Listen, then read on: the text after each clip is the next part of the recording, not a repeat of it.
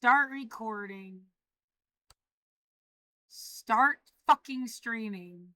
2:06 p.m., 14th of November, 2025.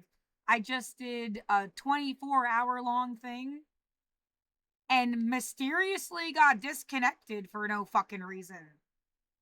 Like they wanted to clip you out of context. Fuck off.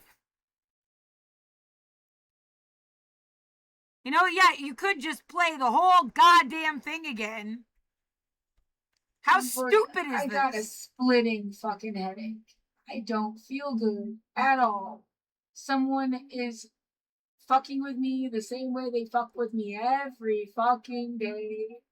I must have laid down for all of 2 hours.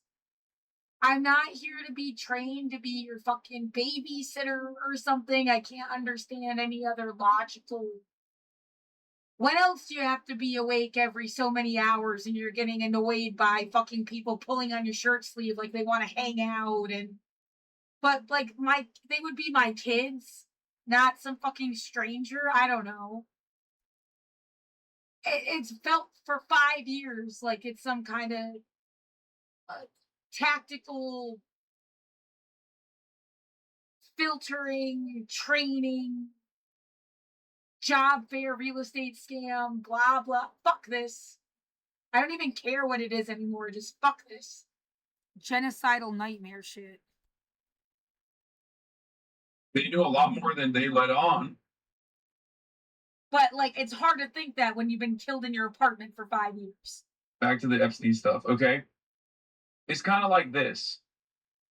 When I say socialized medicine is fantastic, just look at France.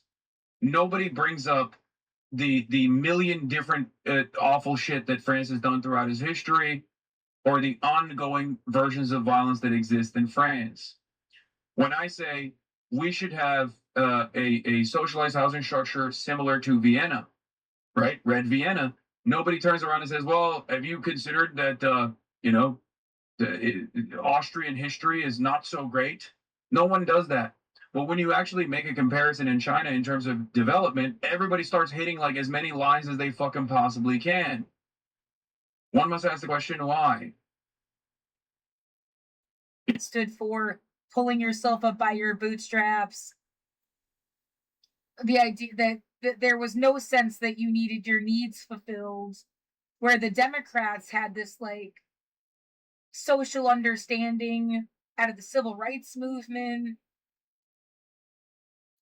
But again, like whatever neoliberalism is when everyone, no matter what Republican or Democrat, decided we care about our money more than anybody. So it's really just Republicans and Democrats who cared about money more than people versus like social democratic socialists. And you're just using different words now. So yeah, I'm supposed to still be aligned with the Democrats.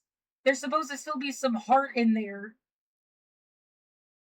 But yeah, it looks a whole lot more like Rudolph hooked up to Santa's sleigh.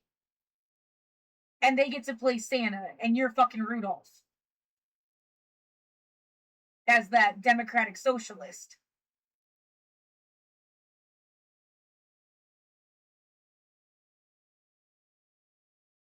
It's not loading Twitch on my phone.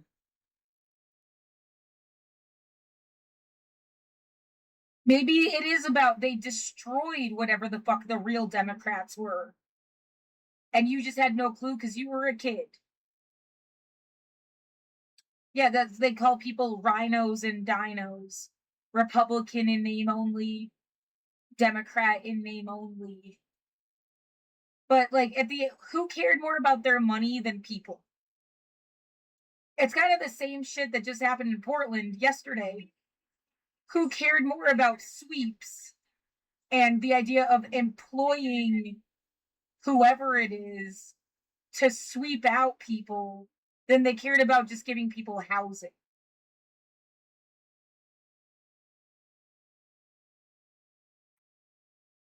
and whatever you want to call that, Democratic, Republican, Democratic Socialist, whatever the fuck, it's like you had people that cared about the sweeps and just paying people to fuck other people over and keeping this sort of like new world order status quo thing in place, a murder machine, versus people that wanted you to just give people housing. That whatever the fuck you want to call those two groups, that's the difference in 2025.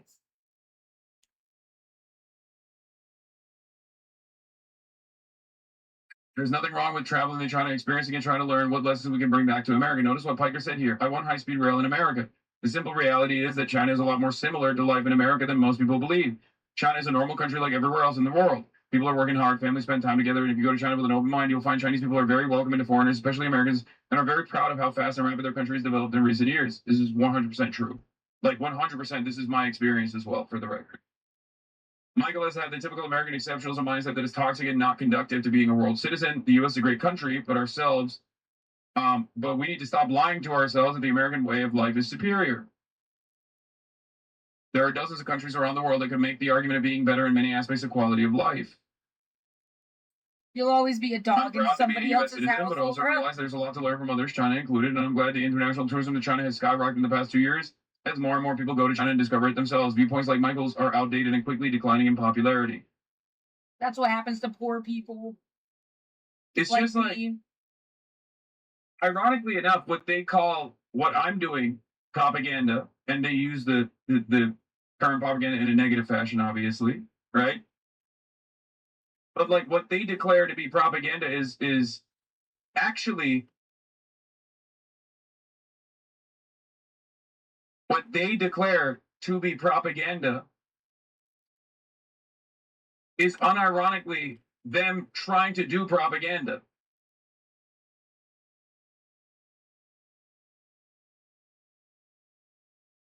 It's cutting through the fucking noise.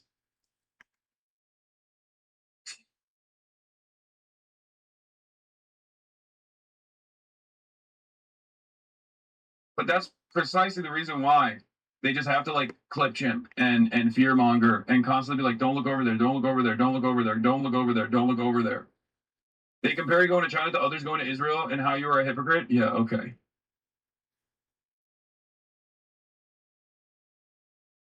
Go ahead. I think a lot of people that are watching there know. We're doing shotgun, right? Okay. The YouTube comments, on the other hand, are probably firmly on my side because the Podjohn audience, especially on the YouTube front, is very Hasanabi pilled. Yes, you guys are talking about. 1905年，孙中山在日本，孙中山在日本成立同盟会。你的翻译？同盟会吗？对，同盟会。你继续讲那个故事。对，然后呢？1905年，孙中山。He was telling me, you know what? Oh my fucking god! I'm sick of feeling trained for somebody else's bullshit. Get the fuck out of my life! You have a problem? What is your problem with me watching Hassan Piker and his friends go to China? Because whatever the fuck it is, I almost don't even care. I can't fathom a problem you could have that's like a legitimate concern. Well, what about the Rohingya Muslims? Nobody's saying that but me. What about the protesters from 2020? Nobody's saying that but me.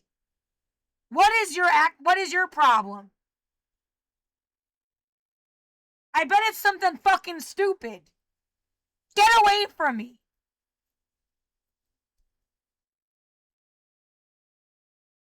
One thing I must do today because we'll leave tomorrow. Oh, like to my knees in my driveway. Badjacketing, a specific psychological warfare tactic where the FBI would create suspicion that genuine activists were actually government informants. They have their own slang for it. Thank you. I thought this whole segment was but I am just going through yesterday's stuff because I've been fucked with all day. They're fucking like disconnecting my fucking internet. And they cut my stream off. So now I'm gonna save what I can and then just delete the other video. Why, Bob? Like, yeah, I didn't do that. She's guy.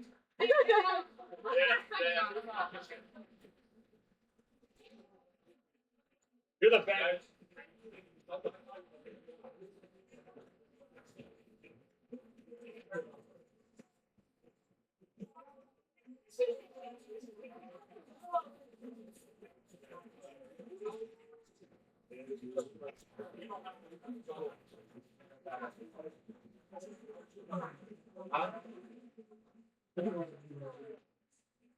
What's up? Look at this guy twisted up. Let me see. Oh. Oh wow. And This is amazing. thank you. Thank you.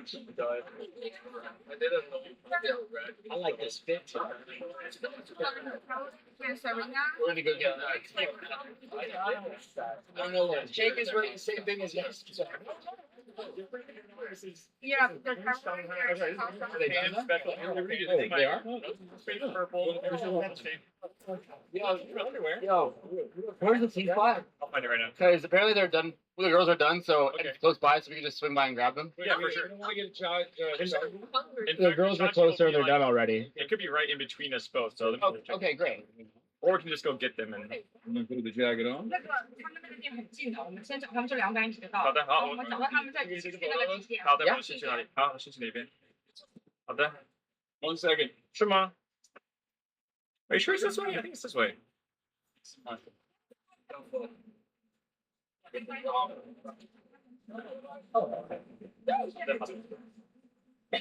Okay. Where are we going? We're gonna go pick up the ladies and then get a nice cool beverage for everyone. Yes. Um, Onward to our journey. yeah, and then we have a couple pivots that we can make, but the lunch we should be having is around 3. Okay, perfect. Yeah. Is that walking distance? No, we'll probably need to get a car there. Yes, Okay. but that with no rush for that yet. Okay. Little pancake house here. I would point a camera, but Yeah. they're just eating. It's called Fine.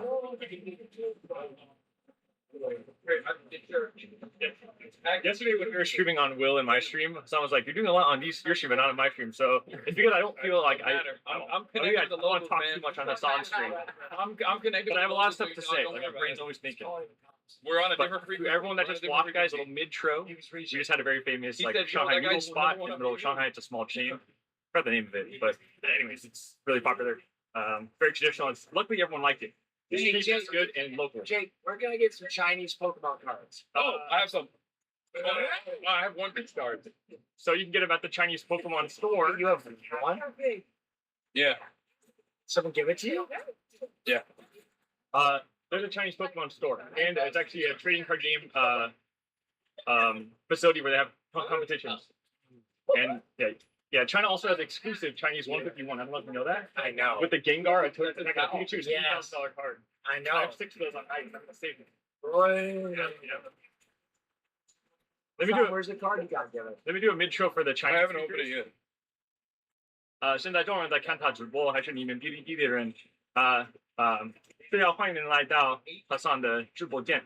我知道我中文没有那么好，但是我的目的就是给他们更好、更有意思的经历在上海，因为上海在我的心里就是很特别的地方，所以就是对，就是这样。所以我每天就是要带他们去有很上海的感觉的地方，带他们 We 去 got motions. 是上海菜，就是对，今天带他们去，我觉得是最好吃的小笼包，然后去逛一逛游园这样的地方。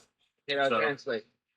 对，就是我也有点害羞，因为我不是中国人，我中文没有那么好，但是就是喜欢你们也觉得看他直播也有意思，也很好，就是也直接好看，听得懂的啊，不好意思啊，谢谢。 I don't know why Google Translate stopped working randomly. Oh wait, page translated again.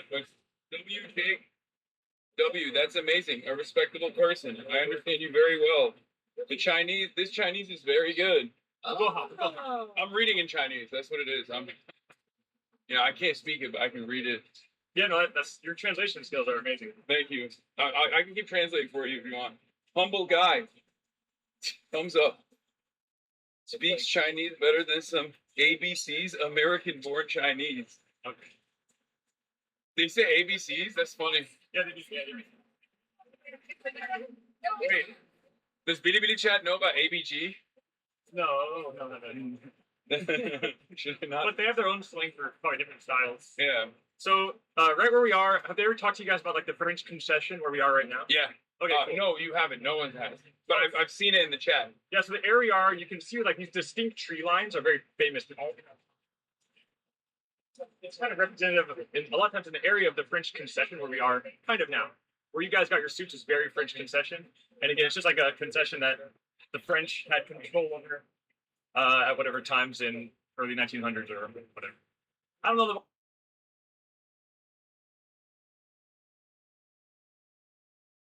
The Hong Kong protests were a series of mass demonstrations that began in 2019 over a proposed extradition bill and evolved into a broader movement for democracy and civil liberties. The protests intensified as they were met with a strong police response, leading to violent clashes and mass arrests. China eventually quelled the protests through a sweeping national security law in 2020, which has since led to thousands of arrests, the jailing of opposition figures, and a significant reduction in public dissent. Causes and initial events. Extradition bill. The protests were triggered by a proposed bill that would have allowed the extradition of individuals from Hong Kong to mainland China, which critics feared would erode Hong Kong's autonomy and freedoms. Escalation of demands. Although the bill was eventually withdrawn, protests continued with broader demands for democratic reforms, including universal suffrage, an investigation into police conduct, and the release of arrested protesters. Protests and clashes. Scale. The protests involved millions of people, with a massive march in June 2019 reportedly drawing up to 2 million participants. Violence. While the movement started with peaceful mass rallies, it grew increasingly violent, with clashes between protesters and police. The cops do Police on response. purpose? Police responded with tear gas, rubber bullets, water That's cannons, where and the violence batons, came while from? protesters used bricks and Molotov cocktails. Yeah, this happened here directly. I mean, it's not. I'm speaking from what I watched with my own eyeballs on the internet, like from what everyone was saying. I paid attention to what people said. I watched what happened. I was stuck in my room, but still, I've been to protests myself.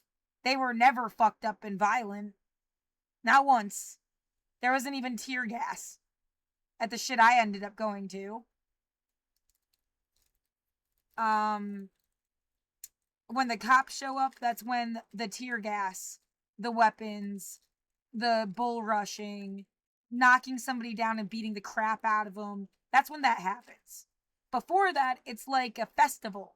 It's like New Year, like at the most dense, most like it's New Year's Eve in Times Square. Like, oh no, there's so many people in one place at once, and they're all kind of like shouting. Oh no. Yeah, you bring the cops in here and start tear gassing everybody. Now it's a riot. Instead of just New Year's Eve.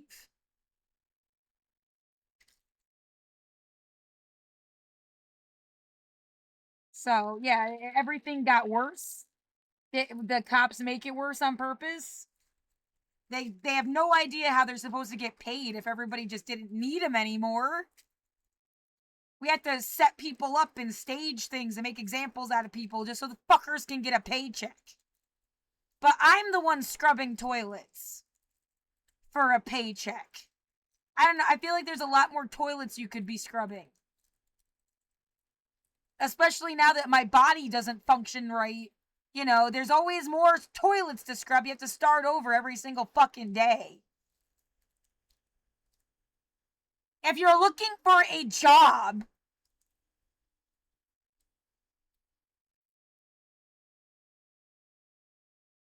I am not here to kiss anybody's ass.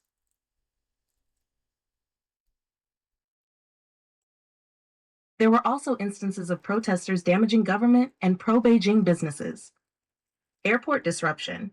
In a significant event, protesters took over the arrival hall of Hong Kong's international airport, causing hundreds of flight cancellations. Aftermath and impact. Crackdown.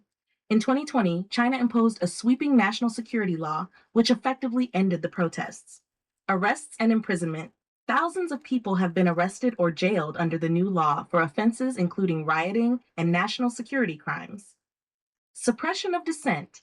The security law has been used to decapitate the opposition movement, leading to a climate of fear where public dissent is largely suppressed. Economic impact.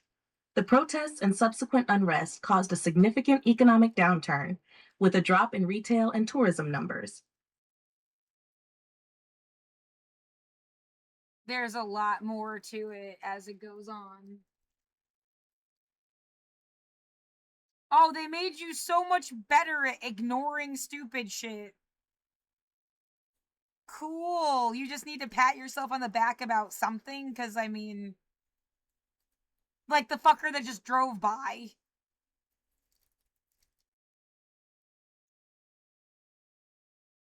Fucking dumb shit. Well, you don't want to die, right? Because you're gonna live to tell all this stuff when you're 120. What, is that supposed to be your way of getting a paycheck? Like, you pretend that you, like, help people. And you're just a fucking monster.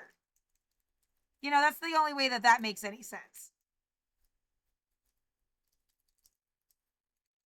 It's all just somebody's idea of getting a fucking paycheck. And Recent protests in Portland have been driven by concerns over immigration policies, particularly at the ICE facility, and have included clashes where federal agents use tear gas and other less lethal munitions. Local and federal tensions have escalated, with legal challenges and a significant federal presence, although protests have also included peaceful and creative demonstrations. In the broader context, protests over racial injustice that began in 2020 have continued to occur, though the large-scale, prolonged demonstrations have since become sporadic. Recent protests, October 2025, causes, protests against the Trump administration's immigration policies, specifically those concerning the ICE facility. Events, federal agents repeatedly used tear gas, pepper spray, and flashbangs to disperse crowds outside the ICE building.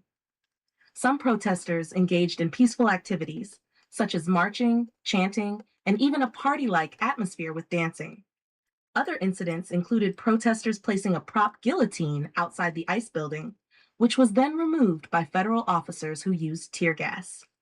Responses: a federal judge temporarily blocked the deployment of the National Guard to Portland, questioning the administration's justification for it. Federal officers were accused of instigating some clashes. Some reports indicate that the scale of recent protests is much smaller than in 2020. Protests in 2020. Causes: widespread social justice protests against racial injustice and police brutality following the murder of George Floyd. Events: months of demonstrations occurred, resulting in hundreds of arrests. There were numerous clashes between protesters and both local and federal police. Police used tear gas, flashbangs, and other less lethal munitions to disperse crowds. Responses: a federal judge issued a restraining order against the Portland Police Bureau, limiting their use of tear gas to situations where public safety was at risk, after finding a strong likelihood that the Fourth Amendment rights of protesters were violated. The Department of Homeland Security, DHS, sent hundreds of officers to Portland, an operation that was criticized for lacking proper training and equipment for some agents. Current situation and ongoing tensions. Tensions remain between local and federal law enforcement regarding protest responses. The city is attempting to address the lack of trust between law enforcement and the community through initiatives like the Dialogue Liaison Officer Program. Legal challenges and court rulings regarding the National Guard deployment and the actions of federal officers are ongoing. Oh, it just, there's one thing after another Fucking global nightmare. Yeah, that talks about cointelpro. It's just a little bit slow, yeah. Getting all of it out. By informants, The FBI scale of recent protests is much smaller than in 2020. Bad jacketing. A specific psychological warfare tactic where the FBI did the program and scale of recent protests is much. They have their own slang, probably different styles. Yeah. So, right where we are, have they ever talked to you guys about like the French concession where we are right now? Yeah. Okay. Cool. No, you haven't. No one has. But I've seen it in the chat. Yeah. So the area we are, you can see like these distinct tree lines are very famous. It's kind of representative of, a lot of times in the area of the French concession where we are kind of now. Where you guys got your suits is very French concession. And again, it's just like a concession that the French had control over Damn it. It already at whatever times in early 1900s or whatever. I don't know the without it. So technically, I hope everyone or XQC come to visit China. XQC over here. And I really hope XQC can come with that week. Because who? Okay. That week. Ludwig. Oh, Ludwig. He said, I hope XUC and Ludwig come to China together. Because they are, you know, they and you not a really good relationship. So I hope you can fix it. Who's gonna tell him? 就来了，就为了见他。我说了，我也想去见一下。The FBI's covert cointelpro, counterintelligence program, active from 1956 to 1971, used a variety of often illegal and unethical tactics to surveil, infiltrate, disrupt, and discredit domestic political organizations and their leaders. Core cointelpro tactics included infiltration. Agents and informants joined targeted groups, not only to spy, but also to actively disrupt and redirect their actions from within. Their presence fostered mistrust among members and scared off potential supporters. Psychological warfare and disinformation. The FBI employed dirty tricks to undermine movements and their public image. This involved planting false stories in the media, publishing bogus leaflets and newspapers in the name of the groups, forging correspondence, and making anonymous calls to spread misinformation and create internal conflict. Bad jacketing. A specific psychological warfare tactic where the FBI would create suspicion that genuine activists were actually government informants. This created paranoia, division, and sometimes led to violence between group members. Harassment via the legal system. Law enforcement abused the legal process, using perjured testimony and fabricated evidence for false arrests and wrongful imprisonment. They also used discriminatory tax law enforcement, conspicuous surveillance, and grand jury subpoenas to intimidate activists. Illegal force and intimidation. This included illegal break-ins, black bag jobs to search homes, vandalism, assaults, and even conspiring with local police in events that led to deaths, such as the assassination of Black Panther leader Fred Hampton. Undermining public opinion. Hoover directed agents to prevent leaders from gaining legitimacy or spreading their philosophy publicly. They pressured nonprofit organizations to cut off funding and support and produced skewed documentaries to paint target groups negatively.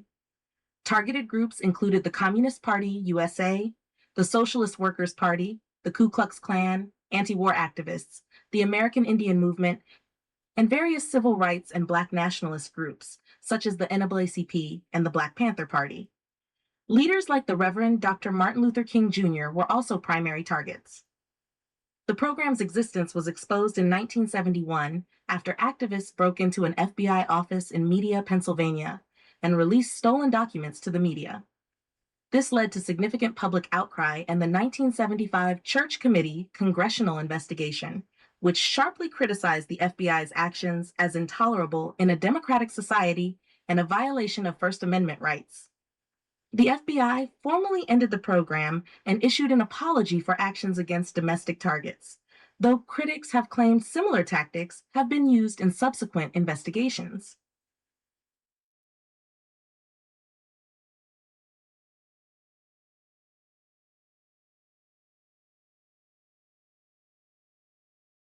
Fucking annoying. Someone, just blasted my room again with something that's like dried out my throat. It did not smell nice. By informants, The Fuckers are trying FBI to used kill a convicted the program and issued an apology for actions against domestic targets, though critics have claimed similar tactics have been used in subsequent investigations.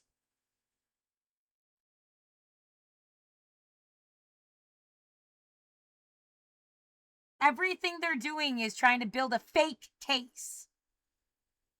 Get away from my room!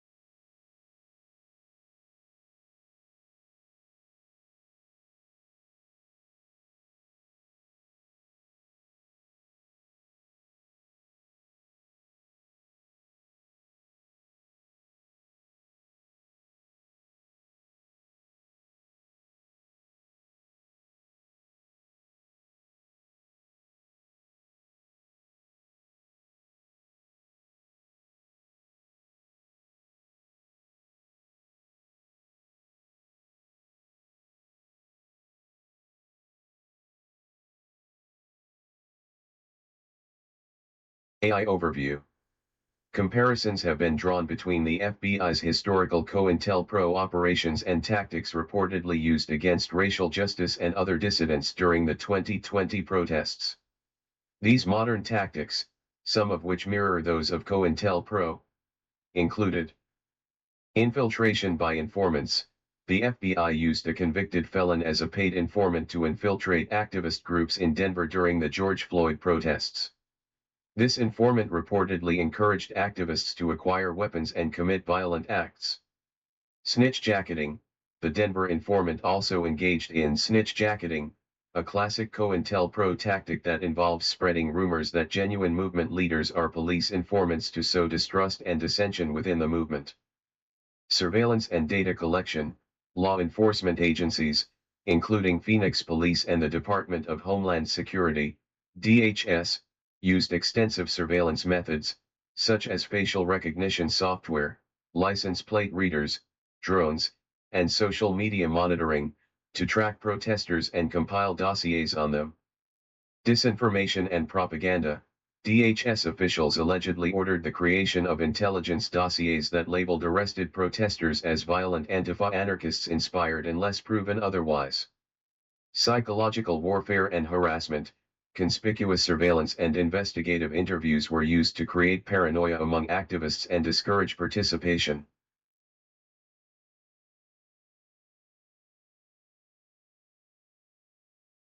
the computer all fucked up. Abuse when I of was the trying to legal do this. system, tactics such as mass arrests, exorbitant bond amounts, and the use of pretextual charges were reportedly used to harass and criminalize dissenters.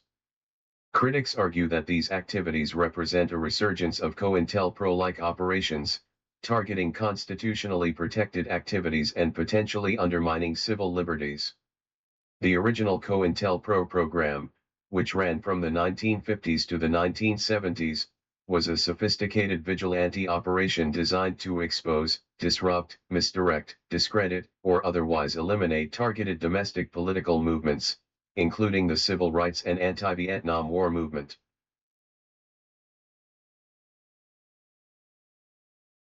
And magically everything stops working, right? Fool, you got it recorded, not working, I guess. Oh, it makes everything scary and spooky, and you have some unknown monster hiding behind something. A So maybe people firewall. just won't use the computer anymore. Don't do that. Yeah. Bogus. I have to pee. Just learn shit all the time. I don't know what else to do. Is there more? Talk about the paper. They make you drink ice. Like, Oh. I did it all the time in Taiwan because that's actually. How did I do that? Let me get a single. Hold on. I'm so lonely. I started to get tired at some point and went to bed. And then I probably want most of what happened more so in the last few hours with like them fucking with me. Yeah, I do feel fucked with. I think everyone is more than aware that I've been stuck in here for, like, it's like a TV show you're watching or something. And then you're just like playing some sick little game about, like, with my life.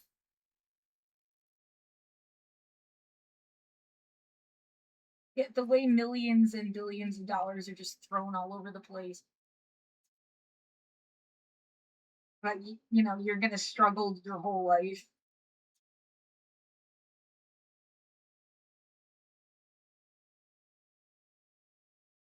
See, that's the thing. Like, I guess I need to also like, somehow prove to you even, like, that I was a good worker.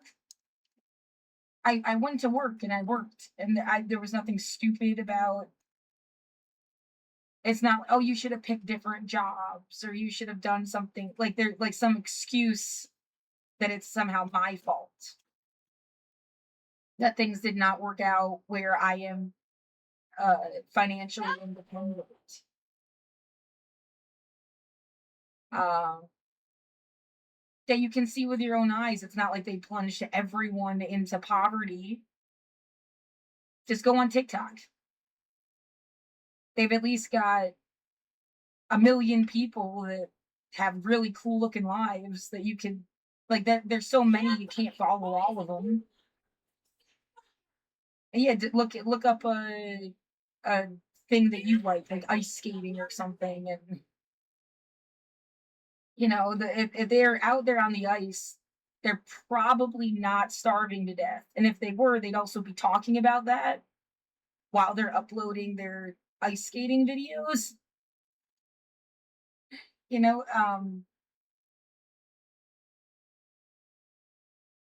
well, I mean, starving, like, yeah, there's serious issue. They would talk about it if they have a sense that things are going to be fine.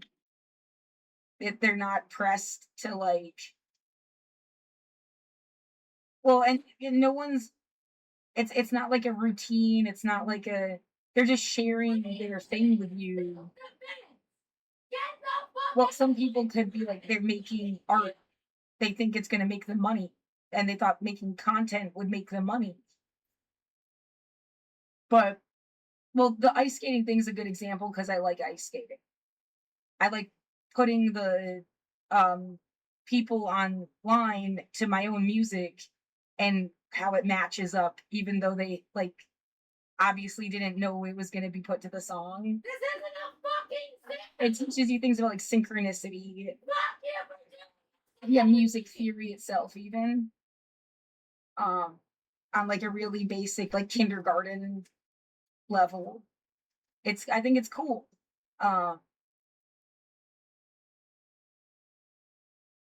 Yeah, rhythm and beats and how things can land, and it feels so fucking magical and spectacular, and you just don't notice as much when it doesn't really fit. Your brain lets it slide is a funny way to put it, because they're, like, on ice.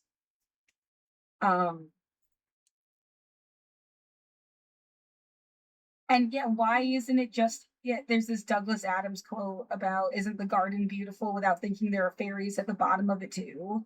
I mean, it is really cool when it matches up. And you do the same thing with, like, putting music to the news at the same time. Like, the same effect where you hit the hits and miss the misses, and it feels, like, spectacularly, like, as if there's, like, truth hidden between the lines. And sometimes it really does feel like, yeah, that said more than they would ever say out loud. You pair that moment with that song, and, like, you just let it play, and it just happened to fit. But, like, scientifically, it's spooky. It feels like it's more than a coincidence, but it's not like magic. It's synchronicity. It's cool. Yeah, you gotta just not. The idea of, like, don't commit yourself or you get committed. You know, like, don't be like, I talk to God And I'm so sure, and I have no Like- evidence, but I'm so sure. Even though it feels unfair to take that from somebody, because I see what you're saying. It's the same as when you're starving and you finally get food, and no matter how much of an atheist you are, you're like, oh my god, I'm so grateful. I'm so glad. Like it's like this like deep level of gratitude to when you. Now, part of what they are obviously doing to me is attacking me with like, it smells like cigarette smoke. It smells like pot. It also has smell like pesticide, incense, sage, burning rubber, exhaust. Like, who knows what you'd get next? And it's so strong. It's not someone like smoking a cigarette and passing your window. They are concentrating it, and I can't breathe in my fucking room. It has ripped out my vocal cords multiple fucking times. Oh my god, there's like outside, that's all they fucking do all day is hang around my goddamn apartment building and stalk me. And they have gasoline in their fucking cars. They're not homeless people with nothing. They have more than, whoever the fuck it is has more than I do. I'm so sick of explaining this over and over and over again, and someone's just gonna manipulate the fucking situation. Get the fuck away from me! If you can hear me, you are stalking me! Get out of my goddamn apartment! Get out of my fucking room!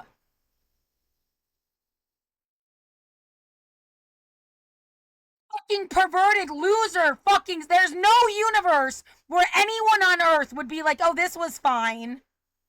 This is not part of fucking anything anybody fucking does. Die! And starving. It's like a biochemical reaction. It's really fucked up to do to somebody on purpose. Yeah, when they say they wanted to instill the fear of God in you. Oh, they wanted to abuse you until you like had a fucking lobotomy practically. Yeah.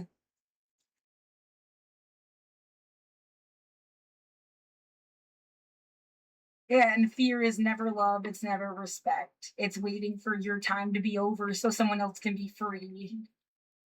Some rich motherfucker paid for this. Free of your power trip.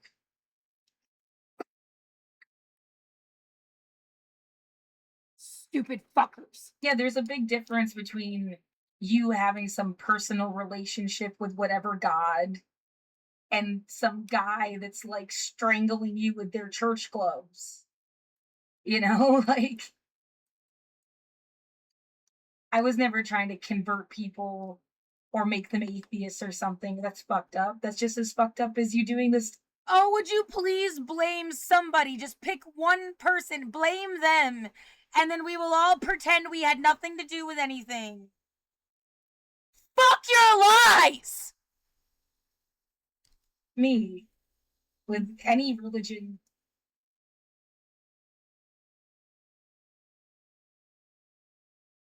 Yeah, the idea, I mean, I'm literally on Twitch, right? It doesn't have to be Twitch. It doesn't have to be like a certain app or brand or something.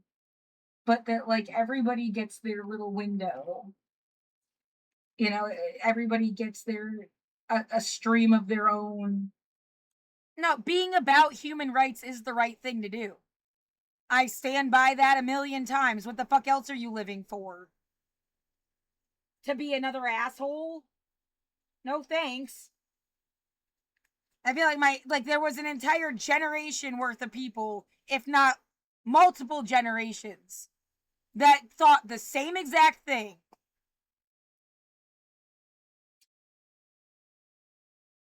So fucking sick of this crap.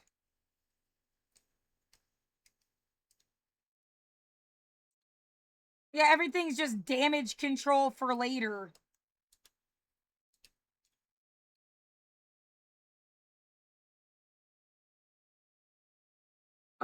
Or you could have said like you're your own library book and everyone get one book. That's your life. And everybody's on a shelf somewhere, like But a place where you can express your story and your ideas. And I'm not taking that from you. I'm not trying to stomp all over your stream. Yeah, imagine being a scientist that spent your whole life working on some invention, blah blah blah, and they like Tesla, they take it from you, attribute everything to somebody else, and then even like 100 fucking years later, they manipulate the goddamn concept so it's like a dirty word in your mouth and you hate it. Just so that they can feel comfortable with their own fucking shit.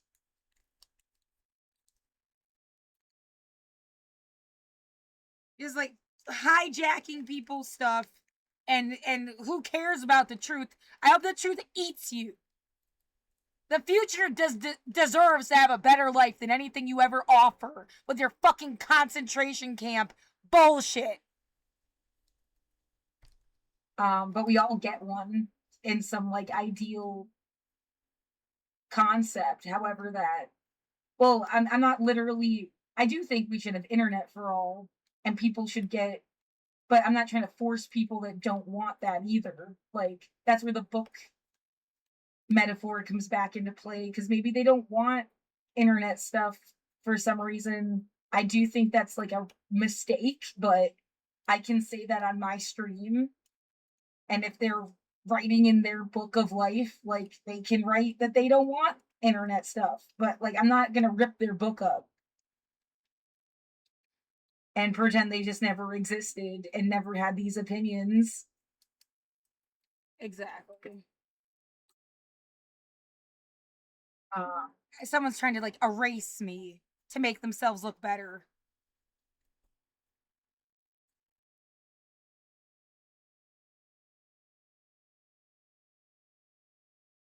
Yeah, I don't like forcing people anything. That's always the wrong thing to do. The only time it's like, well, you can't kill me. Like, I'm gonna have to defend myself if you like directly and in the immediate like try to kill me or something. Like, you can't do that. But like, that's about it. I mean, yeah, you can't rape me, you can't kill me. Like,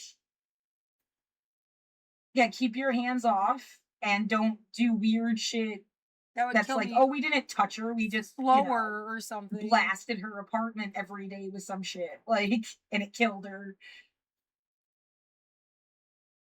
Social murder bullshit. Yeah, it's I don't know how to defend myself against something that I can't, like. Yeah, I've got a recording that screams "get away from me," and I feel like it is the perfect thing, because if you heard it, it means that you're like complicit with this somehow.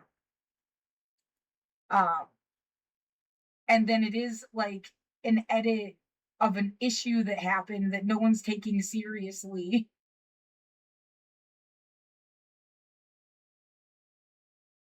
Well, so it's always like, yeah, that thing that she plays when she can't breathe in her room, that's a direct recording of her neighbor fucking with her. You know, so it's like, you can't just, like, if I was just playing some kind of like bell or noise, and it's be like, she just keeps playing this noise and we have no way to figure out what the fuck. No, it's like, this is like evidence in evidence.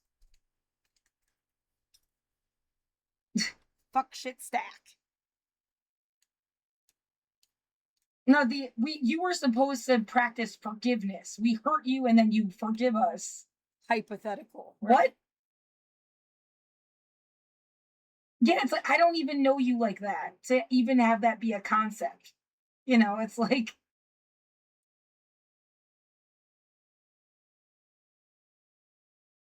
yeah, are you asking people to forgive you for anything? Are you looping me in with shit other people did? Because I've never supported a war. Yeah, we take a bunch of innocent kids and we fuck them over with our shit. Like, what? I've been trying to like keep power in check.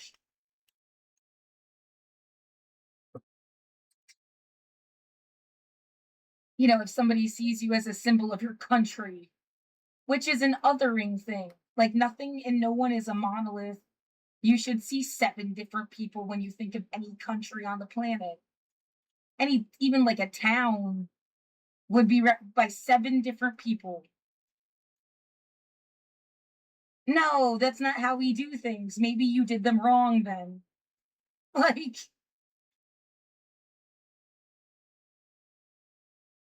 yeah, fuck the Olympic teams that go, like, there's many people that represent on an Olympic team, even, right? Like,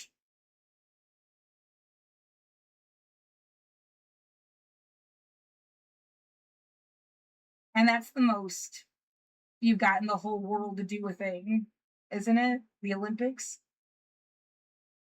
Right, don't when I think of the Olympics, I also think they push out all the homeless people. It's a way to like clean the city when the Olympics come around.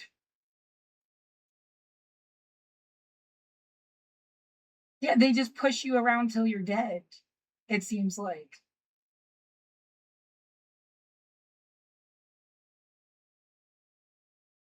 It's very easy for me to put my brain in the space of someone who's been homeless even like since the 60s. I don't think it's that far-fetched of a thought process. My dad was homeless and also lived like in the YMCA. He talked about that.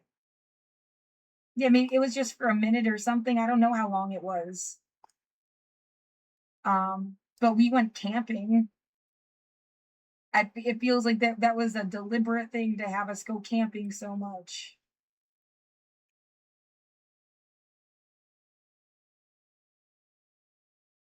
And well, that's why if you terraformed someplace downtown and it's like a gated community for people that cannot be housed, and it has like electrical hookups and bathrooms and some kind of self-sustaining, it's just like the tents are out of context. Like yeah, you should get services, and but like if you put the tent in the woods, it was like people living.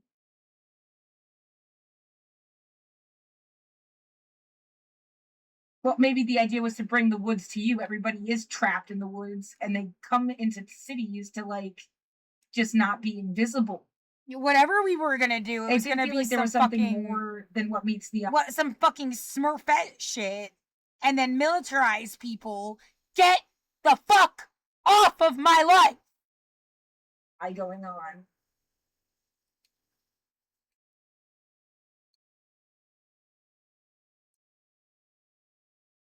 Yeah, well, and then they burned the woods down.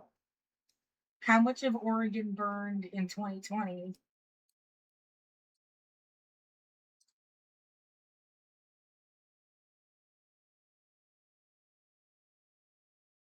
$1.2 million acres, 4,000 homes.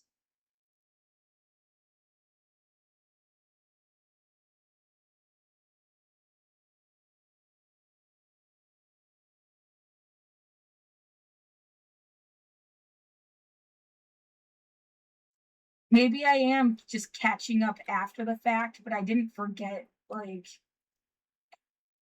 it is the best I can do.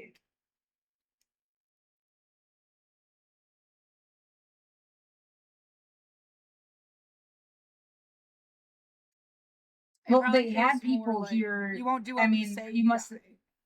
The idea that they must have gotten their shit burned down, and everything smelled so strong that you could smell them from outside, like campfire smoke.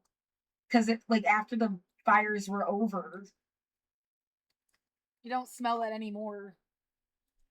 Oh, someone's burning. It's a totally different smell.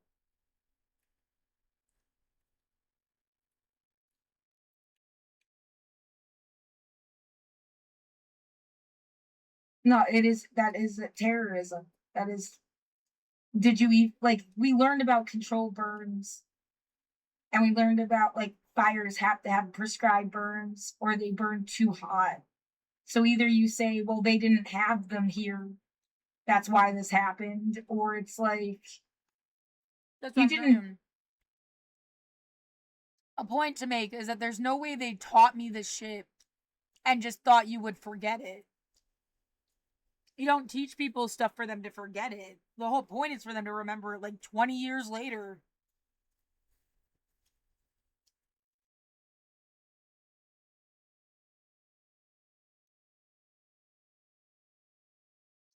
Yeah, we burned like a field.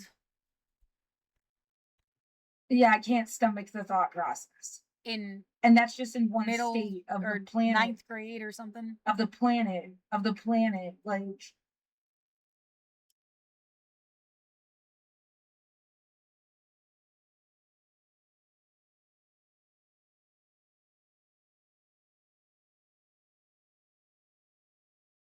I just don't know if that's common for high school kids to learn. yeah, in my, just from remembering things, when the sky turned orange was the last day I ever left the apartment. I maybe left like 5 times to get groceries. I remember I went 100 days without leaving at all. But when the sky turned orange, it felt like something changed and I went to get groceries. And that's when somebody popped out ahead of me, was spitting all the way to Safeway.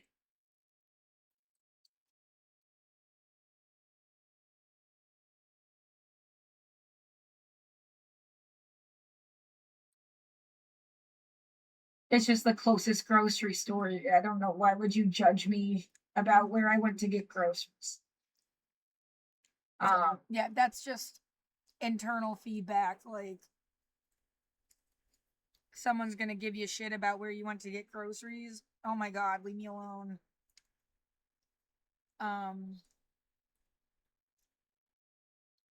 I guess I might as well play it. I think it might be the same guy. I go on to say that showed up at the Rose Quarter Transit Center when I was working as a cleaner, and I was trying to go home, and they had a Metallica shirt on, and they said that I had such a nice singing voice, and they wanted to see me at karaoke, but like, how the fuck would they? And I just was like, this is creepy, and got my train and went home. It does feel like important that they like specifically were wearing a fucking Metallica shirt. They had this like gray poof, long, it's like long but poofy hair. I think they were light complected, whatever their race was. Older guy. And I think it's the same dude that spit all the way to the grocery store. The Metallica thing was in 2019. This was like September or November or something of 2020.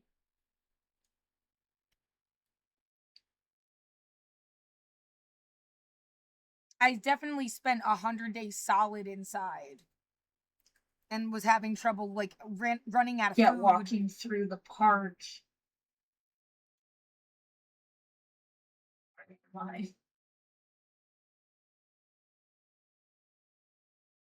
Well, they popped out by the park. I must the have one with the like sculpture and like sitting thing. I must have starved like at least, and I mean starved like I had absolutely no food at all. Like 7 to 10 times since 2020. In stretches up to like 10 days. My body is like dying. I can't just go through it again and again and again. Fuck you.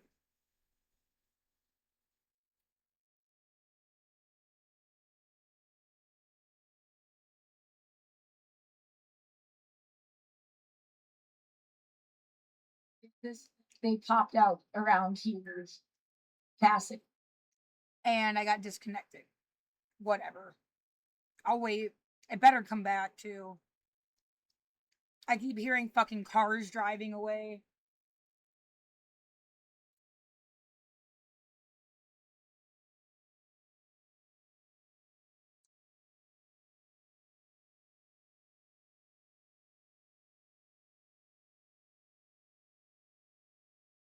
No, a tactic to take over somebody's life. Fuck you.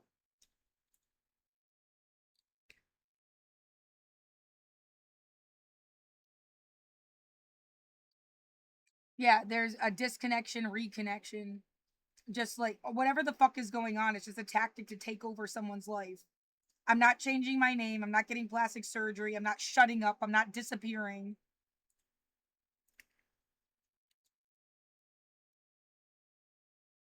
It's like people deliberately are doing shit to me to make you tell your story over and over again. Even like far from trying to silence you, really. They're just trying to like force you to do it. By putting you in some deranged like life or death position.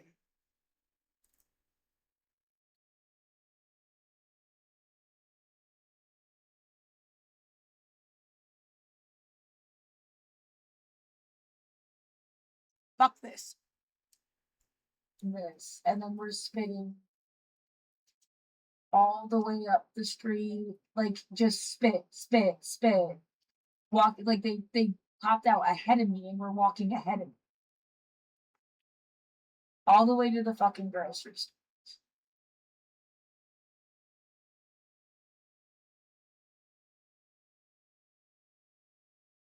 I turned around.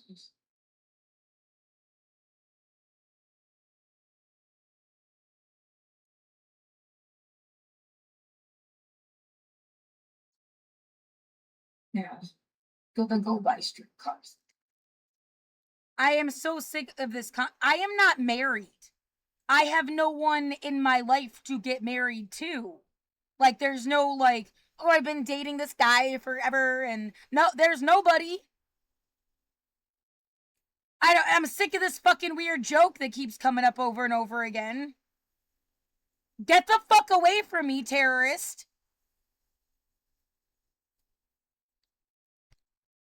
I've never been married, and at this point, I don't even really, like, I don't think I'd give a shit if I wasn't, as long, like, I mean, I wanted to be in love. Like, I feel like love was the point of life, but, like, there'd be somebody that genuinely likes you, wants to spend their whole life with you. You're not one of 15 people to build fucking an empire with. They're not trying to, like, just make you realize how much they need more than one person and you're gonna suck it up. Like, I just want to be with somebody that actually, like, wants me, and I want them back, and you just want each other, and then you die someday. Like, you don't need to go find shit somewhere else. You kind of have your priorities in order in your head. And I mean, if you can't have, yeah, you do you, boo. I'm not mad at you if you love lots of other people, but I don't want to be, like, just one of many. I'm good. You just leave me the fuck alone. Yeah, I like the ending of 4 Weddings and a Funeral, even, like, more than some contract with the government. Yeah, I'm a humanist. The idea, they're trying to make a liberal suck a Nazi dick. Get the fuck away from me. Yeah, like, we're gonna assign you somebody and they're gonna be mean to you your whole life. And everyone's gonna laugh because it's the only love you've ever had. You know, fuck that.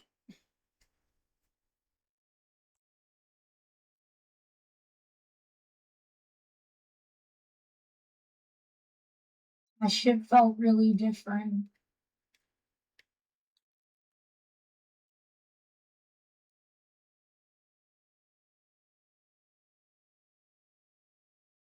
They changed this somehow.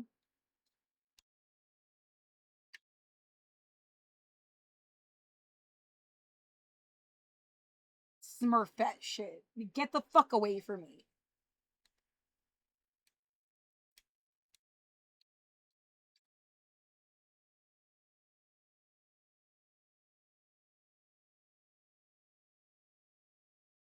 Look, we're just all so bored. Yeah, because your shit is boring.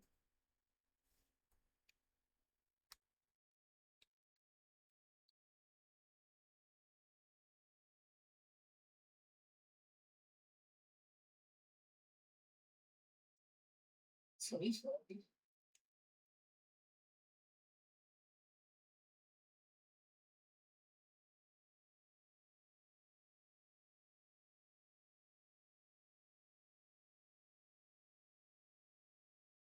I'm never fucking bored. Yeah, I'm there's always really stressed people out. with nothing.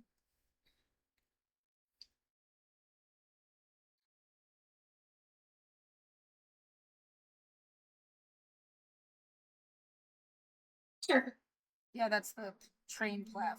Yes, I wanted to try it. It is a cute bottle. I love collecting cute bottles. Silence. Yeah, there's always something kind of cool and sweet and fun.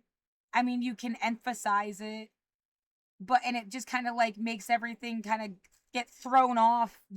But I mean, I'm not trying to be miserable on purpose, and I'm not an airhead. Like, whatever, like, bad interpretation, but I can appreciate the good and still have the right, like, mentality about everything else that's shit. Fuck somebody trying to coach you into making this, like, my life isn't like a movie for your pleasure. Fuck off. Well, so I guess I'm not going to use that to make the garbanzo beans.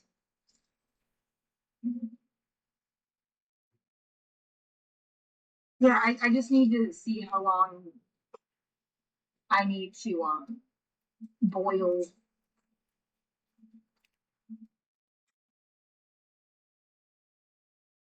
the beans.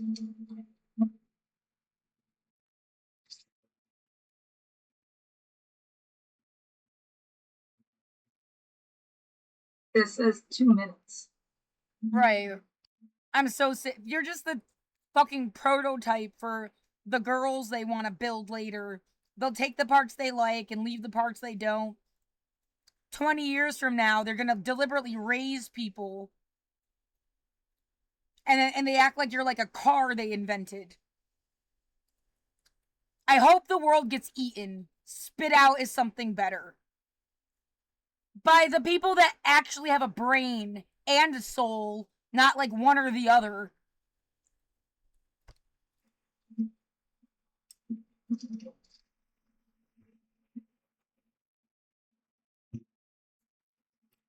Yeah, we never learned how to cook. We didn't do that.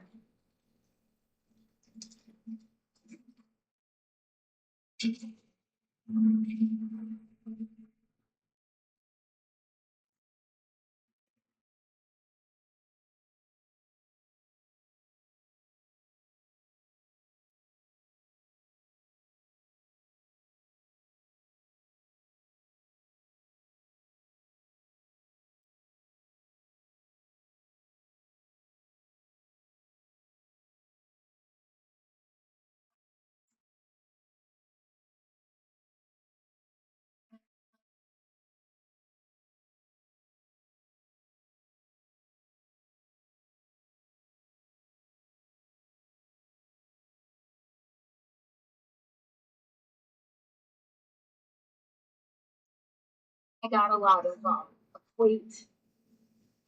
Oh my god! Every fucking day they want you to stream at like the same exact time at 8 a.m. and at 10. Stop putting shit in my room! Fucking monster! Get away from me! I will now proceed to have a panic attack for what, like 20 minutes?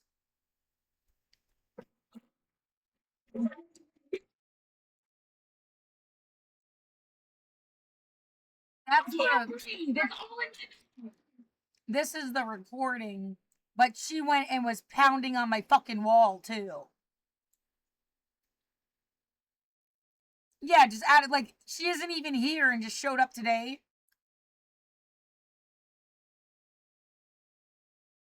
I'm gonna play the audio directly from the video, hoping that I caught her pounding on the wall. I don't know who you are. Get away from me. I don't know him. You are a stranger. Get away. You're a stranger. Drop dead, you fucking monster! Get away from me.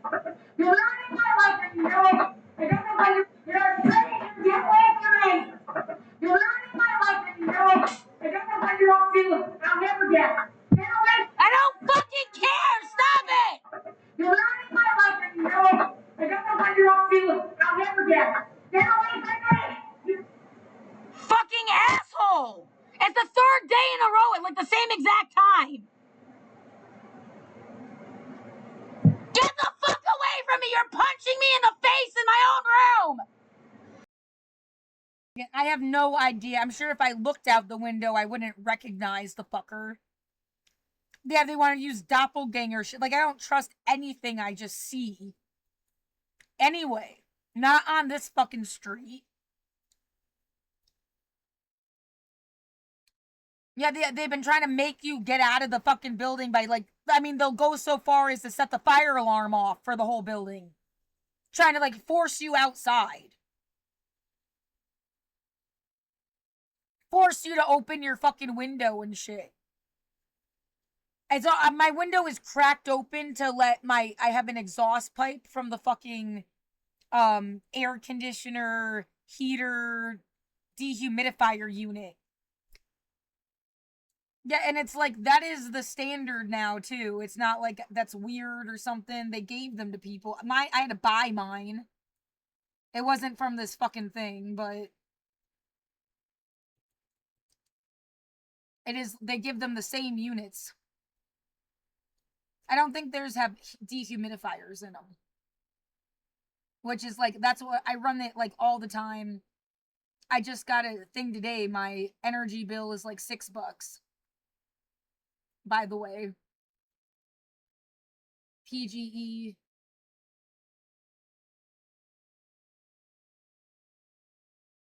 Yeah, it's like super low. So that's not like draining my resources or something. It's a Medea. I'm just saying this to be helpful.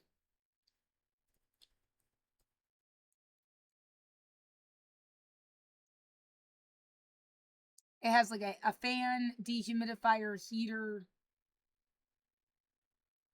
and air conditioner in it.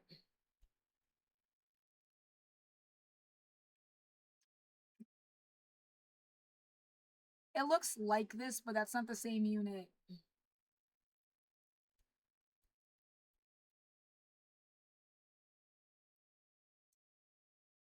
They did this because people died during the fucking heat waves. Mine only has one exhaust thing. This has two. But it is like a new kind of thing that I've never seen them before. Yeah.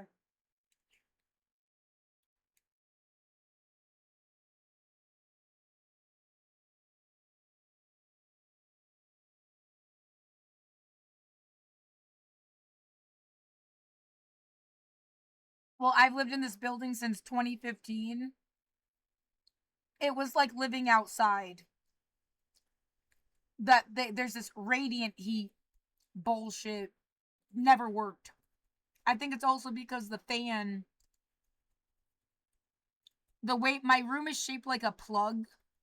So no matter which way the fan spins, it pushes the air like, what's this, like that, this like little hallway thing that's my kitchen, if you want to call it a hallway, and the thing that's my bathroom.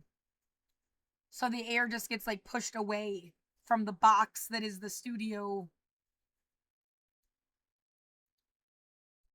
I wonder if I can, I took pictures when I first moved in. I have so much evidence of fuckery that I can't put it everywhere at once.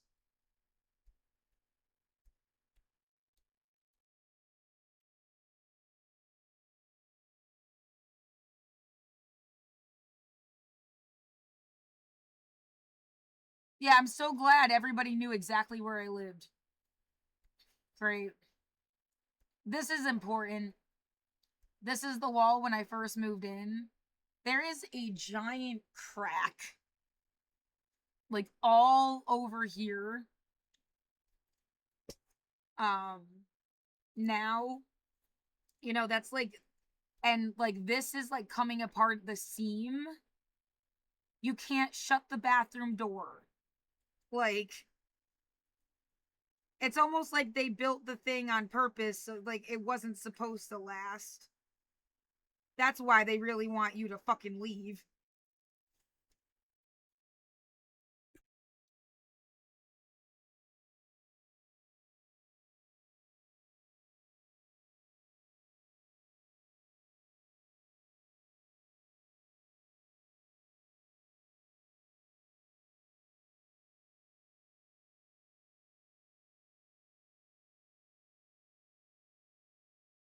I've got a fucking there's like a crack between like here and here in the ceiling.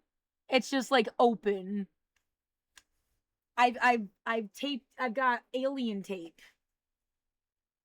And I tried to seal it.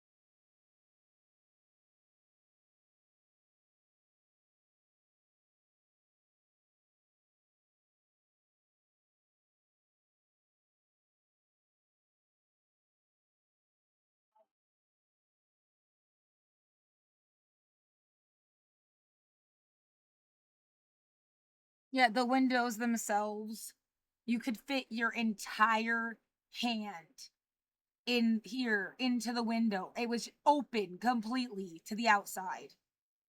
Like this was always designed to be some kind of fucked up like design or what, you just didn't finish before I moved in? See, that's the kitchen, the bathroom, it just pushes the air down one of these.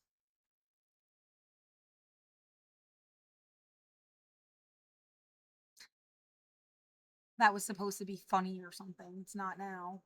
I didn't have a screen in the window when I first moved in. They put them in later. You like can't even take a picture out the fucking window because of the screen. Yeah, my neighbor fucking around, like, yeah, I can't use any of my kitchen stuff since they've made it full of roaches. Like, I just don't want to. I don't have what I need to clean it to feel safe. I can't afford stuff. But yeah, you could put your entire hand in here, and it took like 3 years, I think, of total of them fucking around with foam and doing stuff and like pretending to fix it.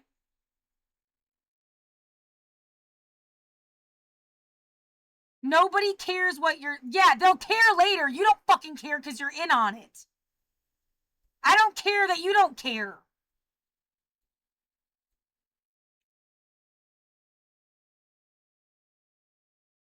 There's cameras in the fucking hallways. There's no way people were just fucking with me and he didn't know. Oh yeah, you see, there's like a motorcycle right outside in that picture. I never had problems with my ears being ripped out by motorcycles.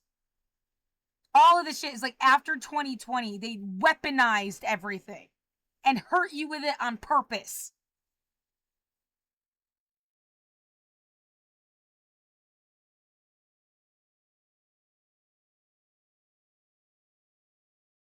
That's the radiant heater that doesn't do shit.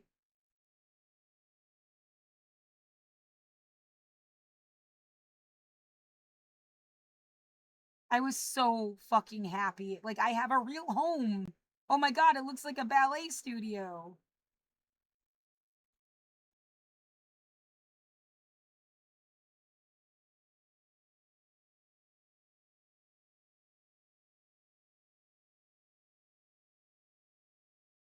The place I lived at Milepost 5, which is the only other place I've lived outside of a dorm at school, was one room with a bathroom. It didn't even have a kitchen.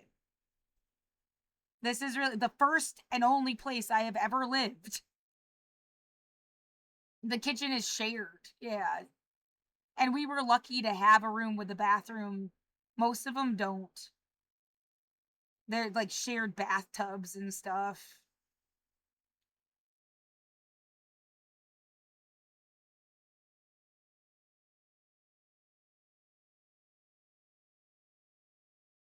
Yeah, they made the news too. Funny that. Like somebody came through and ruined everything.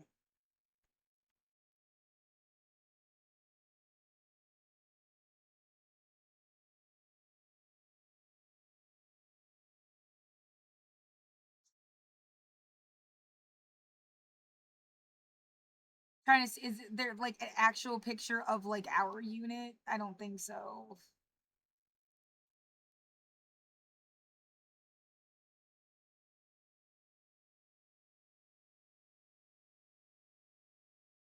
I should have been happy here. This should have been the best place that I ever lived. Everything I've ever fucking wanted about like the super group of intellectuals that cross paths and change the world. Like that was here.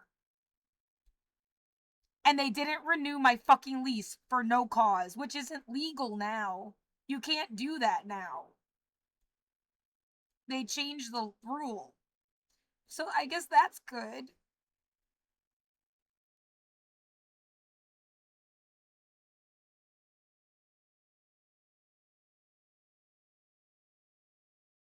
Yeah, it wasn't an eviction, it was a non-renewal of lease.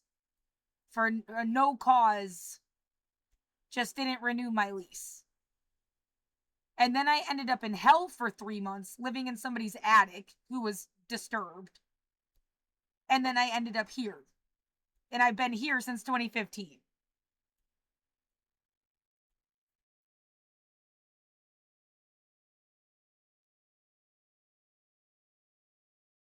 I want to show the...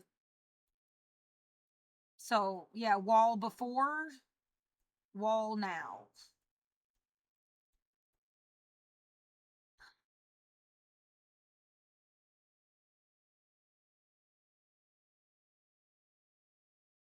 What, the idea... So if there's an earthquake, you're gonna die, right? Like... Because what the fuck is that? It's a cement wall. How the fuck...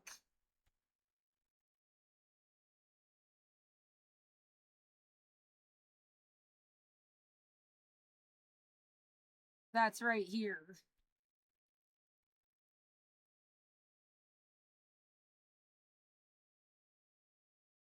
Yeah, I have to masturbate underneath a tarp, and now I've got this thing pinned up against the ceiling, just for if there any sense of privacy.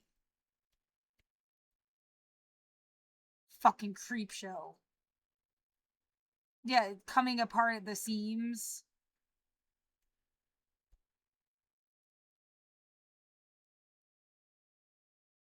Yeah, the bathroom. This to me looks like something was running up my wall and they like took it out. I can't really prove that, but that's what it like. The way it's like a line all the way up. It's just where the beam is or something. Yeah, it was not there when I moved in.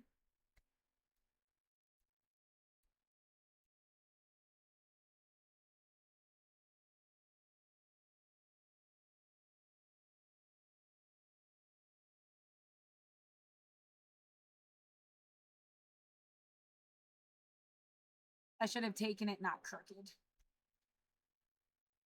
But yeah.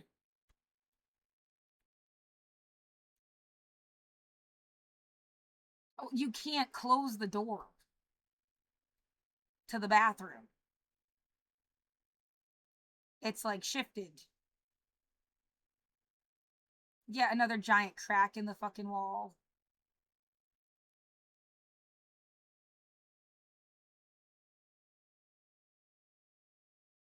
Yeah, all these little holes too. and somebody was like, oh, there's all sorts of creeks and crevices and that things can come in by. They thought they were funny.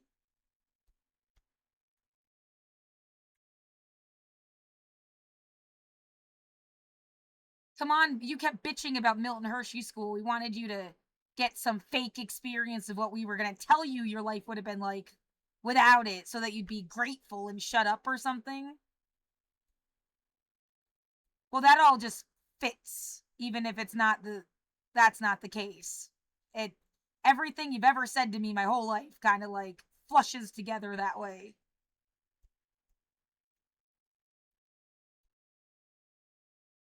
Oh, I won't even open that thing. Yeah, no fucking way.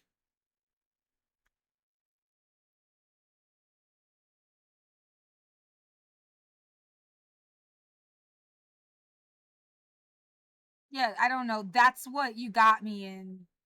Is stuff coming in through the fucking fan?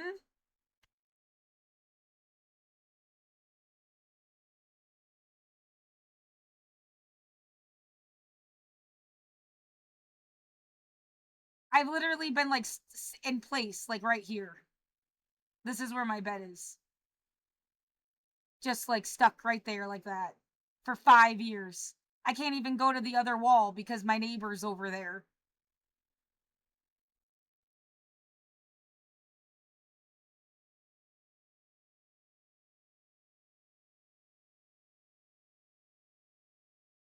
Oh, I was perfect. Like, it's enough for me. If no one was fucking with me, if you hadn't deliberately ruined everything, it's not like it was enough for me.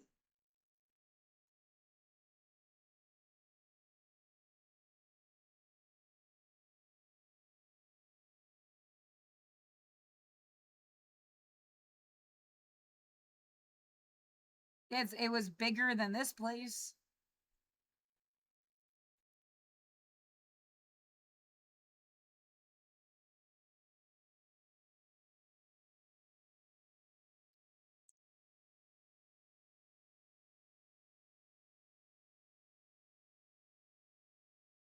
And where am I supposed to end up next? You're gonna deliberately build me something to get stuck in, like, and I'm supposed to say thank you? That's what you think's gonna, like, fucking terrorizing? That was my dad's apartment. I'm looking for pictures of our place. Well, yeah, that's MP5. It was summertime. The radiator was off. Yeah, there was one window and a bathroom.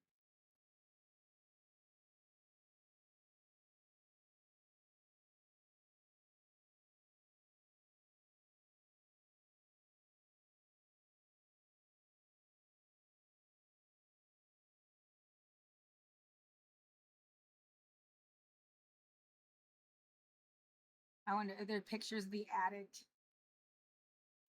That's just the other place I was living, was this attic. There's a picture of my cat in it. That's, yeah, in the attic. It had its own bathroom. It was like its own little apartment, but the absolute fucking nightmare.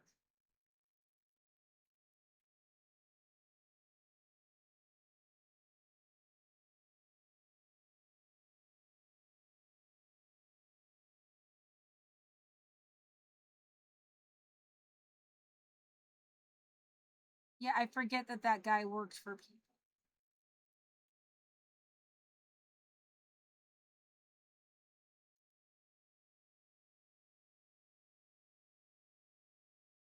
That's who lived in the attic before me. Don't say he's mysteriously missing.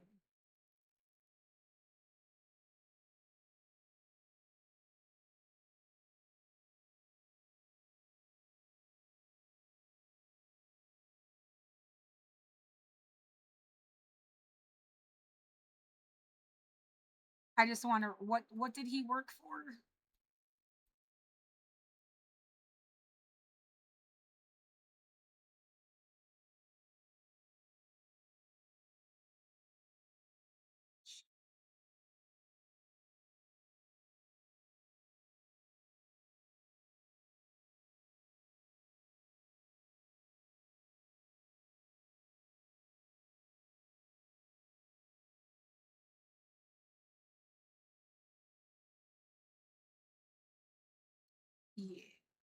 some Am I in over my head? I've already drowned and I'm the living dead. Like, whatever. How the fuck did all of this shit connect to Milton Hershey School? That's what I want to fucking...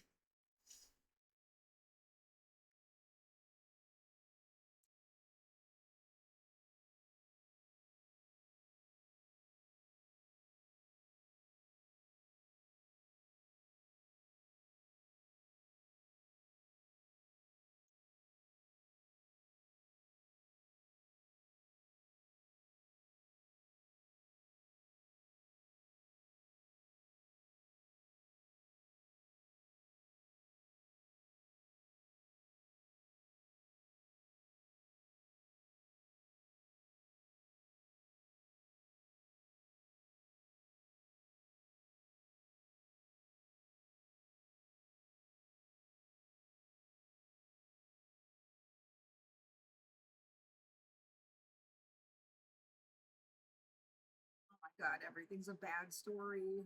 Yeah, did you deliberately give me a bad story? No, was that on purpose?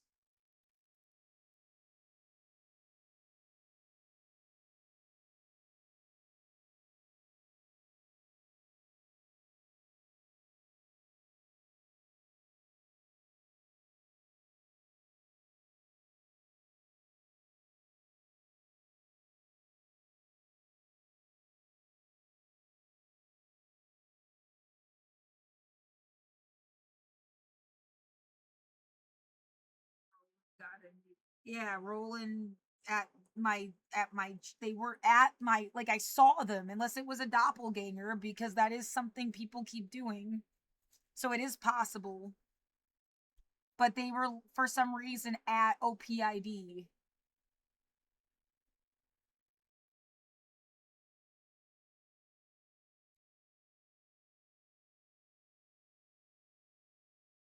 Yeah, this shit with the non-disclosure agreement.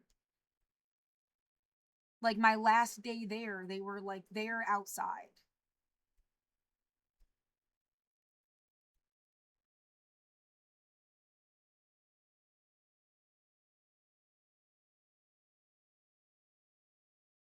Yeah, I'm trying to be accommodating. Like, no, someone's fucking around. It's worse than even that they'd go out of their way to get a doppelganger. Because I did see them from a distance. They didn't say hi to me.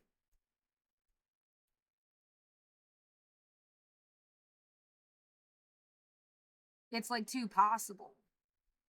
But yeah, this situation. And they wanted me to sign this, and it included their leases, which is like fire, police, bully.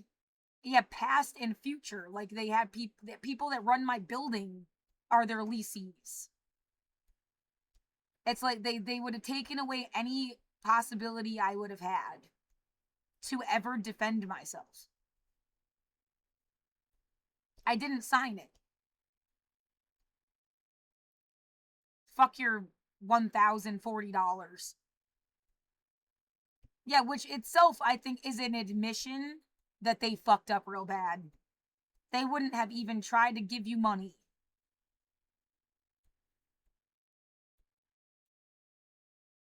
If they hadn't fucked up real bad.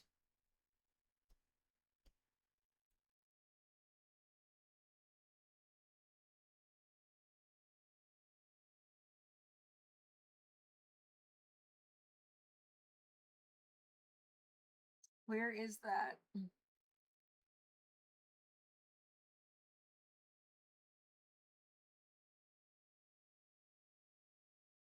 Right, no, so you're gonna have to talk about your life since you moved to Portland? Nah, you don't get just like a slice. No, it's the whole fucking thing since 1989.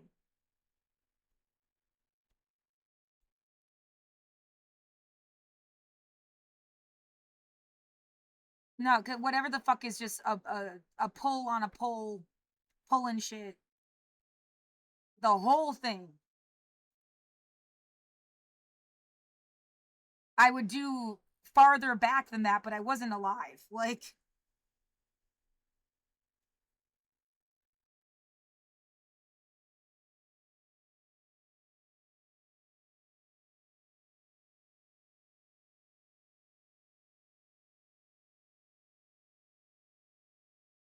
who's supposed to care? Who is fucking with me? Like, the idea that someone was supposed to care isn't even, like, factoring into my concept. Like, what?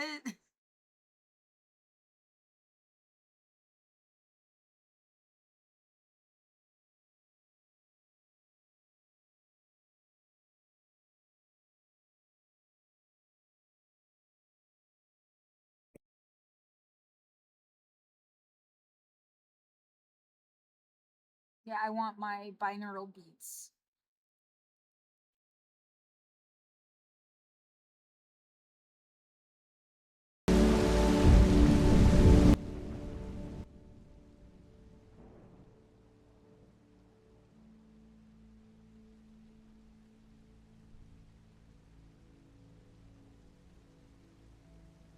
I'm looking for the thing that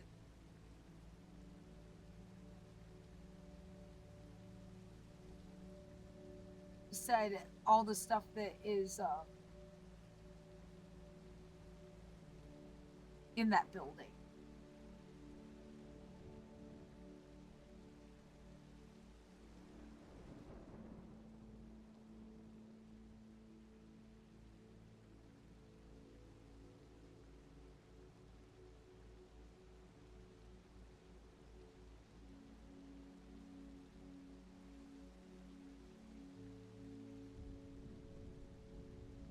Well, he was nice to me.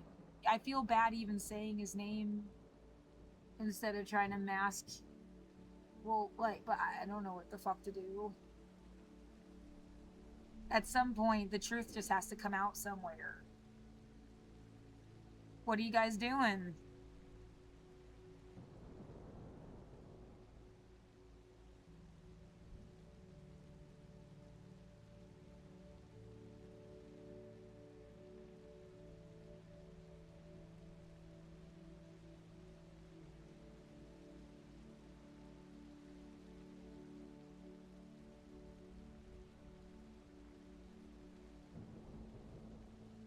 Oh, I'm looking in the wrong thing.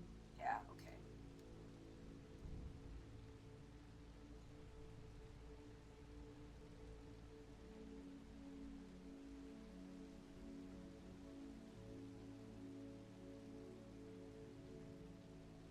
So, fire and police retirement, whatever the fuck, Corvell, a lawyer, IPM used to run this building, then it went to Pinehurst, then Polina. And Pinehurst, I was supposed to work for them. And they didn't take me on when everyone went from Cascade Management to Pinehurst. At a building where I was a desk monitor.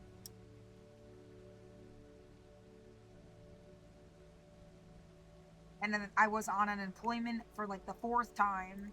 And then I got the last job I ever had cleaning. Everything feels like, God, yeah, that fucking Everclear song. It's a real small town.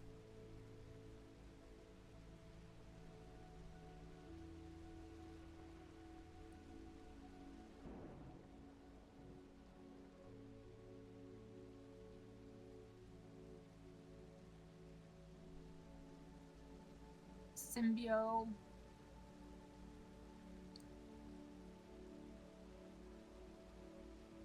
There was somebody too that works on the like, my building is actually Income or Innovative Housing Inc. That's who like opened the place, got federal funding to renovate it. And then they hire a property management company like IPM, Pinehurst, Polina.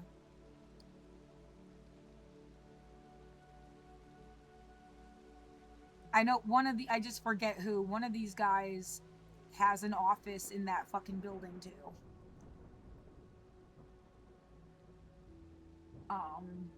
I guess there's only 4. I can look it up. Right, and then the contact you're supposed to have, she's on the fucking, or on the, like, Portland Housing Bureau. I mean, all they do is, like, progressive human rights stuff. It says even, like, oh, we stop people from getting evicted, and what the fuck is going on? Did someone murder everybody? Like, I mean, really, like, and just took over the building and is pretending to be management. Yeah.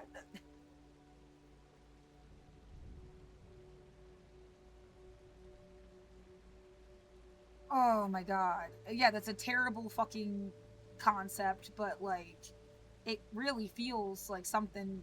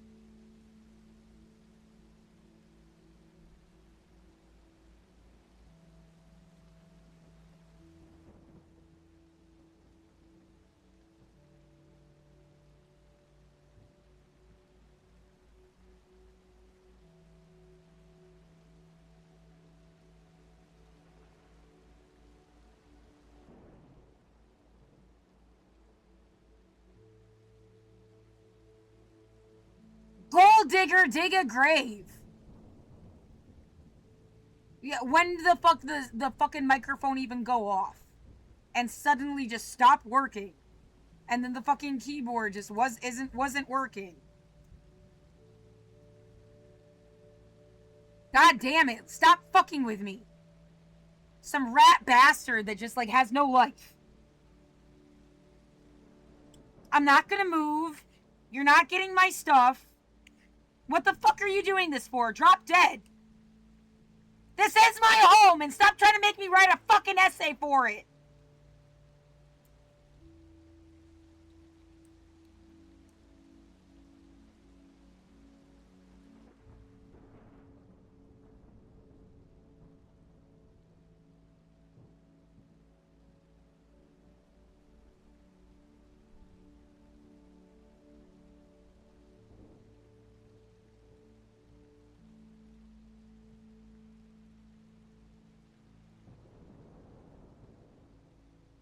And all it did was it wastes your time and makes you yell because they think if you don't seem like a pretty princess, no one's gonna care.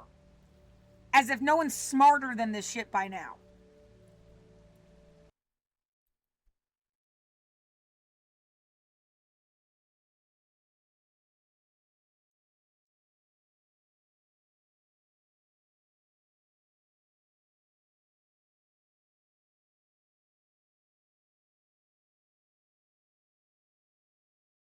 I don't know what to look at.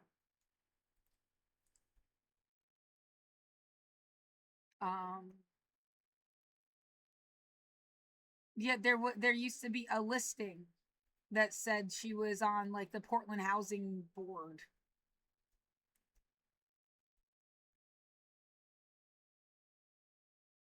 My little pocket of Old Town.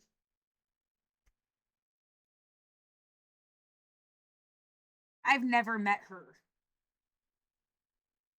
Ever.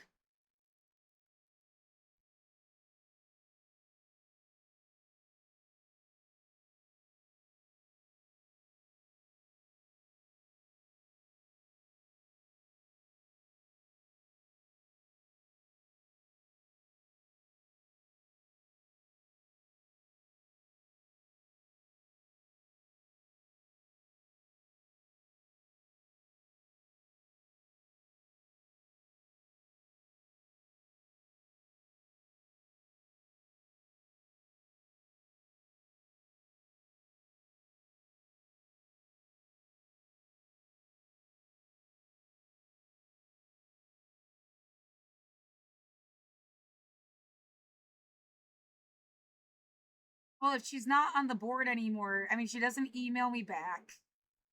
That's why I'm. Is she dead? Or being held under duress somehow, like silenced? Because I mean, for her to have done so much work to open low-income housing stuff, and then just like abandon people, that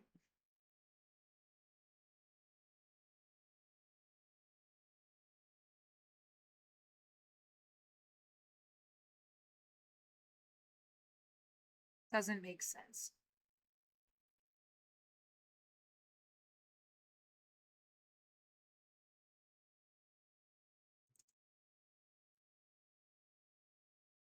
I can't spell bureau to save my life. I never could.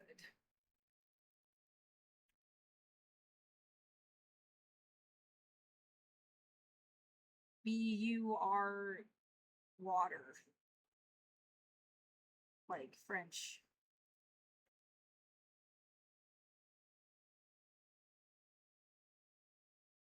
Look at all the work we've done.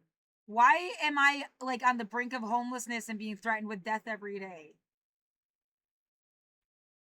But cool, you opened like 3,000 units. Why are there's 12,000 people homeless now? Like, did you open 3,000 units by kicking 3,000 people out of their homes? Like,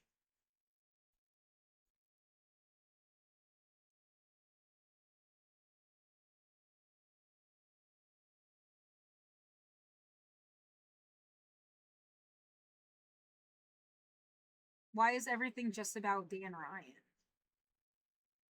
Oh, whoops, I'm on their specific page.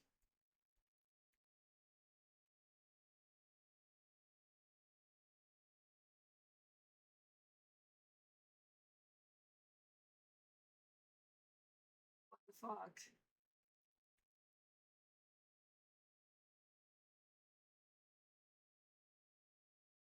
I think, yeah, you go to like advisory groups.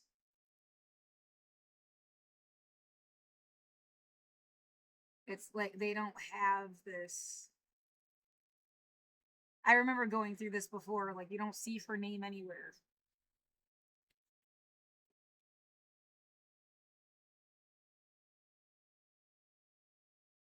Did they use fake people? Like it's like an avatar, or they existed at some point, but now did they just use their picture? Like,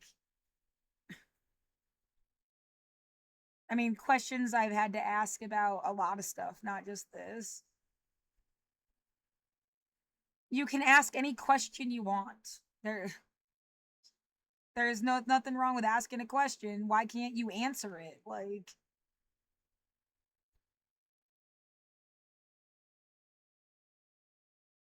my back is starting to hurt, like really bad. I've just been like sitting in a stress position all fucking day.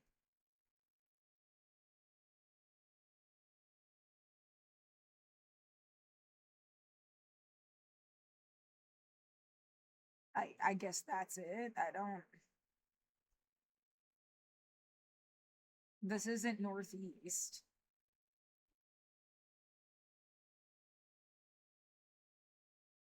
About.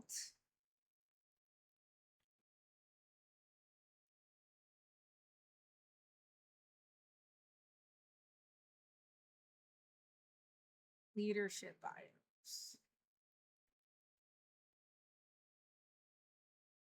No.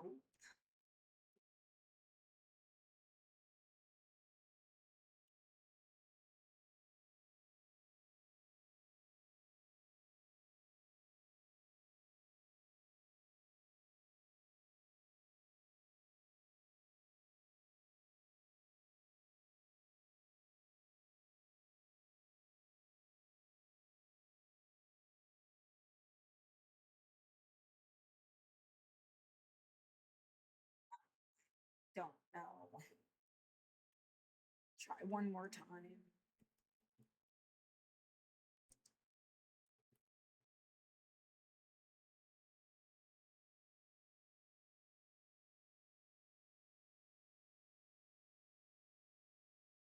Oh my fucking god. They just want to annoy you to death to make you scream shit and make your stream look stupid. Like, they're literally standing outside my fucking window.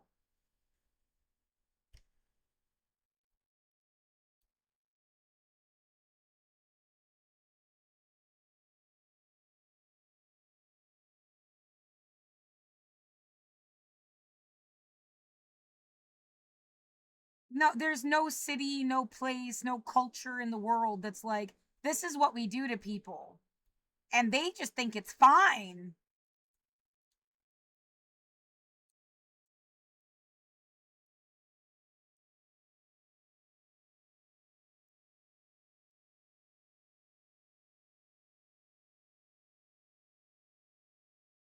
Why don't you make some grand assertion and we can pretend shit is your fault somehow?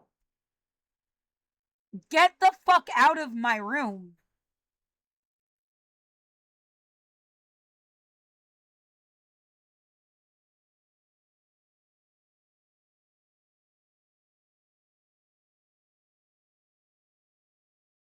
That's all you can find. I guess they were a lobbyist. This other guy.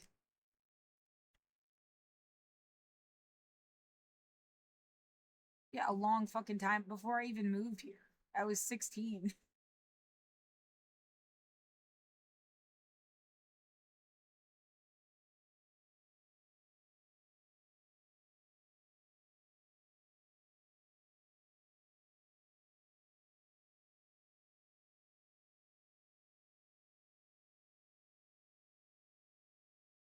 This is even worse. I was 12. Yeah, whenever this is from. Why don't you do a lot of historical research and then, like, make your whole life story about other people? Because no one cared about you.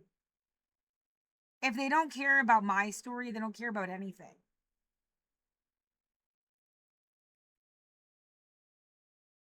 Fucking bullshit.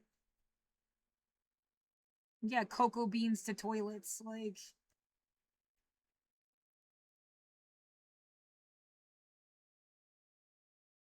No, it's not very catchy, is it? Like, it sucks.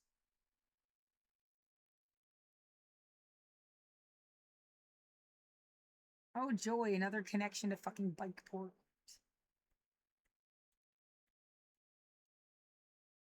Everybody was just friends and didn't like you. Why couldn't you be friends without fucking with me? You know? Like, that's weird. And not in the cool way. Yeah, I feel fucked with. That's why I'm saying that.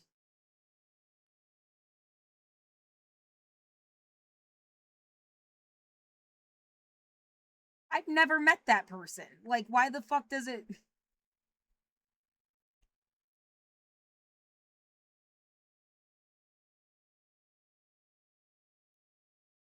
Right, so what, like, those people are missing. That is so, like, forever ago. Fuck whatever this was.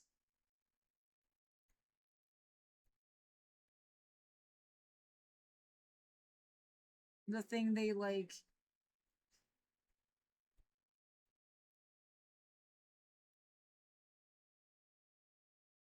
My back fucking hurts really bad.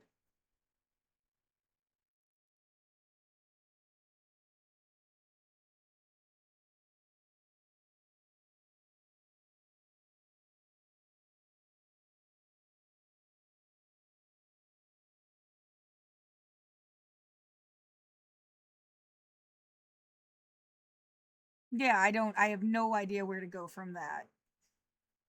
I'm like, I feel absolutely terrorized. Like, I've made my case and made my case and made my case and made my case and made my case and made my case and made my case. Like, that you stuck me in a fucking, like, room for 5 years to make my case is demented.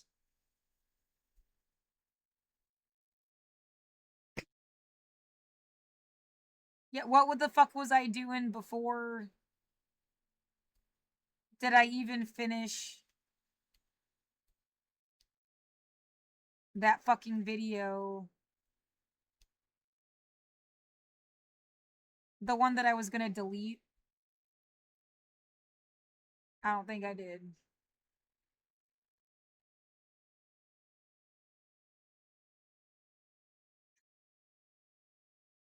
I got a splitting fucking headache. Yeah. Food? This motherfucker is just trying to like hurt me with stuff that I needed.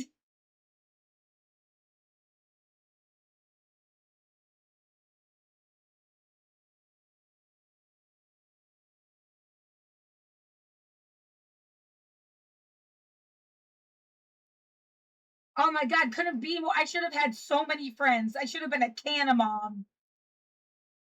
No, I was not happy at Mill and Hershey School, and nothing's gonna change that. I miss college. Can't go back to that.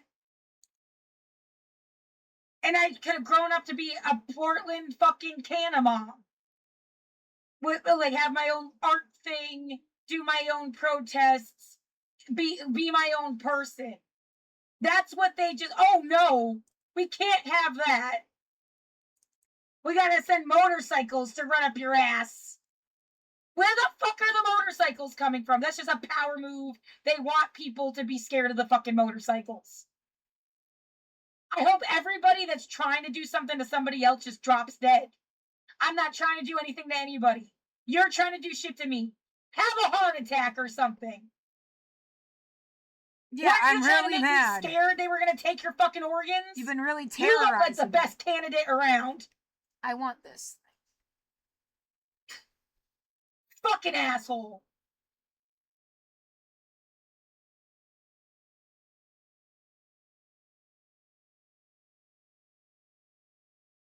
Yeah, did you get that recorded?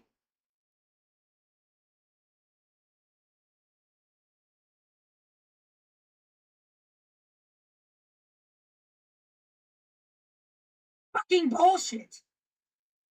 No, I'm terrorized. You have no idea what they'll pump into my room next, and I won't be able to talk again. They have already done it. I think they rejected multiple my fucking shit times. again. So, like, that's all they're gonna do all weekend is just like reject your emotions. God, how much do they get paid to suck their best friend's dick?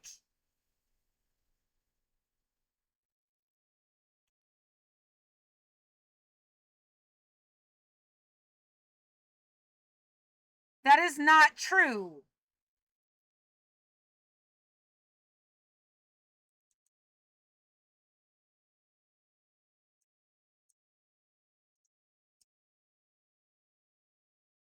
Hold on.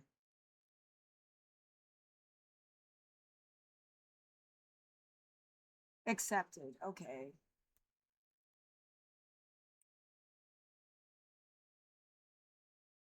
So they went out of their way to just. And then it's like, haha, just kidding.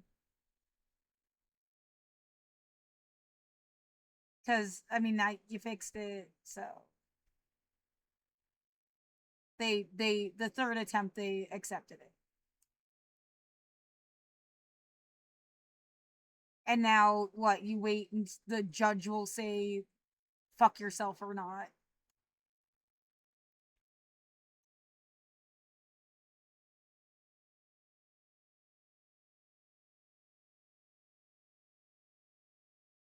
Oh man, I wish I could trust anybody. Like,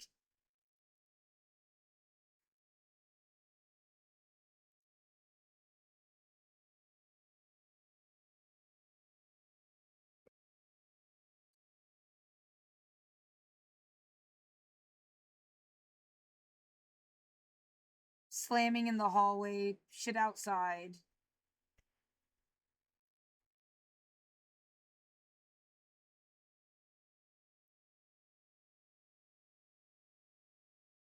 No, yeah, we've just been waiting around and you're supposed to you watched me die. Like, why the fuck? I'm never gonna go to you for help. Like,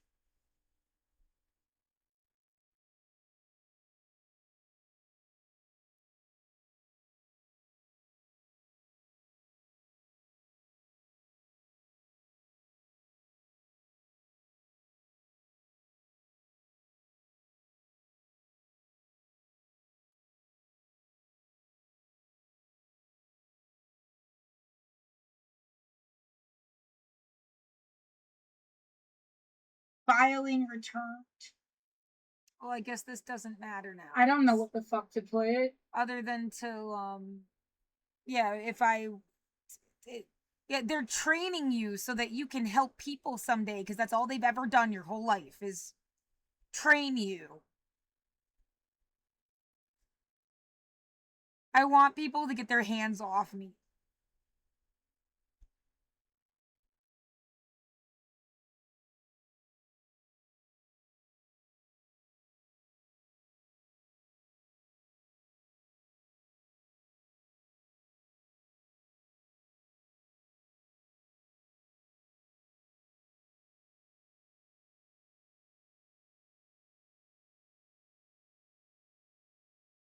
That was my mom.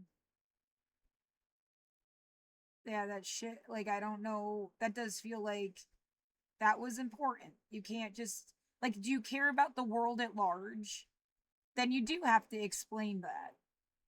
Weird shit with your mom, the name, that Jon Stewart joke. Or you're sort of like, yeah, I'm trying to, what is like, no, people needed to know that. Are you sure? I feel like, yeah. If he hadn't made the Hershey joke, I wouldn't, it would be like, oh, it's just a coincidence. But they made the Hershey joke and this thing. And I mean, I've gotten weird letters from my mom myself. So it's not a far stretch to think like somebody's fucking around, even if they were just pretending to be her.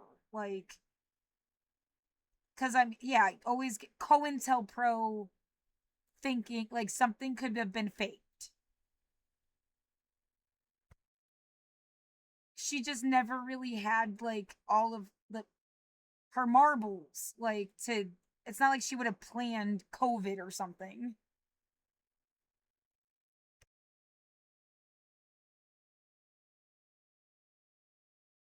Oh, yeah, it's all a trust thing, bitch. If it was about whether I would trust you, everybody failed.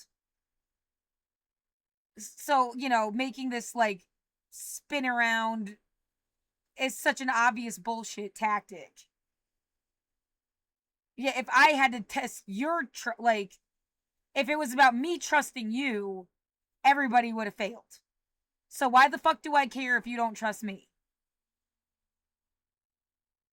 Yeah, trust you with what? Trust you with what?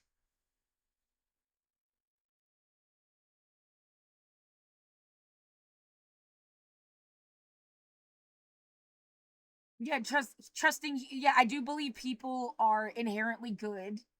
That 90% of people, if not 99%, they don't want bad shit to happen.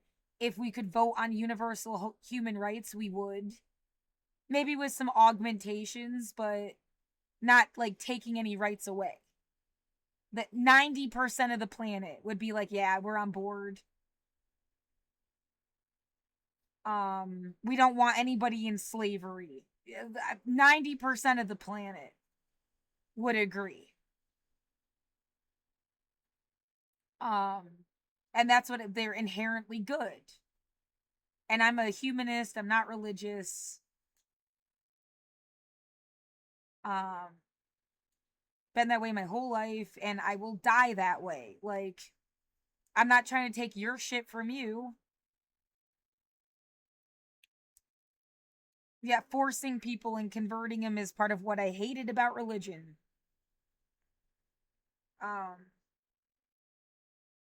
So why would I do that myself? Yeah, you just can't kill me. I think I've said this already, like even in this stream. Oh my god, I just want to go to sleep. They accepted the filing. Sleep until you get something that says whether or not they reject your motion. Yeah, should I just expect them to reject it? What am I supposed to do? Beg? I said I wouldn't fight, beg, die, or be used.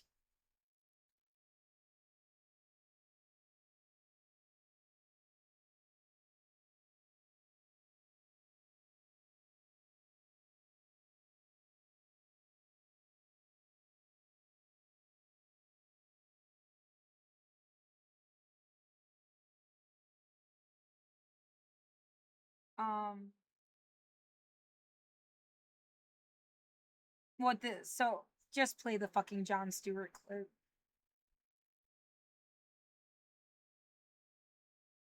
And yeah, what the fuck this with my mom is about. Maybe. No, that directly me, like, do you think it's about you? I mean, like, people that live in Portland, if they talk about Portland, do you feel like it's about you? Kinda? Like you've been here your whole life. Your ears are gonna perk up. You're gonna be like, hey, what the fuck? Like, you can understand that, right? Like, and that go anybody from anywhere. They talk about New York City, LA, Chicago, Boston, Orlando, Houston, fucking New Orleans. Like, name a place. Wouldn't you also be like a little personal about it?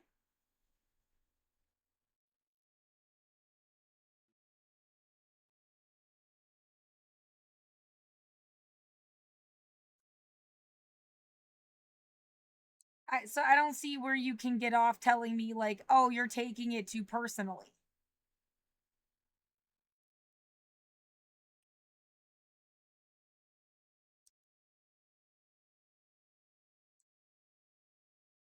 If is it really just a joke, or was that your like only, you tried to say something and that's the best you could do? Yeah, even down to the fucking captions in the video. Because it doesn't say cloaca, it says somebody's name.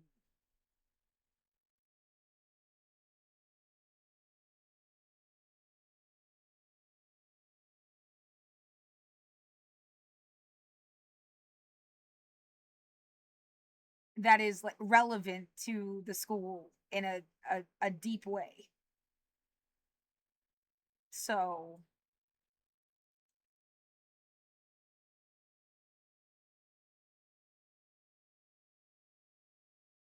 no, there's the idea of like,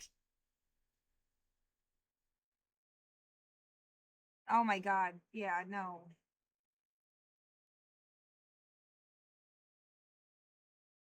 If you cared about the whole planet at the same time, you're gonna ask what the fuck is up with this joke.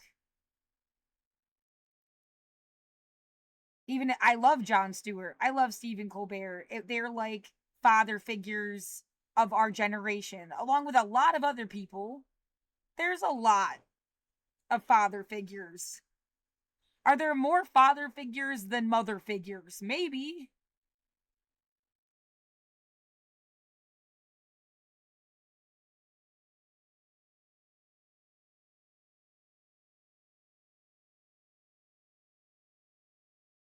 Well, I'm just like,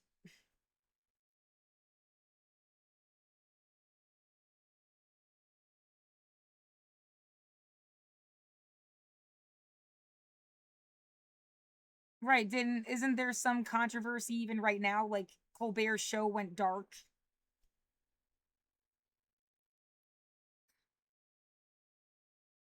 I feel like, yeah, this is for documentation purposes. There's some idea of like fair use. If I try to upload this to YouTube, I think it gives me a copyright claim. I can't play Colbert and Jon Stewart stuff.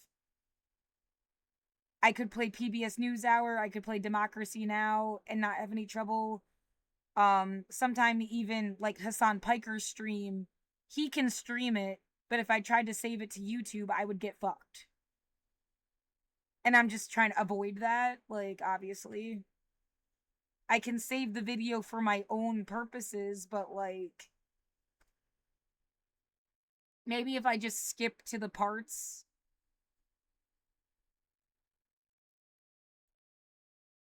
Right, it gave me a copyright claim on yeah, let me switch accounts. It gave me a copyright claim just for having the image of people's music videos. And I didn't play the music.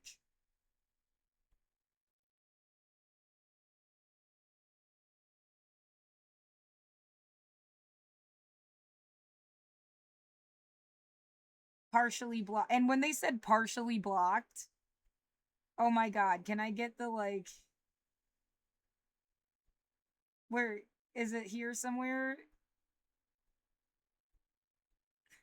No. Copyrights. There you go. Partially blocked. In which territories?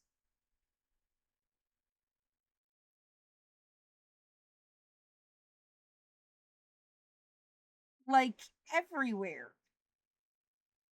It's like everywhere in the fucking world. No one can see this video. What the fuck is even the point?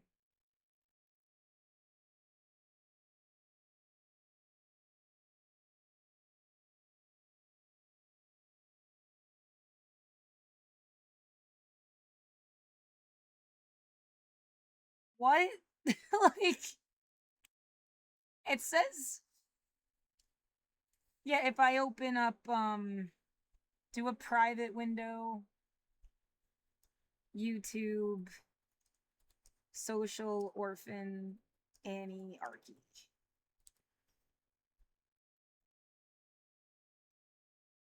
Okay. And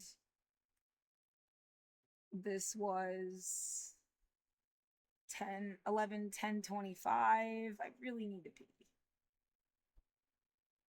It's just not there at all. Right. I mean, what the fuck? It's not there at all.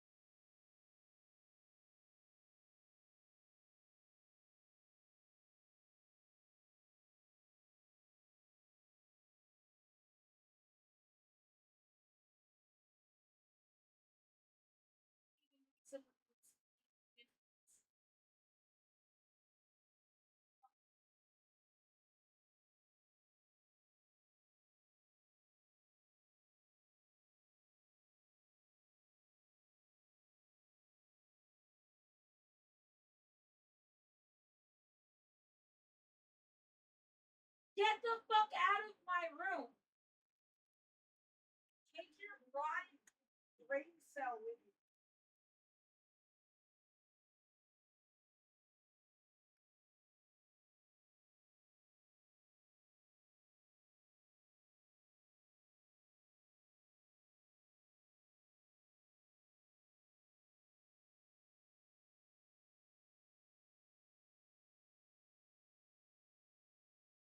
Exactly. Schizophrenia doesn't just turn on and off when you enter and exit a certain room, dumbass, either. Like, how many different fucking ways can you be like, oh my god, these people are just trying to make her look crazy? I mean, and I'm the one that explained even, like, my sister did this to me when I was 7. She had a boyfriend at the time. We weren't allowed to say his name. The idea he was like an asshole is like ingrained in my, he wasn't an asshole to me that I remember, besides when him and his fucking nieces showed up, put all my shit in garbage bags, and like, yeah, it's like they did a mock eviction when I was like 7 years old. Fucking evil. Don't practice on me.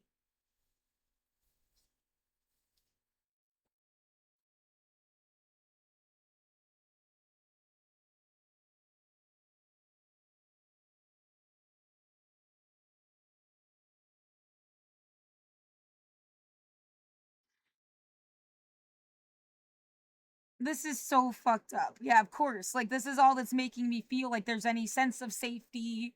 Somebody will know. You're not gonna just get like, but it's not even there.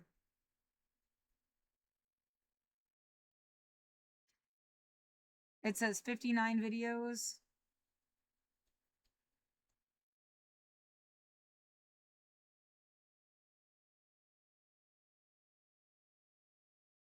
Someone keeps doing shit to me that's almost definitely just gonna give me cancer. And so it wasn't the cigarettes and it wasn't the weed. Someone is like fucking polluting my goddamn apartment.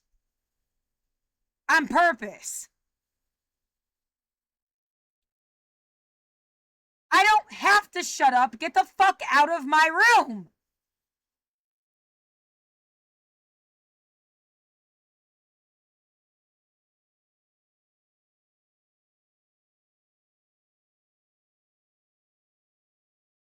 Yeah, it's just not there at all.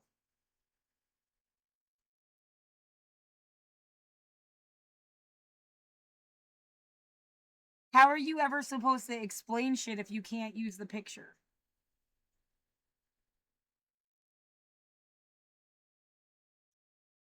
Like, if I can find it by Googling it, does that count? Like, cat, witchy, Gambino. I feel like you get, like, a picture of its tail. Like, that's it. That's the best picture they got.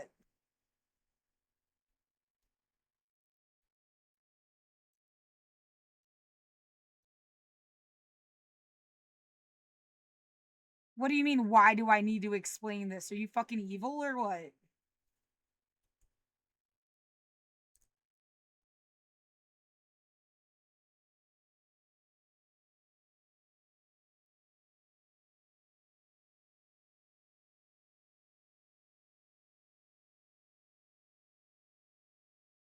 No, and yeah, I'm well aware and have said before, maybe somebody just told them to put the cat in the video. Like, hey man, this'll look cool. I don't know how much, like, artistic power they have over their own shit. This was fucked up. So was this. And it's all just a build up to making somebody famous.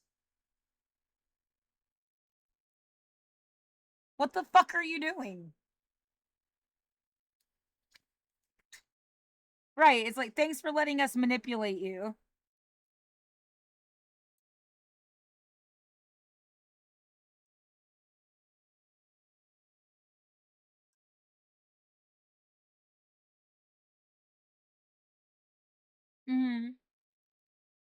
I can easily imagine the dialogue, whether you're talking about this or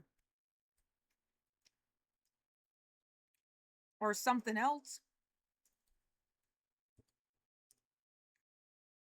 Like, they'll do what we say. You won't. That's the difference. Period. Like, you're gonna be a big bitch about everything because really, you do have a mind of your own. And a backbone, even though they try to crush it.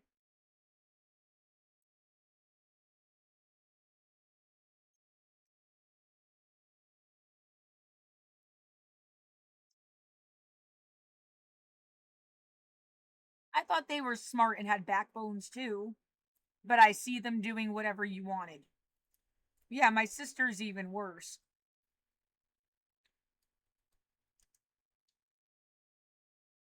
Some combo of whatever the fuck this is.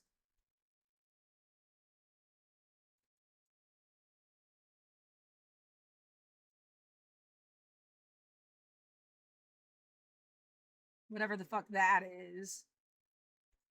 And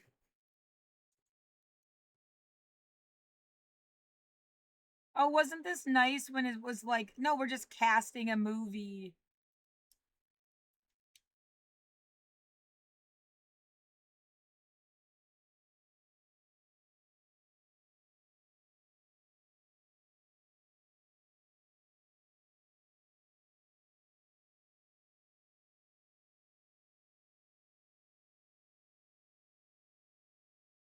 Oh my god, I could do this for 5 hours. The doppelganger land thing again. Look-alike contest from hell.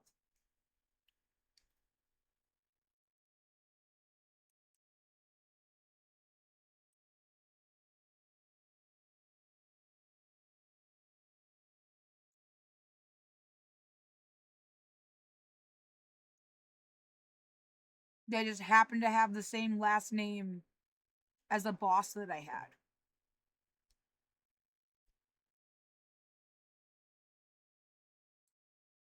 Yeah, weird that this guy would become this like doppelganger land thing.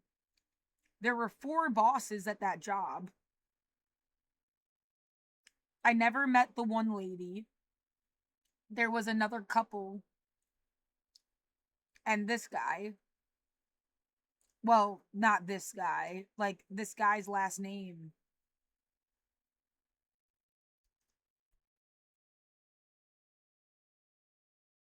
Yeah, what? You went through all the trouble. Why the fuck would I stop? It's so fucking, like... Yeah, or you could say, no, this is where that spooky science thing comes in. I mean, that would at least be interesting. But one way or another, this is fucked.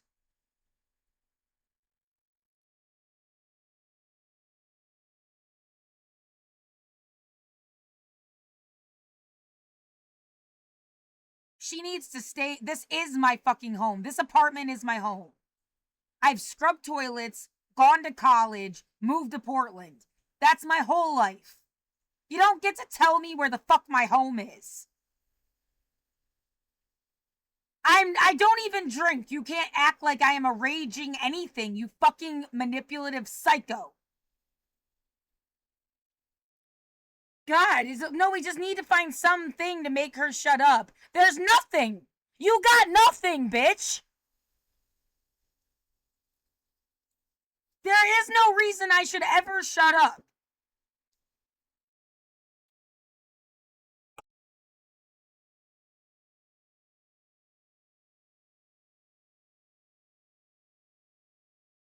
Right, what was that moment a few, like, fucking steps ago?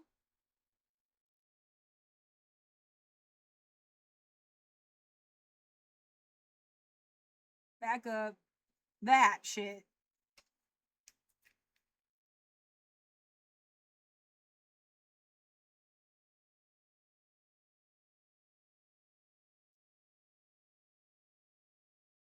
What is the best example? Like, oh, I'm not crazy. Yeah, you know yourselves. Like, that thing with Hassan.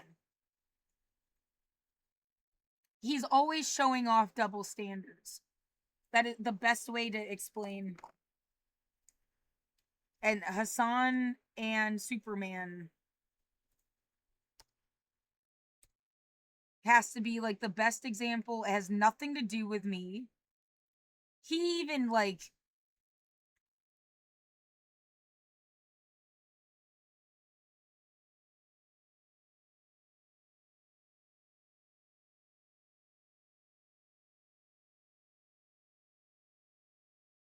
Yeah, like, I'm not the only... They're doing this to a bunch of people. It's not like you're the only one of anything ever.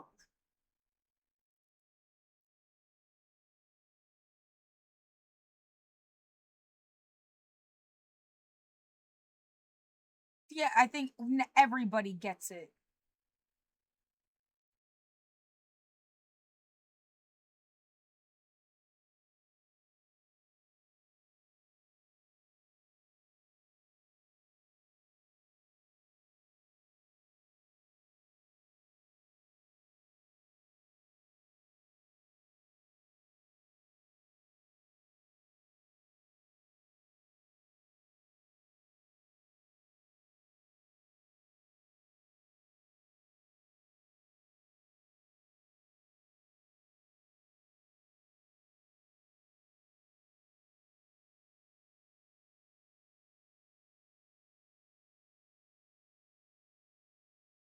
I don't know what to do with this. Someone is always fucking with my apartment, though, as if to, like, I don't need to hear your displeasure. I don't give a fuck what some anonymous psychopath in a car that's been driving in circles around my building thinks. I don't care. Crash your fucking car and get out of my goddamn life. Like, they're just waiting for you to go outside. Maybe it is just to make you like, oh, were you ever thinking of going outside again? Actually, no, I wasn't. So, you don't really have to, like, force me to stay inside. You could just go fuck yourself instead. Go buy a fucking ice cream cone and choke on it or something. I don't care.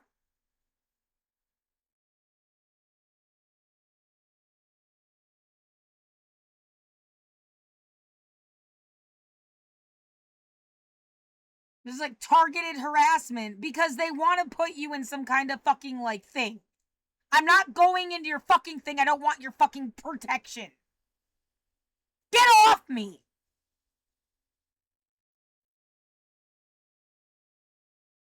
Fucking CIA cab. It's better than a cab. Fuck your whole shit. Globally.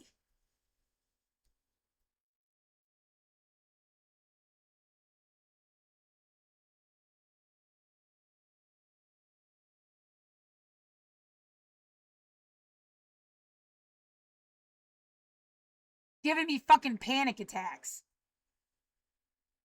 No, it's like killing you from the inside. Asshole monster.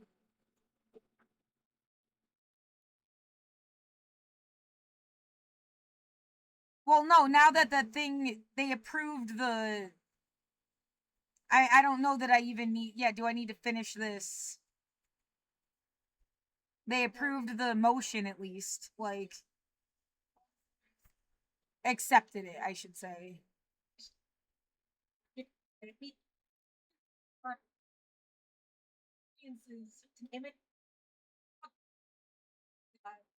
Yeah, that thing about everybody getting brolic seemed kind of important. Where everybody went to college and you don't ask questions. Yeah, you're gonna try to, like, fuck with me about who the speakers were at my school, who ever fucking, like, ever did anything with their lives or something. Like, are you doing that with everybody? Everybody's connected to something. Yeah, so just more double standard bullshit. Thank you for existing, Hassan.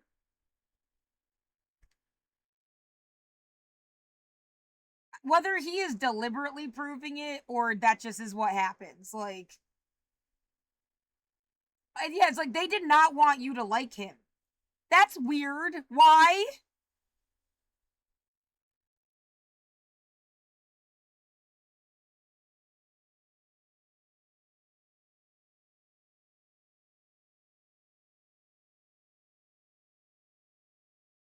Yeah, what? Oh, come on. Just show the fucking jacket and then they can't say shit to you.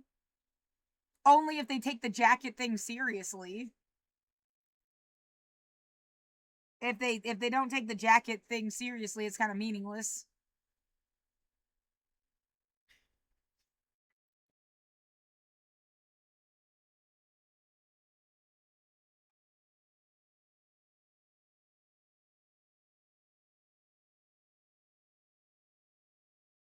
What? How do I explain the jacket thing in, like, 5 seconds flat?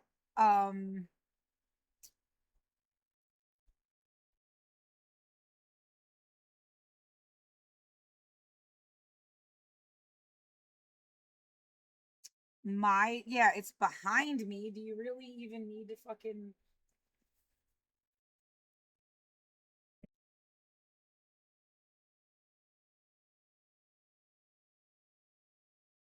My jacket? Can't see shit.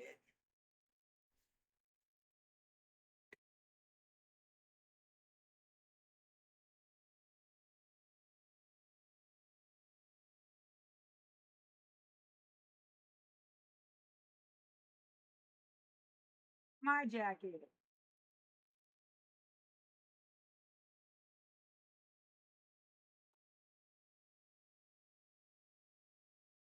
They gave different classes different jackets.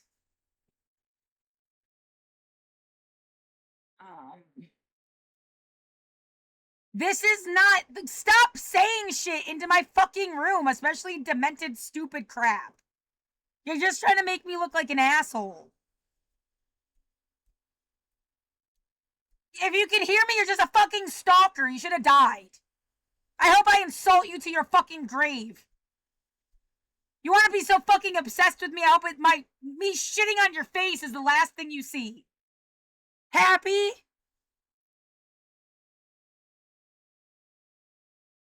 Fucking bullshit. I am not here to kiss your stupid ass. Get out of my room.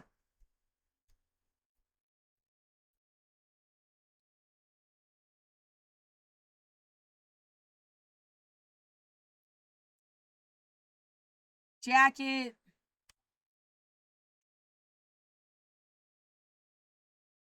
Oh, could you imagine if I just had not taken pictures of this? Because, like... Oh...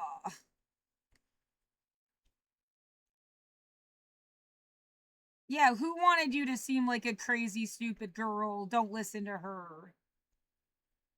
Maybe. It wasn't the actress. Again, someone just tell you to, like, fucking... That's a picture with the jacket actually on.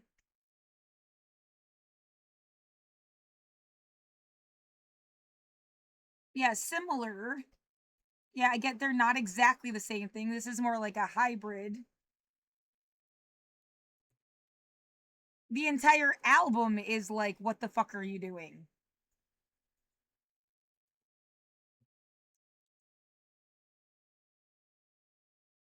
Yeah, the idea that that's some fucking doppelganger thing of my dad. But he would never wear those shoes.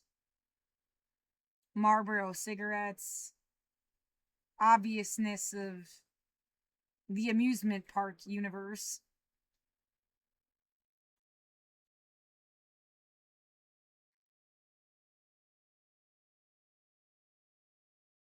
And, yeah, what was this supposed to make a bunch of poor kids feel cool? Cause it's just, I mean, that would have been like a nice thing to do, right? But how was that? I did love the fucking song. And I would have never fucking noticed if I hadn't slowed it down because I was trying to do like DJ stuff. Well, now it's just gonna fuck me over for this, right?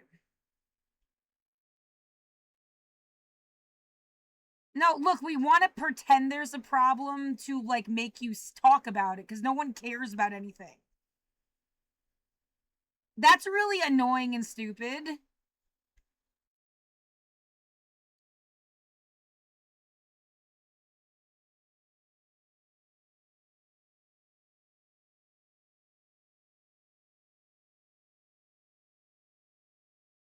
I did, yeah, I loved the fucking thing. Until it was like, what? And I mean, isn't it still cool? Yeah, they gave them, it's not like they stole the jacket. Or just like randomly found it or like, no, they said they gave them the jacket to put in the video. You know, from the album. That's like the new style.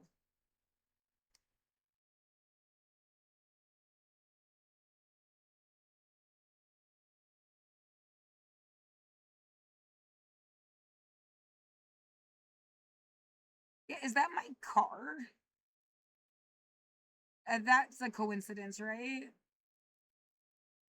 I had a Chevy Malibu for like 2.5 years. I sold it to move here.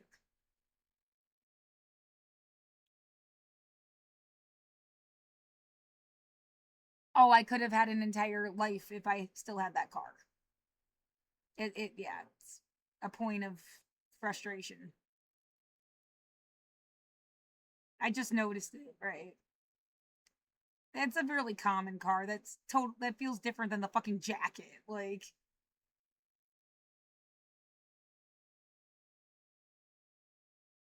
yeah, why this wasn't right. The only thing that makes it feel like it's about you is this fucking thing.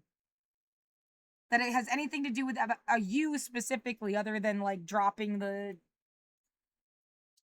I never even got to the Jon Stewart shit, right? Because I was trying to avoid.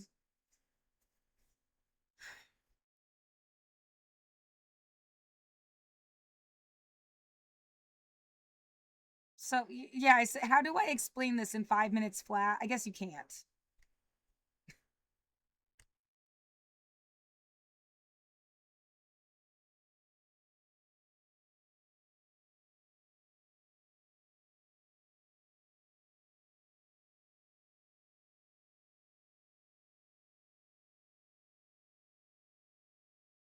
Yeah, they're just like young, in love, and poor. I mean, that's my assessment of the. It's sweet.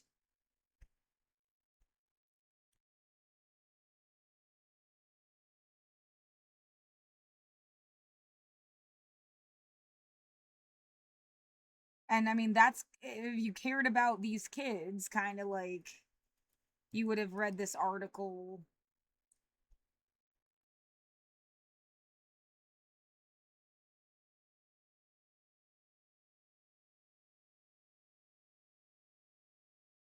But yeah, there's all this publicly accessible information that.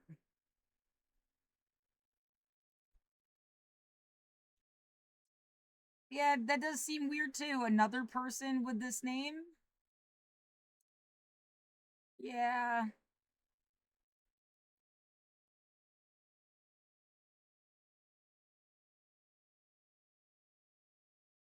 Oh, there was an animation to it. That's cute.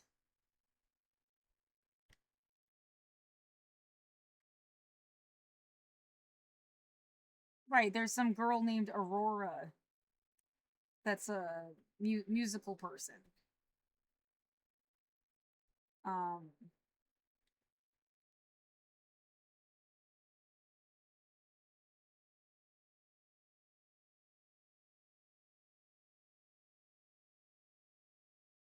well, more doppelganger land type stuff. The idea, okay.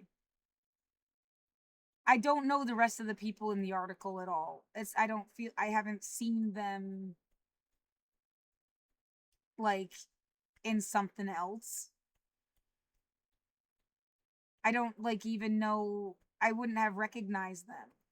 I do remember her. I don't think we ever hung out. She might have been in like. Yeah, so she's the class of 11. I was the class of 08. So she would have been like a 10th grader when I was a senior or something, I think. No. When I was a senior, 11 would be 9, 10. No, she would be a freshman when I was a senior. So I vaguely remember her. I don't remember anybody else. Yeah, it's like unfair to say. Yeah, you have no special information for people if that's all they were trying to like gold dig for. Like, why don't you just care about social orphans? Why don't you care about universal human rights and how you're like can use this as a way to like see what you needed? So people aren't in some privatized fucking like demented universe. Cause I thought it was a demented universe. Other people it's the best they've ever had and they would be mad at me for saying that. I'm not taking their story from them. I'm not ruining anything for them if they like ended up better off. I still have a right to my shit and what happened to me personally. Yeah, all the blue skies in the fucking world.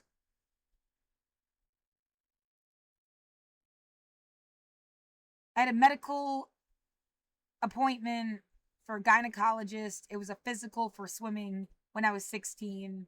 And they gave me a piece of paper with clouds on it that said past history of sexual abuse ? Never followed up, never talked to me. They couldn't finish the exam. It hurt so much I was crying. And there was like 7 people in the room. It was like a 5-minute long situation. And then I had one other exam in college that also was like fucked up. I feel like the building was like empty and I was like halfway off the exam table and they just like stuck their fingers in me and then said something about scar tissue. Like, that wasn't a real doctor. And that was a reference, a referral from Ithaca College. So, like, yeah, something's going on in the medical side of stuff, at least, like, you could care.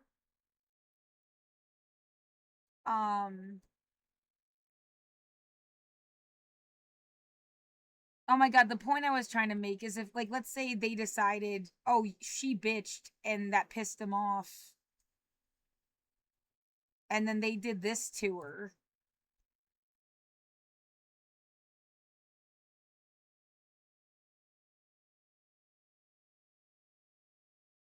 I think they look exactly alike.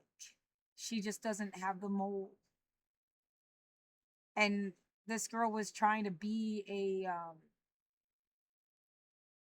model. Like, she has a modeling career.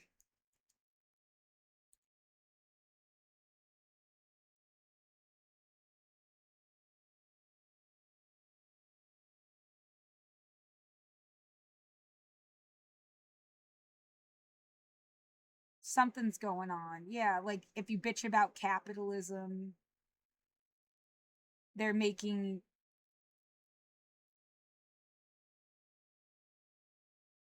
people famous. How many people can I bring up that's like a little too close to...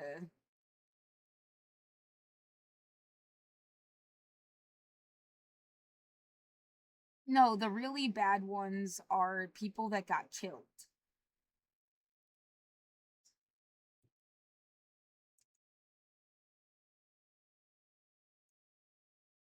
And sometimes it's only like that one picture.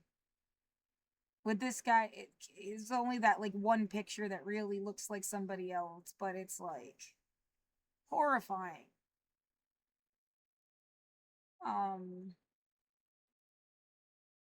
Yeah, the same shit with this guy that I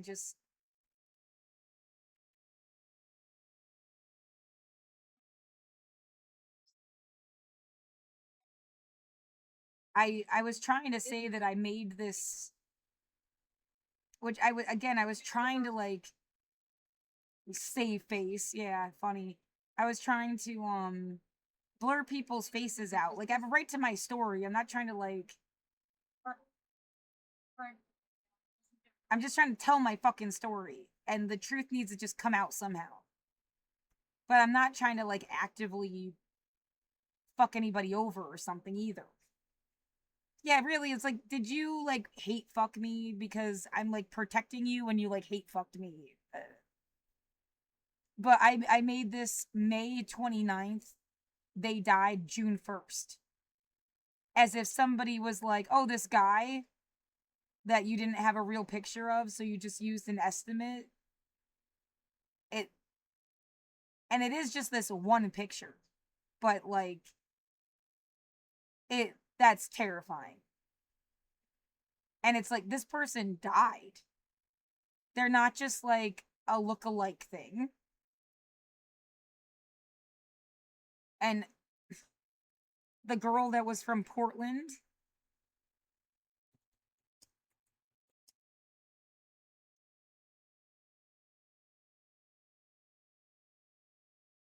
yeah, especially this picture. Like, it's just way too close for comfort.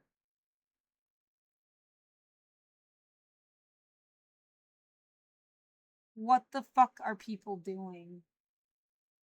There's a bunch of, yeah, and it's just like, okay, well, you want to go through everybody? Because what we're gonna do is, like, fuck you over for bringing people up. And act like you said something you weren't supposed to say. That goes through my head.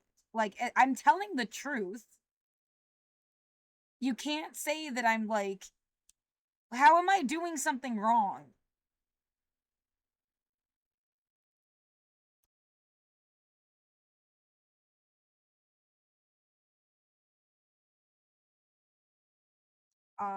There's another girl that died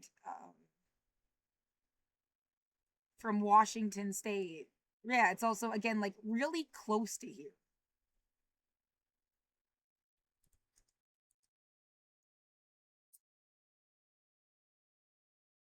No, not her.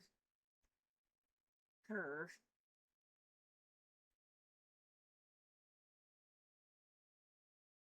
Yeah, it's like, you're not killing people because they look like people.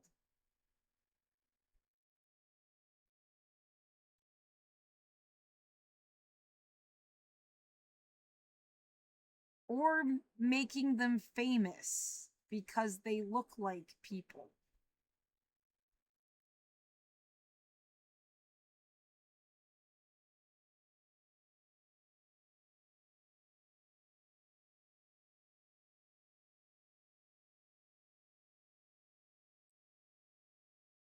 Right, this shit. I'm gonna throw up. Help.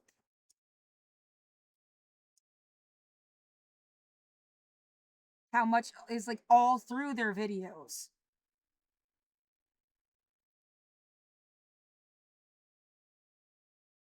Yeah, and it is a lot like getting, like, interrogated about people you don't know.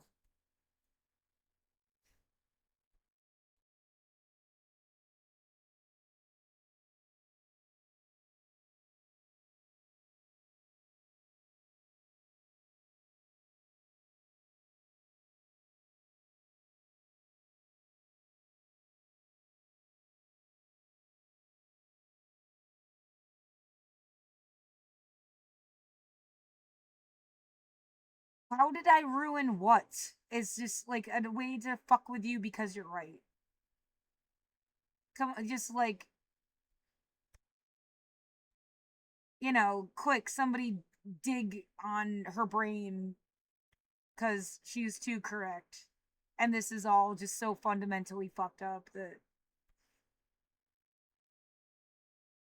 Well, I can't really hold all the pieces together emotionally. Like, I can't feel this every single day. Yeah, it's even got my fucking cat.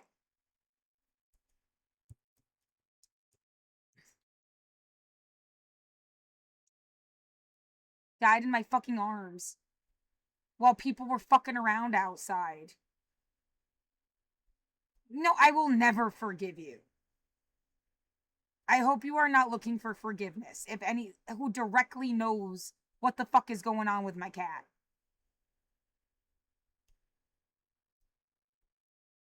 Don't even bother. Never.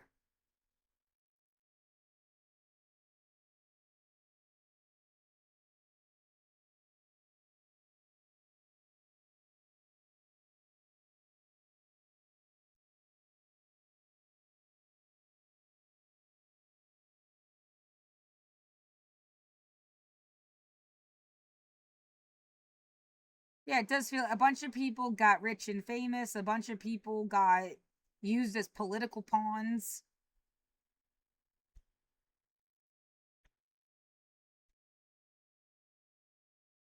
If someone was really trying to get your attention specifically, why? Like, no, it can't just, it's never just about you.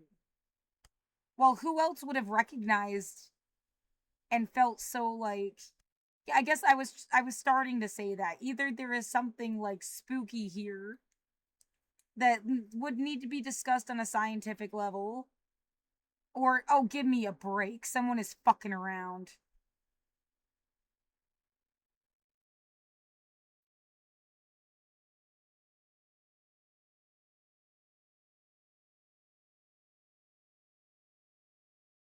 Yeah, is it possible that everybody's got like,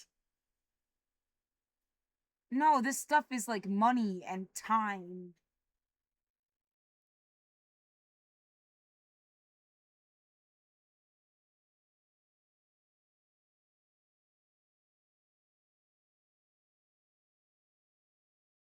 Yeah, I didn't even finish my thought. As if we've all been assigned like a cast of people. Yeah, what specifically musicians?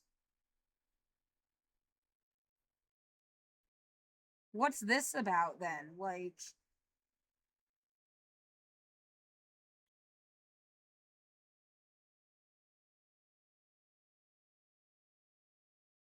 yeah, can you imagine their parents being like, "Are you saying they killed my kid because they look like somebody you knew?"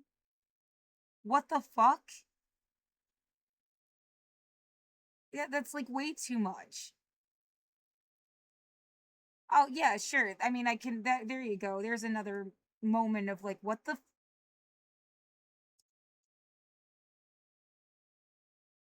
and they died in 2017. The same year I met two people that looked just like them.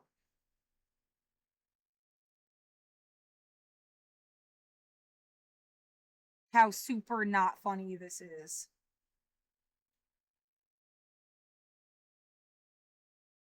Yeah, him less so. It's more like the pair of them.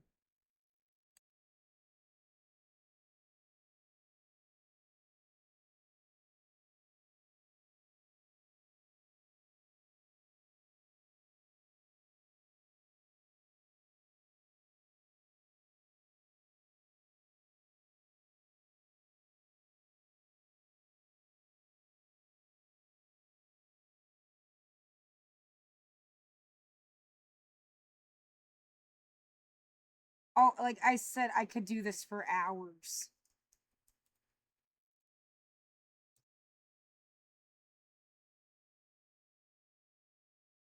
Just one what the fuck after another.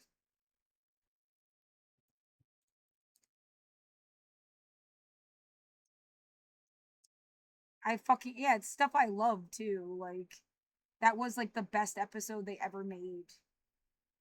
I didn't see doppelganger shit in it at first. I had to watch stuff multiple times to like pick up on this crap.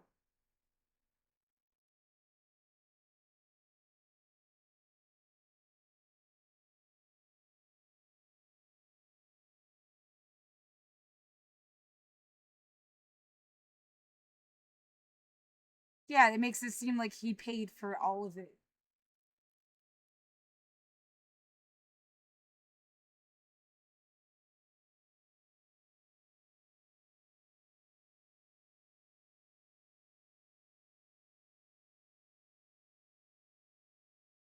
My head feels like it's gonna explode.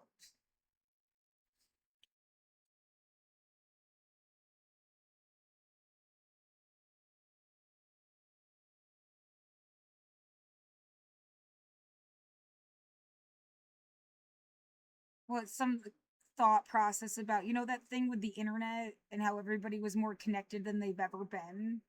That included people that hated your guts, right? Not just all the cool progressive people. Yeah, but it's wrong to make us get off the internet.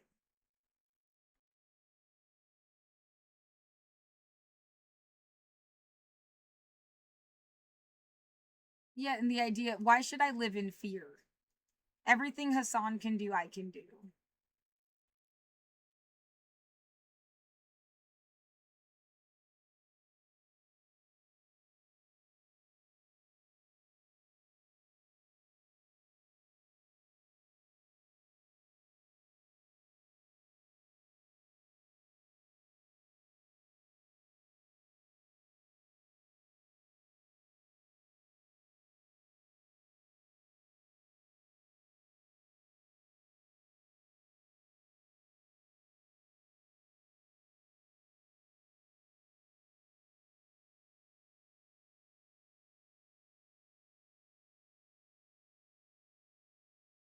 I don't know what people are doing or what they want.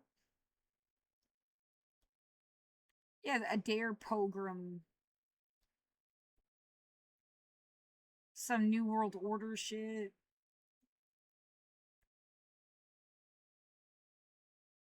They just wanted to scare the crap out of people.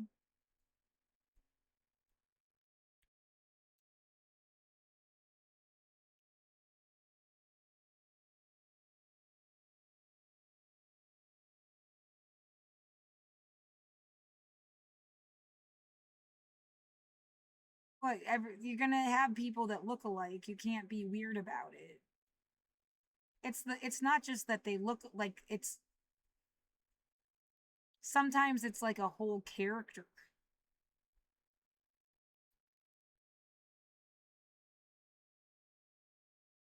Yeah, not all the time, but sometimes.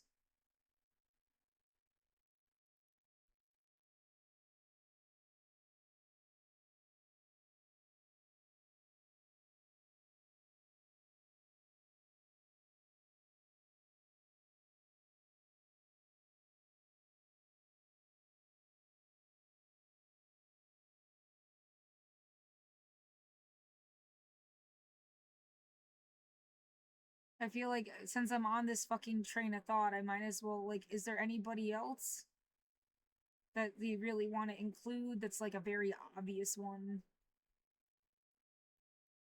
Yeah, again, like, I love Tierra Whack.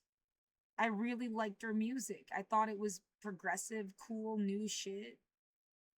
But that fucking 27 Club thing.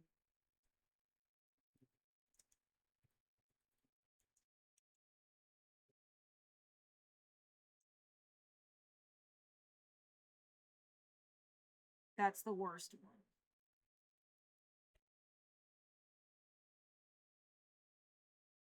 We just want you to be worried all your friends are dead, so you stick with them the rest of your life and force each other into the same story.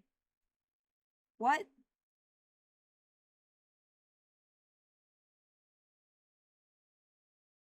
Yeah, it was like someone expected me to travel the world and go find everybody I've ever known from high school.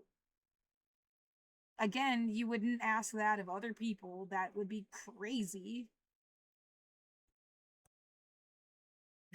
What the fuck? It's like, I'm Superman and I wouldn't even do that. Like,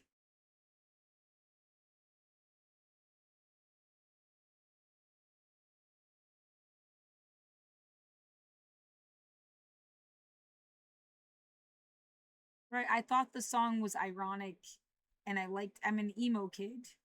I've liked a bunch of songs that talk about like death. But yeah, the more you watch it, the more it's like, what the fuck?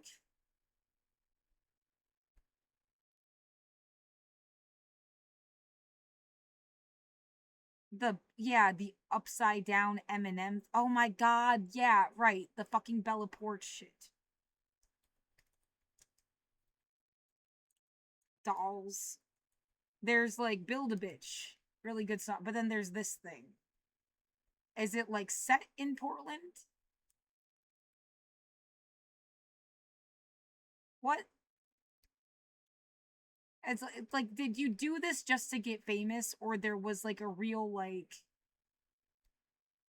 important thing behind it? Because you would have thought it meant protecting people. Like, it's like anti-exploitation while still letting you be your sexy self. That's a really good message.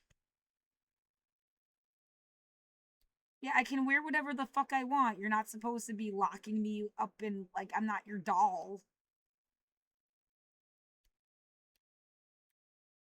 Right, the idea, it was just an ad for the fucking brand. No, dude, it's gotta be more than that. Where the fuck is that brand even from?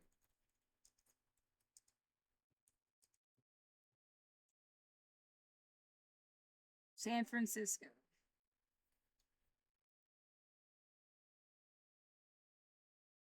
Well, I feel like I have to play the video for you to get the, oh, that is, like, not just Portland, but, like, where I live.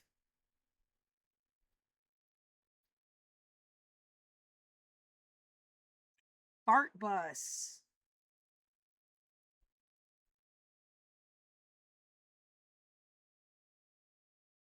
Yeah, there was no universe where I had to look like you. That's been a thing since I was a kid. You could have still been friends. Some weird pressure that, like, oh, they just wanted you to be like the people in the video. If you actually physically assault somebody, you're gonna just go to jail, and then they're gonna do weird fucking orange is the new black shit to you. Like, no thanks.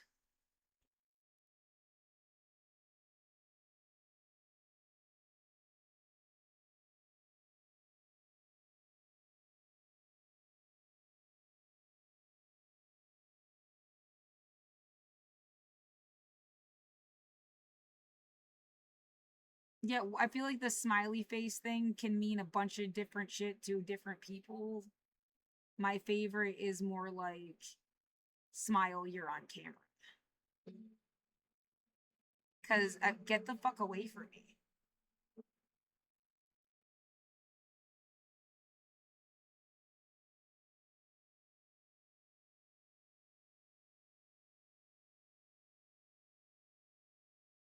No, we wanted to, do I have to really care whatever the fuck you wanted? Do I?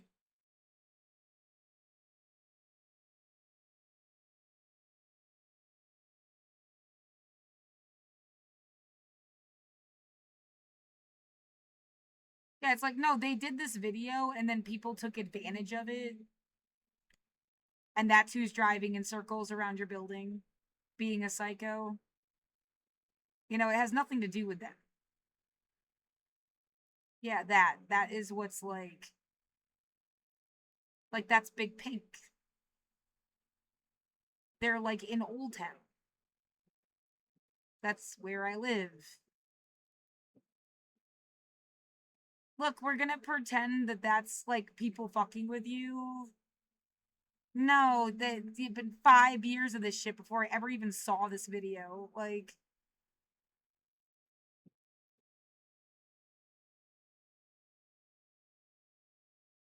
yeah, before I had a computer, before I, like,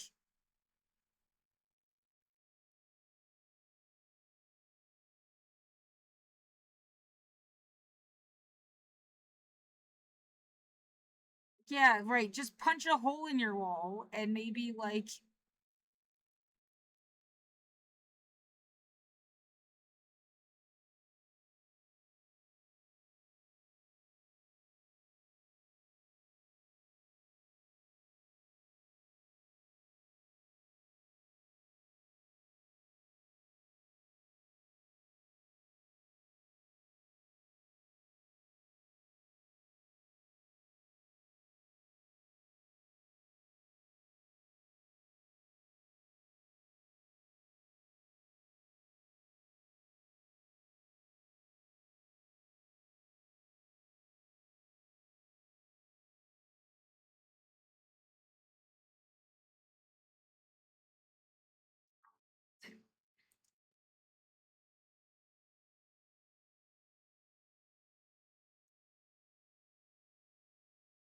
yeah.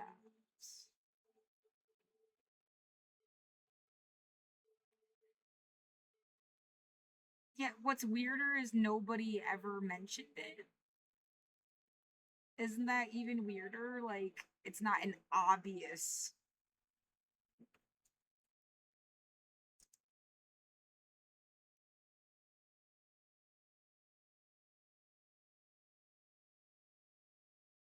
talked about thing.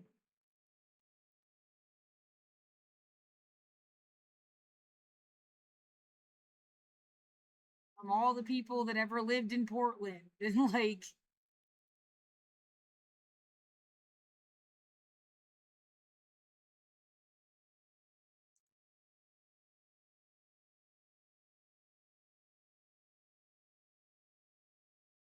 that's not a strip club that I've heard of.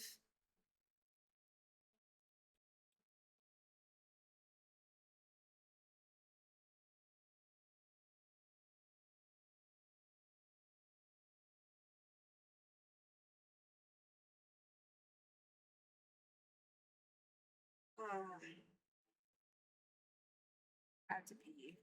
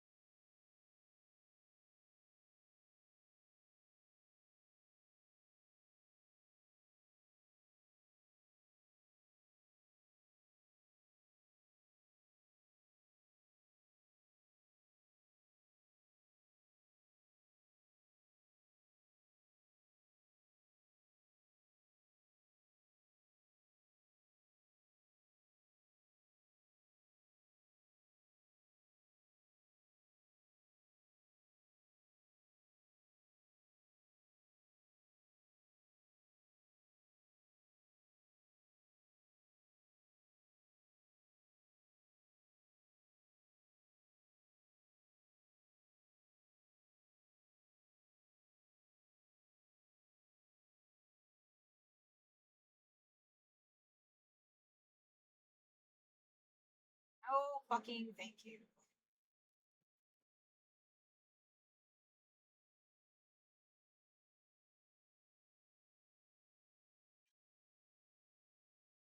Yeah, what the fuck did I just say? I don't do hazing, I don't do bullies, I don't do initiations, and I don't do cults. Like, I want universal human rights and the truth. If you don't got that, you don't got shit. Yeah, real love would have been nice, but you can't really ask for that.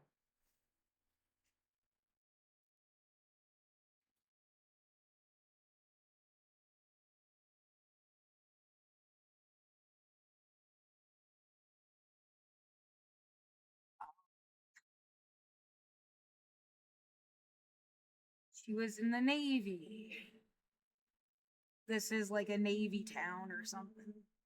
Yeah, I thought those were like the potheads. That's what I was told. They were like the cool ones.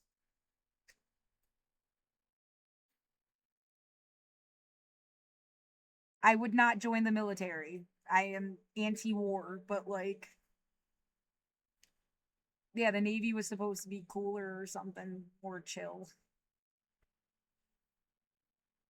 Yeah, it's like the privates, the guys that wear like camo and are in like the Green Day music video. That's the when September ends. It's like that bad news. And the guys that showed up in Portland and pepper sprayed people in the face.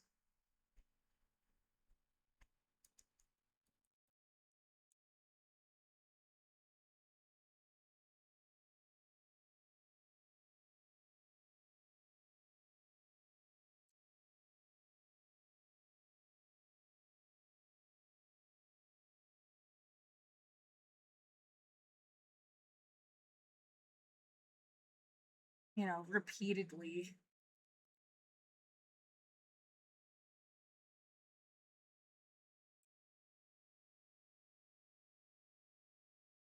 Yeah, you can loop back around again, I guess, to Hassan. Skip to the end. The fuck is Dream? Most of these people aren't as famous. Yeah, I don't know what's up. If maybe they're not friends anymore, even. It's from 3 years ago. Well, there seems to be a lot of like.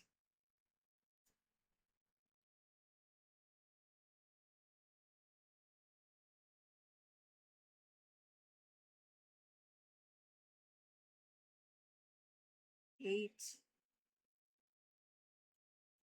Didn't I mark it?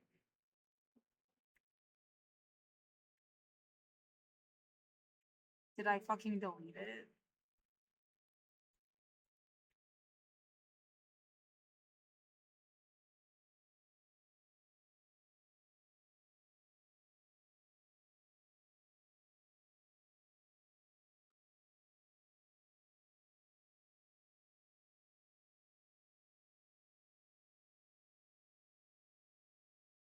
I might have deleted it. It was definitely more than one day.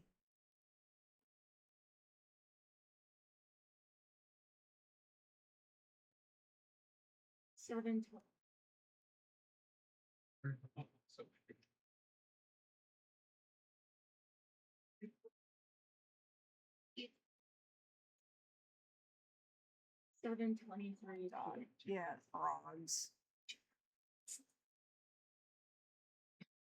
The subs. We had to go. Department of Multnomah County, which says if we're not going to conform to it. I think the question is a good one for. And they were built the year I started. Yeah, they're X-shaped. And hard. What a long walk this was. Zoom out. I only lived here for 1 year. It's the year my grandfather died. 2007. I didn't know the other one. 11th grade. And yeah, the whole since 5th grade, we moved together to Crest Lane.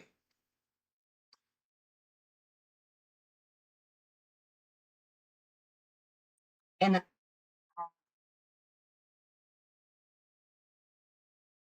frog. Oh.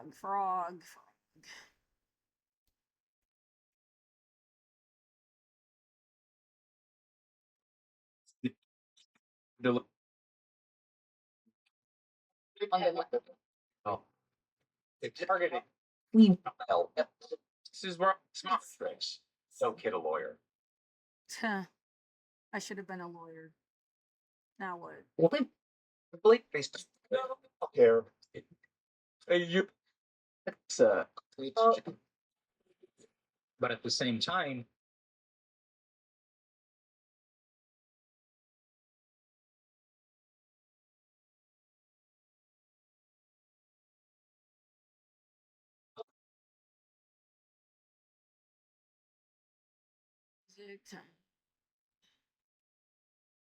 Video separate.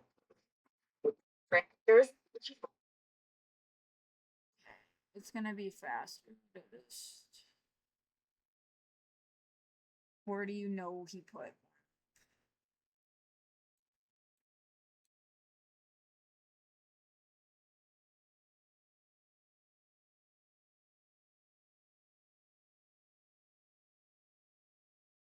Yeah, it said he was having fun.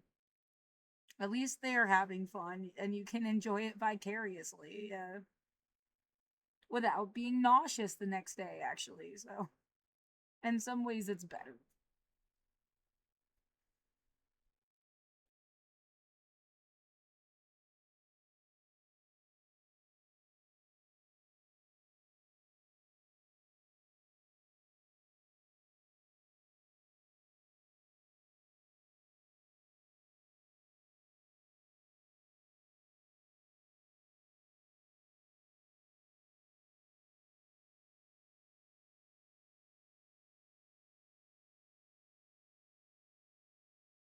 My speaker got shut off. It's too far back.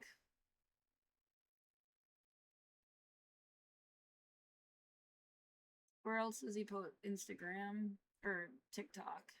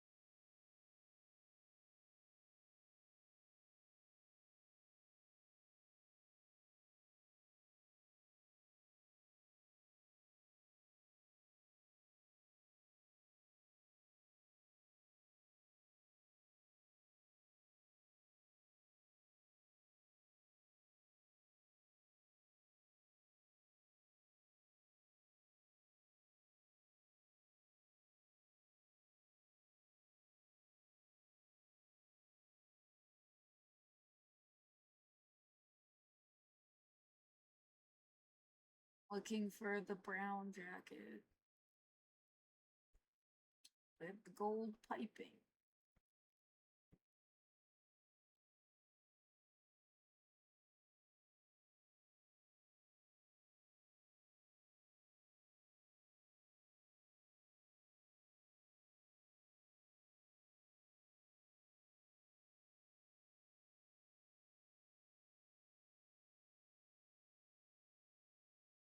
That's a weird noise that my speaker already shut off, but it like the sound happened again.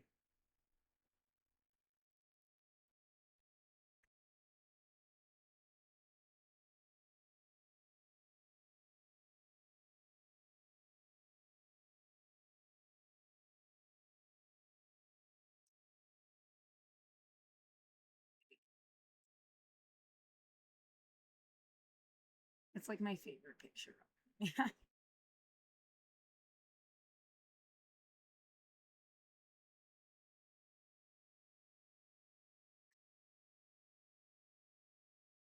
Well, don't say anything and just pretend what, like, that it's not at least a really spooky coincidence.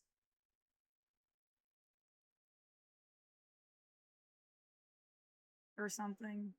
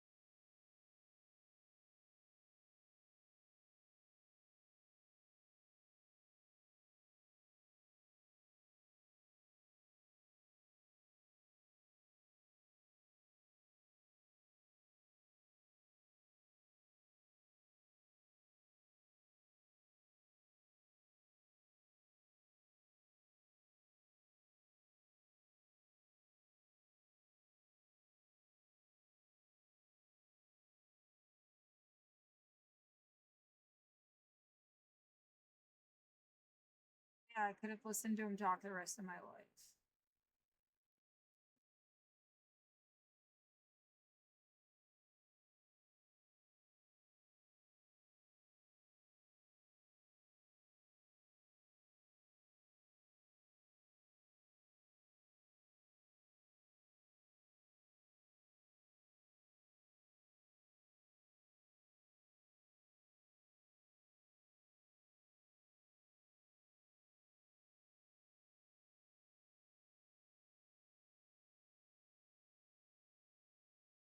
Bad you can't remember like a date.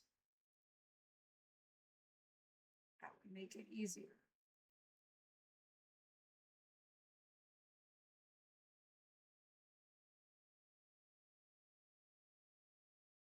I know I definitely had it saved.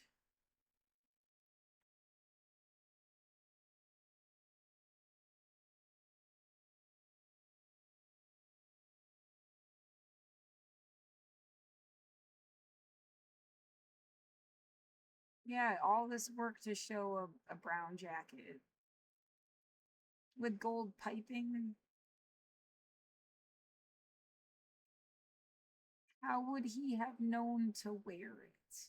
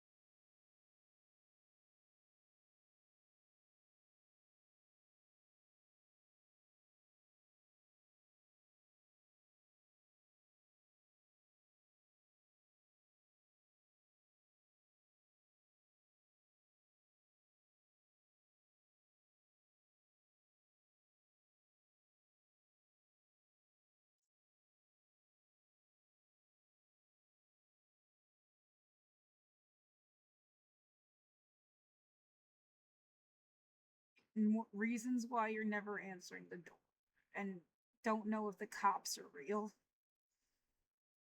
Minnesota lawmaker thing. So, yeah.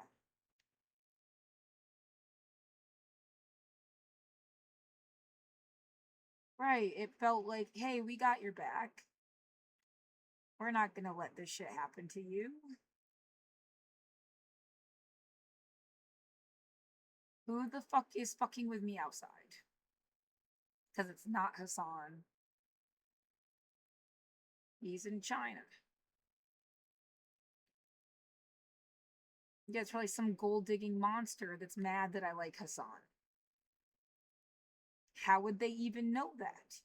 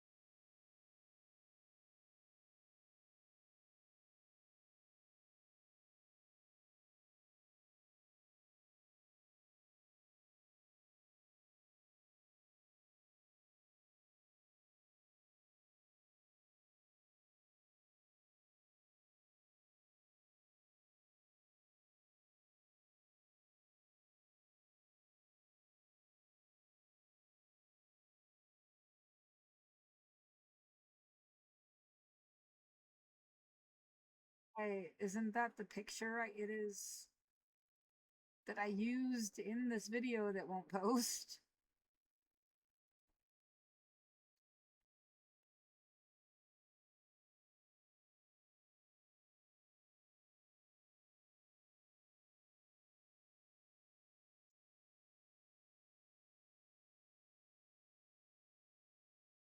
I am tired.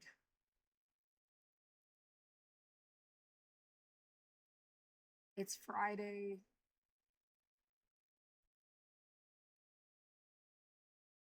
Yeah, now I am scared of my own fucking email, like, of bad news.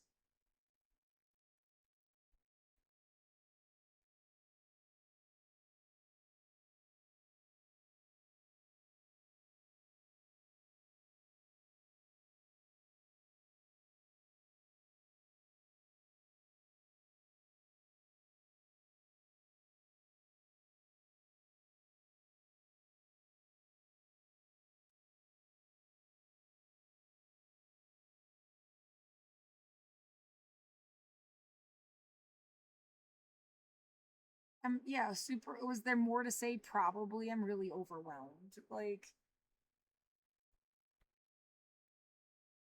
let me go through this one more time before I delete it.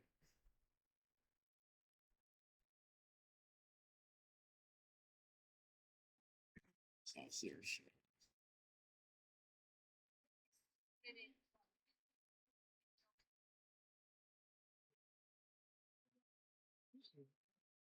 The same way they fuck with me every fucking day.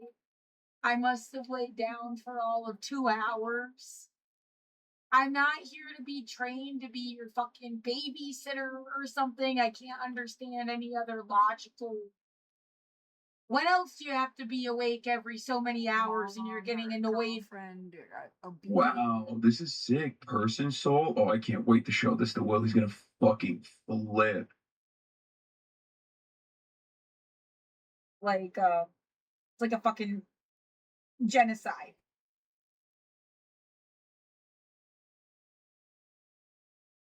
Weirder than fuck. If you like, that it's supposed to be the same person? No way. Right. These people had something to lose. They had careers and shit. I don't think they would risk careers and shit to come. I Musk even tagged Amazon founder Jeff Bezos. Amazon owns Twitch. Piker knows the irony that he's not even banned on X. Never mind Twitch. He's a power user and drives engagement. A lot of these guys are very thin-skinned, and I think the gravest mistake in my career was when I had Musk's ex-partner Grimes on my show, and she talked about how buff I was, and then I talked about how Tesla was shit, Piker says. That man has never lived it down. Max Lord, you're putting yourself and everyone in grave danger. Objectively incorrect. Was it actually good for America to be attached to Israel?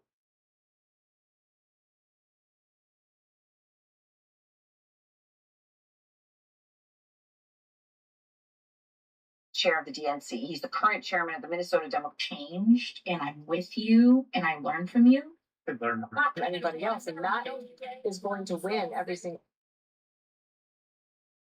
Interviews and whatnot and campaigning and saying she's The Third Reich. Yes, this happened, but the timing is remarkable. I think it is similar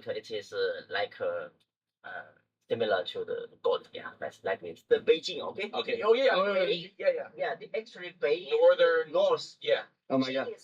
Yes. Yeah. Northern capital. 这种喷装就是style suits. 其中就有一部分红帮裁缝，一部分裁缝为荷兰人做衣服。荷兰人呢，有的人头发红色的，所以就是说为红头发的人做衣服人叫红帮裁缝，这是一种说法。Okay. After foreigners come, the tailors they don't know really how to make the Western style suits, so they have to learn. Because then the Chinese tailors they don't know how to make Western style suits, so they have to learn. And then they learn some skills in Japan, then come to China and make that. And especially among all of the foreigners, there's a specifically private the Netherlands, right? Holland, Netherlands. And their hair is red. Yeah, red hair. Yeah. So that's where I actually call ginger. Yeah, ginger.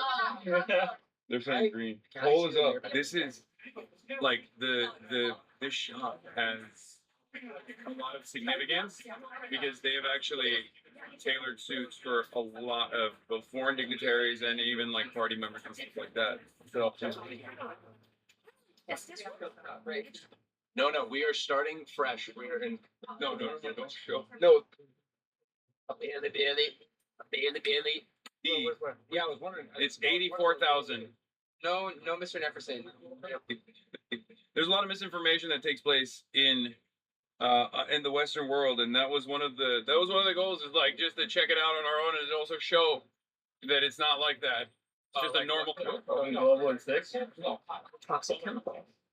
Dropped by the time they reached the river. As for the effects on humans, well, that's another story. Adverse health conditions were recorded that summer, both in people who attended protests, but also in bystanders. People, You know, at least there's somewhat of a choice in that. You know, there was no choice in this. They had never really taken much interest in politics or environmental issues. They had spent their lives believing that there were systems in place to protect them. And now that trust had been completely shattered. But these people, the people of Hoosick Falls, rather than becoming cynical or resigned or wanting to burn it all down, they fought like hell to change the system for the better because they thought that was the best way to protect their communities and their families. Well, things got heated tonight at the village board meeting in Hoosick Falls. Against huge odds, Hickey and Marpy and others decided to fight. They badgered local officials, they went to the state capitol, they testified before Congress in DC. We're suffering the health effects. They're already here. There's 20 years of research on PFAS, or if not more. And we just need to do some common sense legislation. And they filed multiple lawsuits against the companies. In 2021 and again in 2025, they won. The four major companies involved, 3M, Saint-Gobain, Honeywell, and DuPont, all settled large multi-million-dollar class action lawsuits over the pollution they caused. In statements to the press, Saint-Gobain said it valued the health, safety, and well-being of its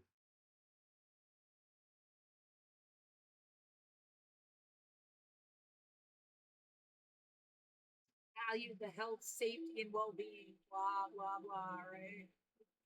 Your own government would kill you. At Les Schwab, the best just got better. Introducing the Reputation 2, our premium all-seat. let's begin by mentally traveling back to the spring and summer of 2020. In May of that year, George Floyd had been murdered by a police officer, and his death set off months of outrage around the country and on the streets of downtown Portland. Many people turned out and marched peacefully, but many others did not. It was a summer of struggle between protesters and law enforcement. Let's zero in on one night in particular, June 2nd, 2020. It was the sixth night of protests that summer, and it was a night when things really started to get heated between protesters and Portland police. Here's part of our coverage from that night. Just after 9 o'clock, there was a skirmish between police and a splinter group of protesters. It appears police used tear gas and flashbangs to disperse the rowdy crowd. The night started out with a peaceful demonstration, but as you saw, fighting between protesters and law enforcement got more intense as the night went on. We covered it on the story the next day. At one point, around midnight, this happened. Again, we've been watching police basically follow protesters who have sort of scattered throughout the city. We can only assume this is going to continue for a while. But, oh, wow.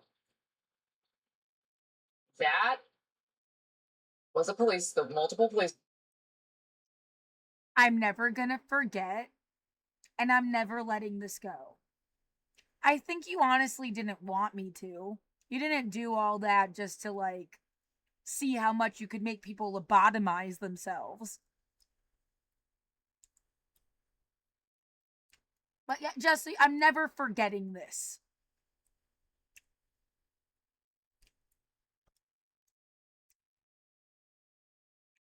Cruisers just driving through that intersection. How could you? It was 170 days of hell. You know, it happened like 13 blocks away from here mostly. Some things did take place other places in town. But, like, somebody came to my street and fucked around. I think they had shit to do with the protests. They just wanted to terrorize people. So, yeah, I'm never gonna forget. Allison.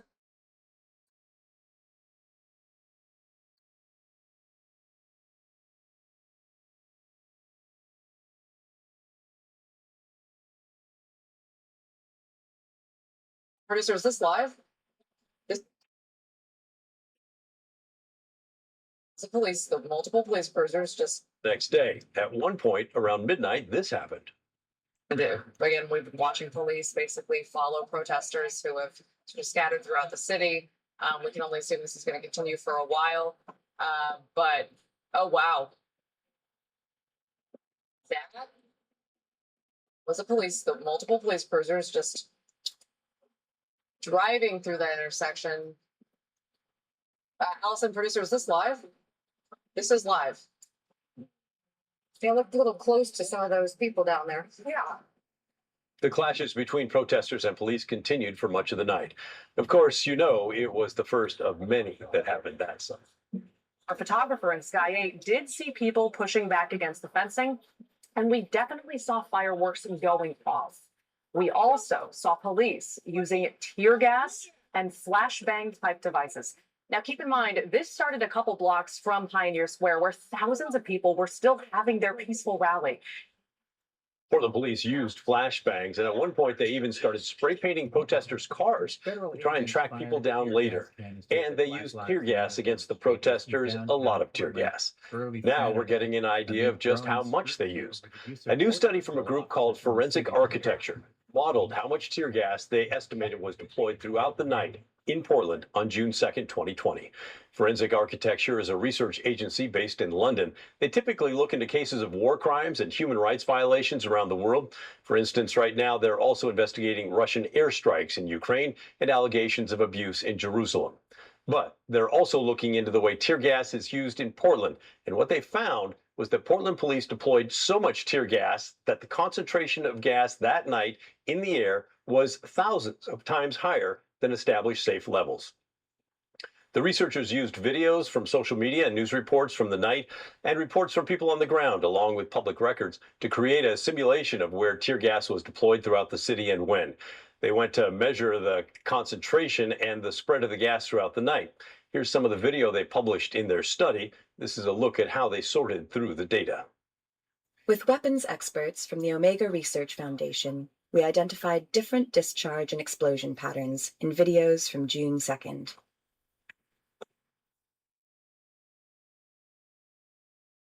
These patterns allowed us to assign each munition to a munition type, rule out those which likely didn't carry any chemical agents, and estimate the minimum quantities of CS and OC in each munition type. Then they took that information and modeled out how much gas would have been present throughout the city. They say they found at least 138 chemical munitions used across 25 blocks over the course of about 3.5 hours. They also simulated the weather conditions from that day to see how the gas would have spread through the air. Here's what they found on that.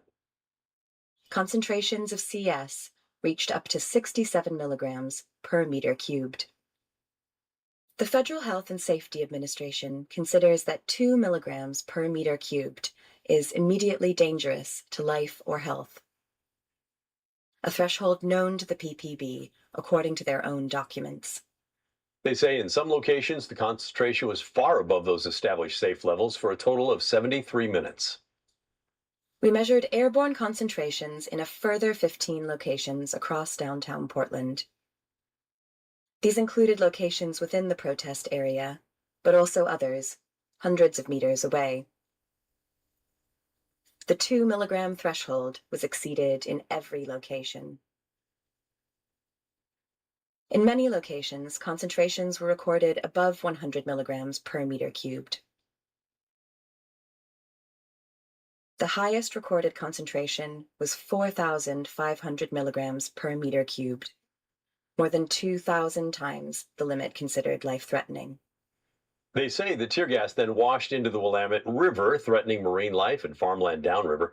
However, Portland's Bureau of Environmental Services later took a look at the city's stormwater and sediment downtown. They did find elevated levels of the chemicals from the tear gas in the storm drains, but they say those levels dropped by the time they reached the river. As for the effects on humans, well, that's another story. Adverse health conditions were recorded that summer, both in people who attended protests, but also in bystanders, people who had nothing to do with the protests or the riots, but happened to be living or working nearby when Portland police used tear gas. Here's some of what we heard throughout the summer. My cycle would get much heavier. I would bleed profusely. The pain was extreme. And I would get really bad headaches, which was something I didn't really get before.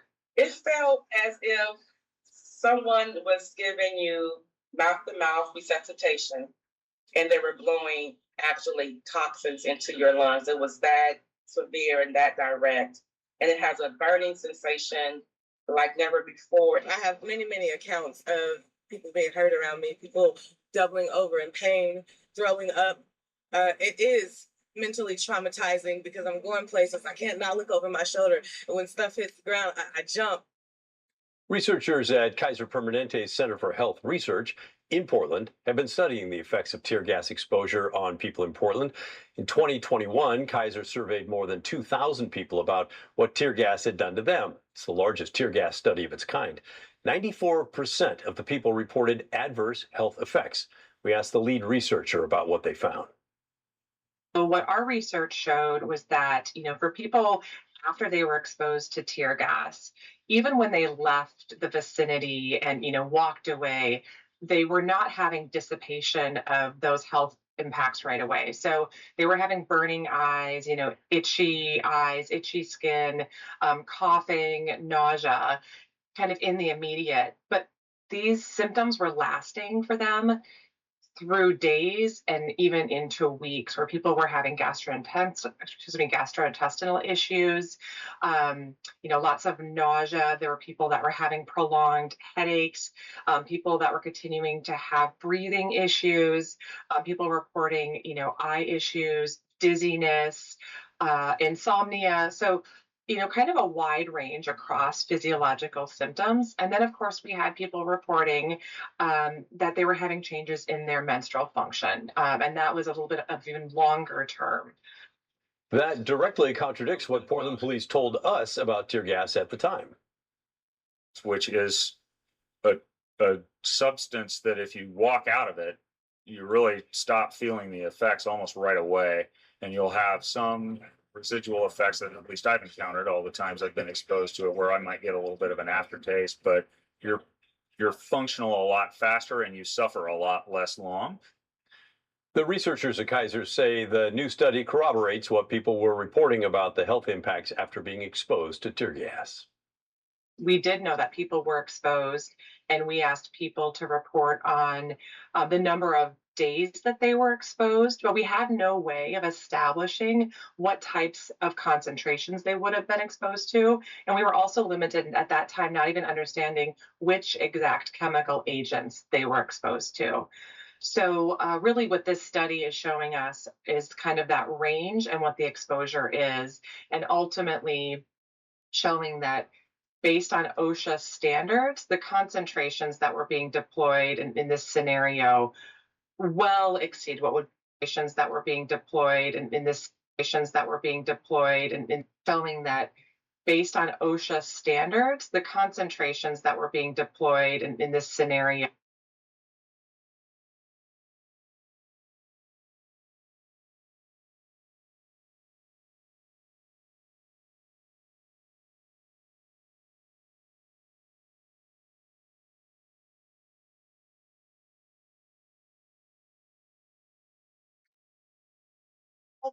Wouldn't they just take like more scrapings and start not no. No, nope, no, because we don't have anything that we don't have a any type of mold. We don't have, so we don't do that type of testing. There are laboratories that do it if people are curious. It's not something we're just wow, it's so crazy. Well, I don't know. In Oregon, I mean, look at what mold is out there. It's, it is, in a way, it is kind of crazy, but it's also understandable because what are we comparing any kind of scraping we do? What are we comparing it to? Another, like, you could take all the people that ever got sick ever, and then how much mold was in those locations, and kind of median average, and that could be a good Learning, please. I don't know. Yeah, I think you should go to graduate school immediately and. I wish I could. Really wish I could. Yeah, that sounds like a great environmental public health type project. Okay, would be great. Well, that's really it was nice to know that. I'm not putting it down. You know, I'm not. Please don't take it wrong. Everyone. Really? Yeah. That's great. Okay. Well, thank you so much for your time. All right. Dear Lord, take care of yourself now. Bye-bye. I genuinely think I'm too nice. Oh, way too Based on nice. OSHA standards, the concentrations that were being deployed in this scenario well exceed what would be considered a safe use, and that in fact that these levels, these concentrations are known to cause health issues for people. We asked Portland police about the new study. They said they're still dealing with pending litigation, and so they're not going to comment. Just a few days after the night in the study, protesters sued because of the tear gas use and the effects. The judge barred Portland Police Bureau from using tear gas except for instances in which a person's life or safety is at risk. The judge found that Portland police were using the gas against peaceful protesters. And months later, the judge found the police were violating that order, and the city settled eventually with protesters, paying them $250,000. So, what do you think about this new report? I know the state of downtown Portland during the summer of 2020 brings up all sorts of emotions for people across the Pacific Northwest. Share your thoughts, will you? Send us an email. The address is thestory@kgw.com, or call and leave a voicemail. The number is 503-226-5090. I'm television's. And again in 2025, they won. The four major companies involved, 3M, Saint-Gobain, Honeywell, and DuPont, all settled large multi-million-dollar class action lawsuits over the pollution they caused. In state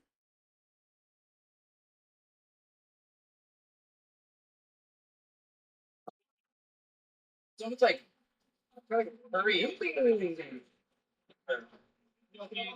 What's the soup? What kind of soup is it? What's some soup we have? It's like salty.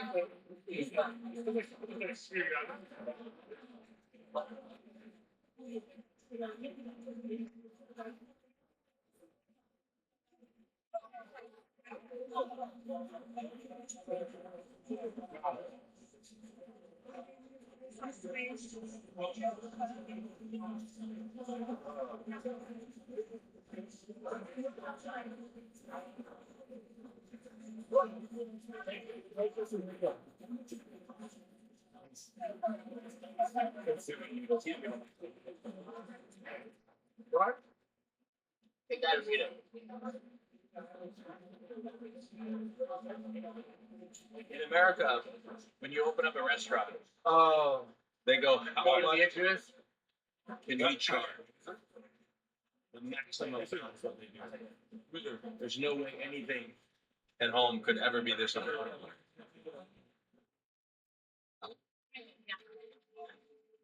Yo, those are fun. Yep, sure. And oh my! I look into my. Trying to find the words.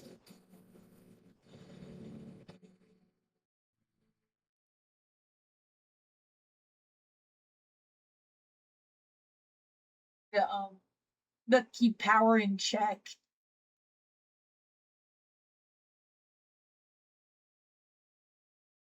Again,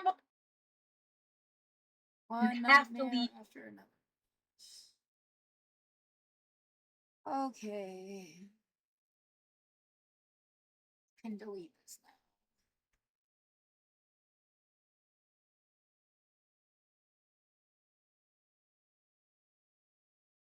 Maybe he'll be on all night. I kind of like it. Maybe he won't be on at all today. I do feel a little lost without my usual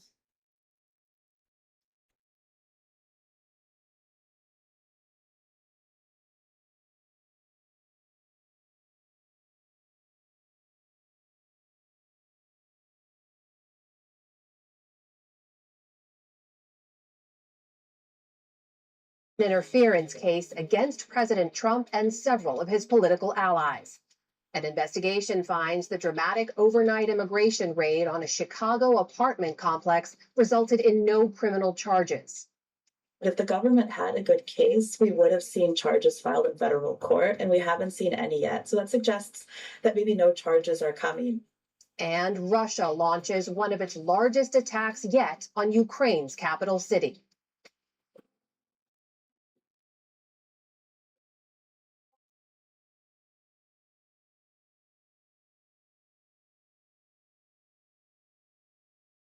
Major funding for the PBS NewsHour has been provided by friends of the NewsHour, including Jim and Nancy Bildner, and the Robert and Virginia Schiller Foundation. The Judy and Peter Bloom Kovler Foundation, upholding freedom by strengthening democracies at home and abroad.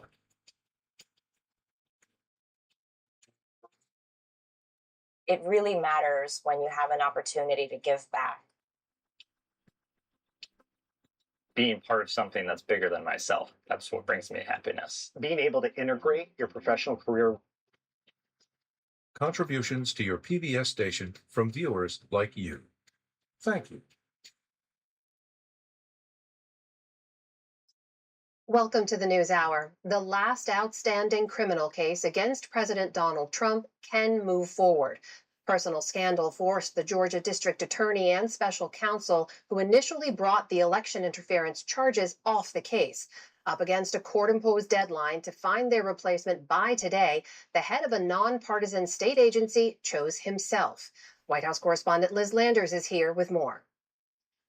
This case stems from the efforts in 2020 that President Trump and his allies allegedly undertook to overturn the results of that election, including pressuring state and local officials in key swing states like Georgia to change the vote counts. The president and 18 other people, including local election officials and former Trump attorney Rudy Giuliani, were charged in 2023 in a racketeering conspiracy case. Prosecutor Fani Willis brought the charges, but was removed following a legal battle.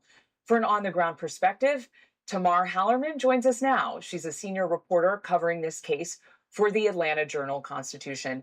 Tamar, thank you for joining NewsHour. Thanks, Liz. So the head of search for a new prosecutor, Peter Skandalakis, will now be heading up the prosecution. What do we need to know about him, and how did he end up in this position? Pete Skandalakis is a veteran prosecutor here in Georgia, well respected on both sides of the aisle. And for almost 10 years now, he's headed the nonpartisan state agencies that is tasked with stepping in whenever a prosecutor has a conflict in this case, which is exactly what happened after Fulton County District Attorney Fani Willis was removed from this case because of a romantic relationship she had with her deputy, Nathan Wade.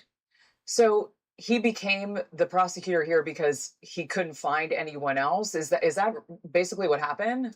Yeah, this morning he puts out a statement saying, I tried reaching out to all of these different prosecutors around the state to see if anyone was interested. Everyone politely declined, and he felt like he owed it to the public, given the intense interest in this case, to take it up, to look into it, to review the volumes of evidence that Fani Willis and her team have put together over the course of years, rather than just dismissing the case outright himself. Remind us, what exactly is at the heart of this case? This is a super sweeping racketeering case here in Georgia, and Donald Trump is kind of the key person at the top of the pyramid. In this indictment, Donald Trump is accused of orchestrating a conspiracy to try and overturn the results of the 2020 election here in Georgia. And it pulls in all of these different allies, both local folks on the ground here in Georgia, but also some of his top allies in Washington, people like former Chief of Staff Mark Meadows from the White House, Rudy Giuliani, his former personal attorney. It pulls in Republican electors who cast votes for Trump here in Georgia, even though Joe Biden had been declared the winner. It pulls in folks who showed up at the house of Fulton County poll worker Ruby Freeman and tried to get her to admit that she'd committed election fraud, even though that wasn't the case. It really is a sweeping, very broad case. Today's decision allows this case to move forward, but is there any indication as to how he may proceed with this case, and what are the biggest obstacles to bringing this to trial? Yeah, Pete Scandalakis has a couple different options available to him. He can choose to move forward with the case as Fani Willis had been over the last several years. He could choose to kill it outright, or he could choose to move forward with just smaller, more discrete parts of the case. For example, he's expressed skepticism that Donald Trump, while he's still in the White House, could have a criminal case ongoing against him. That said, there's still 14 other defendants. Though Pete Scandalakis had reviewed a prior portion of this case having to do with one of the Republican electors. He said he felt like it was not merited. I think at this point, it's most likely to say that if he chooses to move forward at all, it will be a more tailored, slimmed down case, if he wants to at all. Do you think that these pardons that we saw from President Trump earlier this week may have any impact in how Peter Scandalakis is thinking about this particular case in Georgia? Pete Scandalakis put out a statement earlier this week when these pardons became public, saying that he does not think it will have an impact at all. And remember, this case in Fulton County has to do with state law, Georgia law, not federal law, which is what the president has power over. Though it is notable that he did issue pardons to all 18 of his co-defendants in this case. No, I do not think it'll have any impact on Pete Scandalakis' thinking here. Tamar Hallerman, thank you so much for joining the NewsHour. Thank you.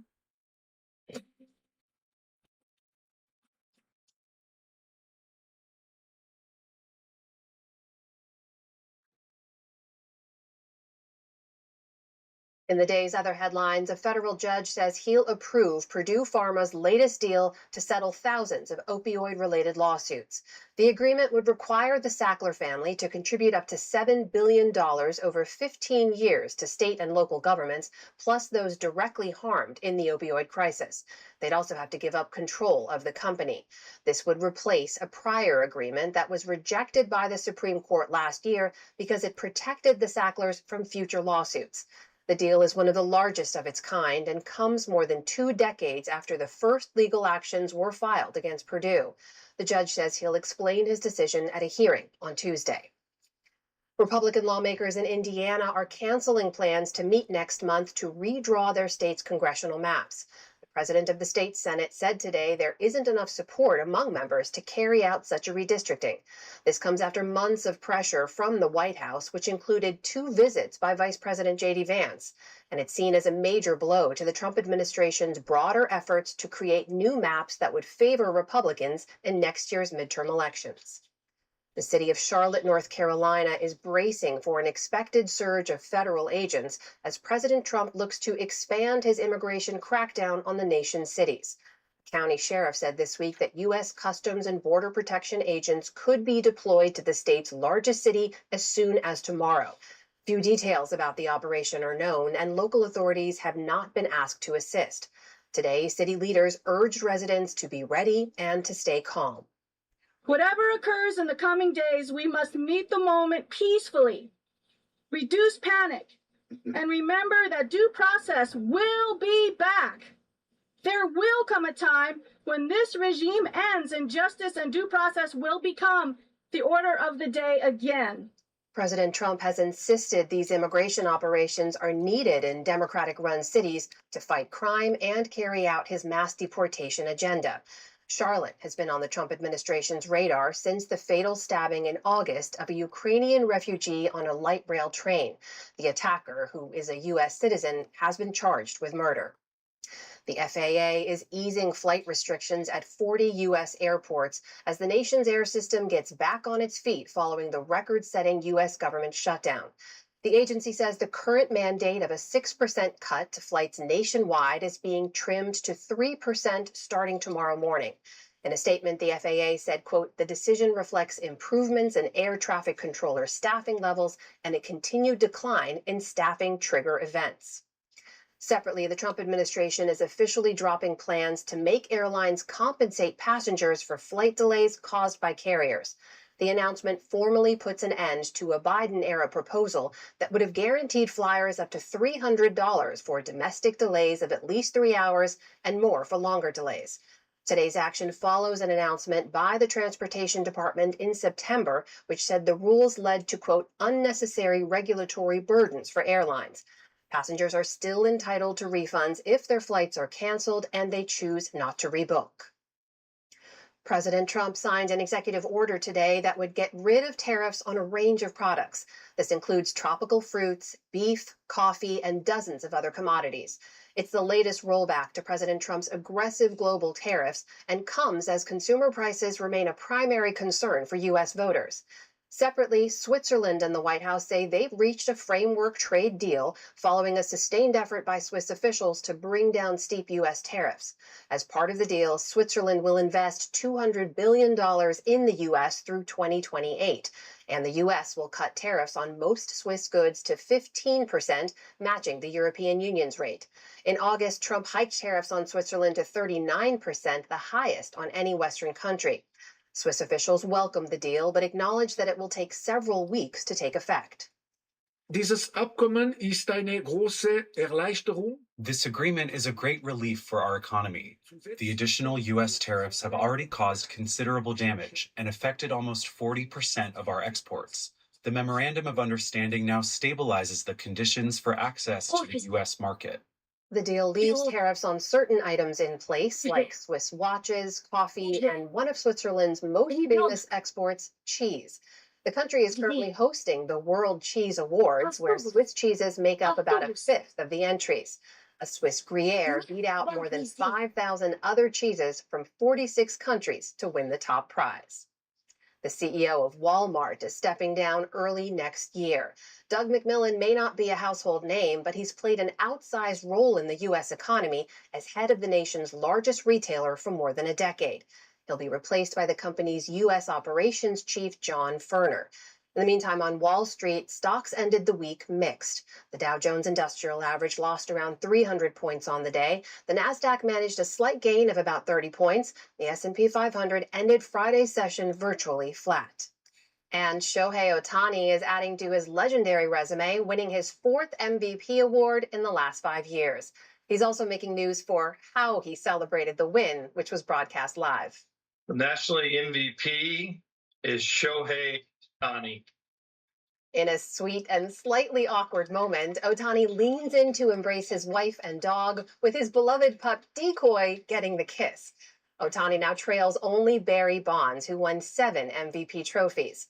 On the American League side, Yankee slugger Aaron Judge nabbed his 3rd MVP award. He, too, joins a lead company. Fellow Yankees Joe DiMaggio, Yogi Berra, and Mickey Mantle were also 3-time winners. Still to come on the News Hour.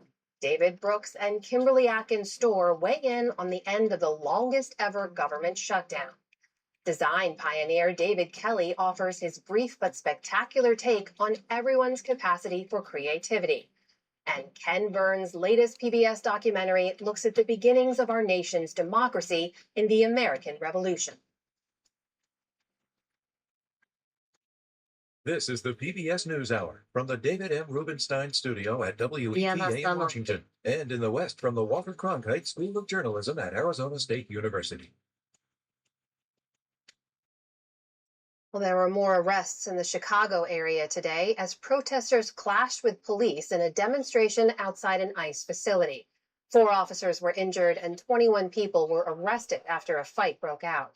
Protesters are demanding an end to ICE's methods and raids that have been a constant in Chicago since the administration launched what it called Operation Midway Blitz in September. The allegations around a number of those raids are being sharply questioned. The latest comes from a new investigation by ProPublica that finds a recent raid hailed by the Trump administration as a major strike against terrorism did not live up to those claims. Ali Rogan tells us more. Amna, the raid on September 30th is etched into the minds of some residents after they watched hundreds of federal agents rappel from Black Hawk helicopters, use drones and flashbang grenades to storm an apartment building in the city's South Shore neighborhood.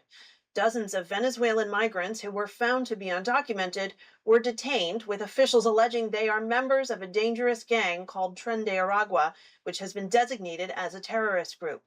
But the investigation by ProPublica paints a different picture. It found that many of those arrested had no criminal records, and the government has provided no evidence tying them to terrorism. I'm joined by Melissa Sanchez, who co-authored this article after a months-long investigation. Melissa, thank you so much for joining us.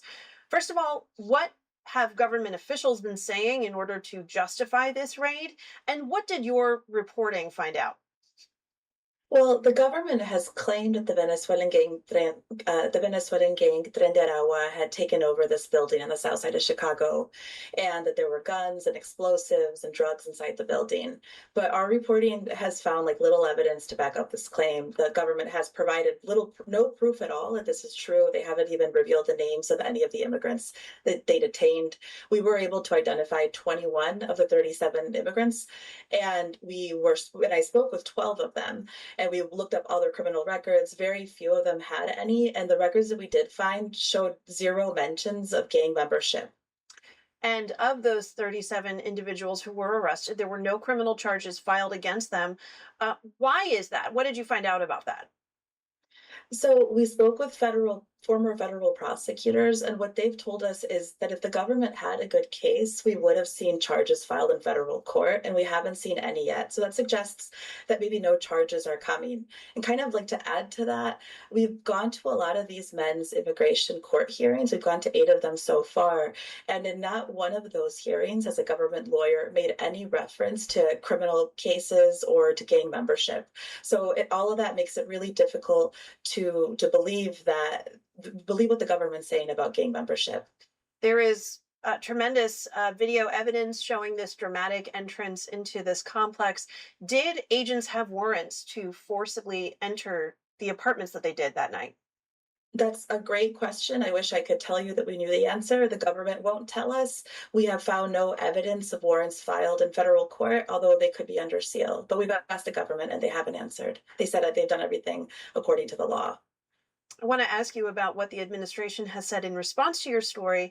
A Homeland Security spokesperson said agents arrested 2, quote, confirmed members of Tren de Aragua, and that children were taken into custody for safety, but that they were not handcuffed. How does that jibe with your reporting?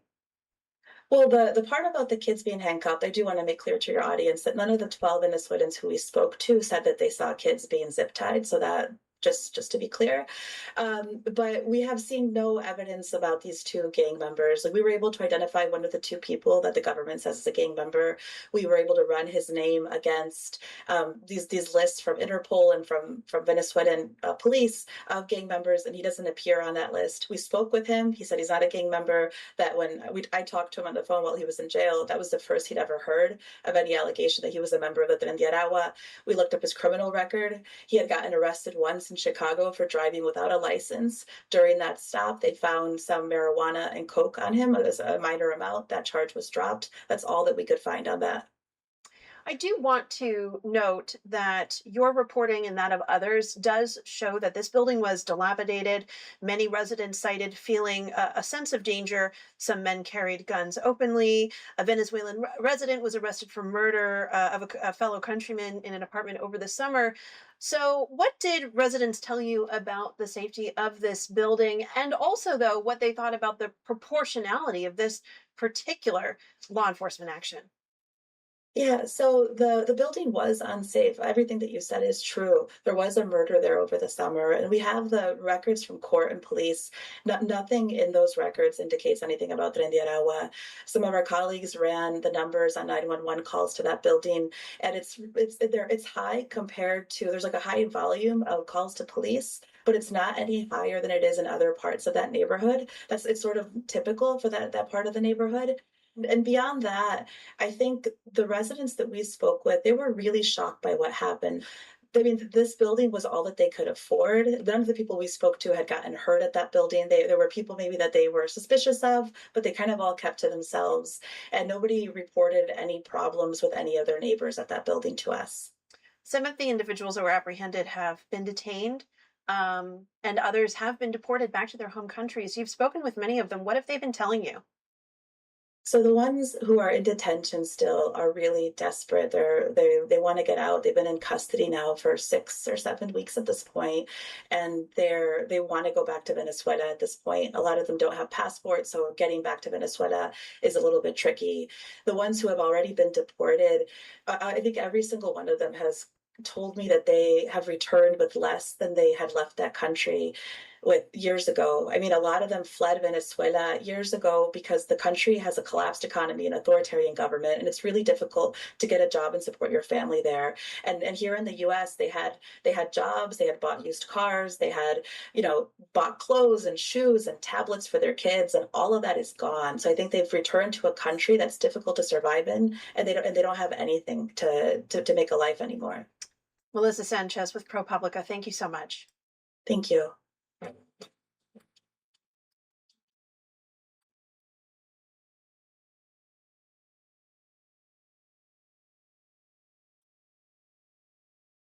Russia fired a large-scale barrage of drones and missiles at Ukraine early today, damaging apartment buildings in Kyiv, Odessa, and Kharkiv.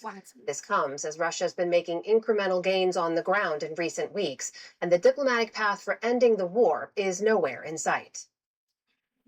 Morning in Kyiv, revealing the remains of a brutal night 5 times in 3. after Russia launched one of its biggest attacks on the capital since the start of the full-scale invasion in 2022. Over 400 Russian drones and 19 missiles pummeled the city, hitting energy facilities and apartment buildings. Residents rushed out in terror and confusion, clinging to their children. Even amid the horror, resilience. A mother comforts her terrified toddler, telling her, "Everything is all right, my bunny. We just need to run now."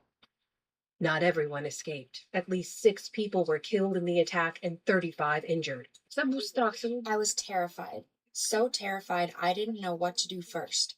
Should I rescue myself and my child? Or should I run to help others? Because many people were screaming and needed help. Anastasia was among the survivors of a Russian strike on her apartment building, now a crumbling husk. And in Ukraine's southern city of Odessa, another overnight Russian drone strike killed 2, with one of the victims' bodies pinned under a car. 11 more were injured. Ukraine is still fighting back, using the American-provided Patriot air defense system, among others, to shoot down 14 Russian missiles last night.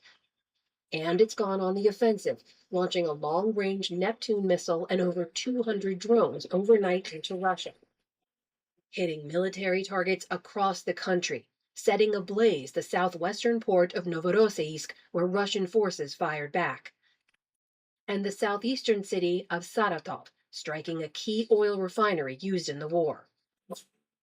On the front line, the fighting has been fierce, with Russia making significant advances in the last 2 months, capturing over 400 miles of territory, 59 in the last week alone, and continuing its advance on the city of Pokrovsk in the east, where last week dozens of Russian soldiers rolled in on motorcycles as they encircled and seized part of the city.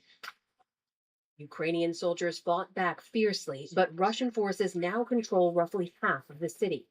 The war shows no signs of stopping, and on Tuesday, First Deputy Foreign Minister of Ukraine, Sergei Kyslytsya, said negotiations with Russia had stopped as progress had not been made.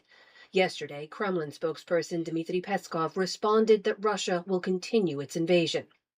In the absence of the opportunity to continue the conversation further, of course, we will continue this special military operation in every way possible in order to achieve the goals that were formulated by the Supreme Commander-in-Chief, by the President. The position of the Kyiv regime will deteriorate day by day.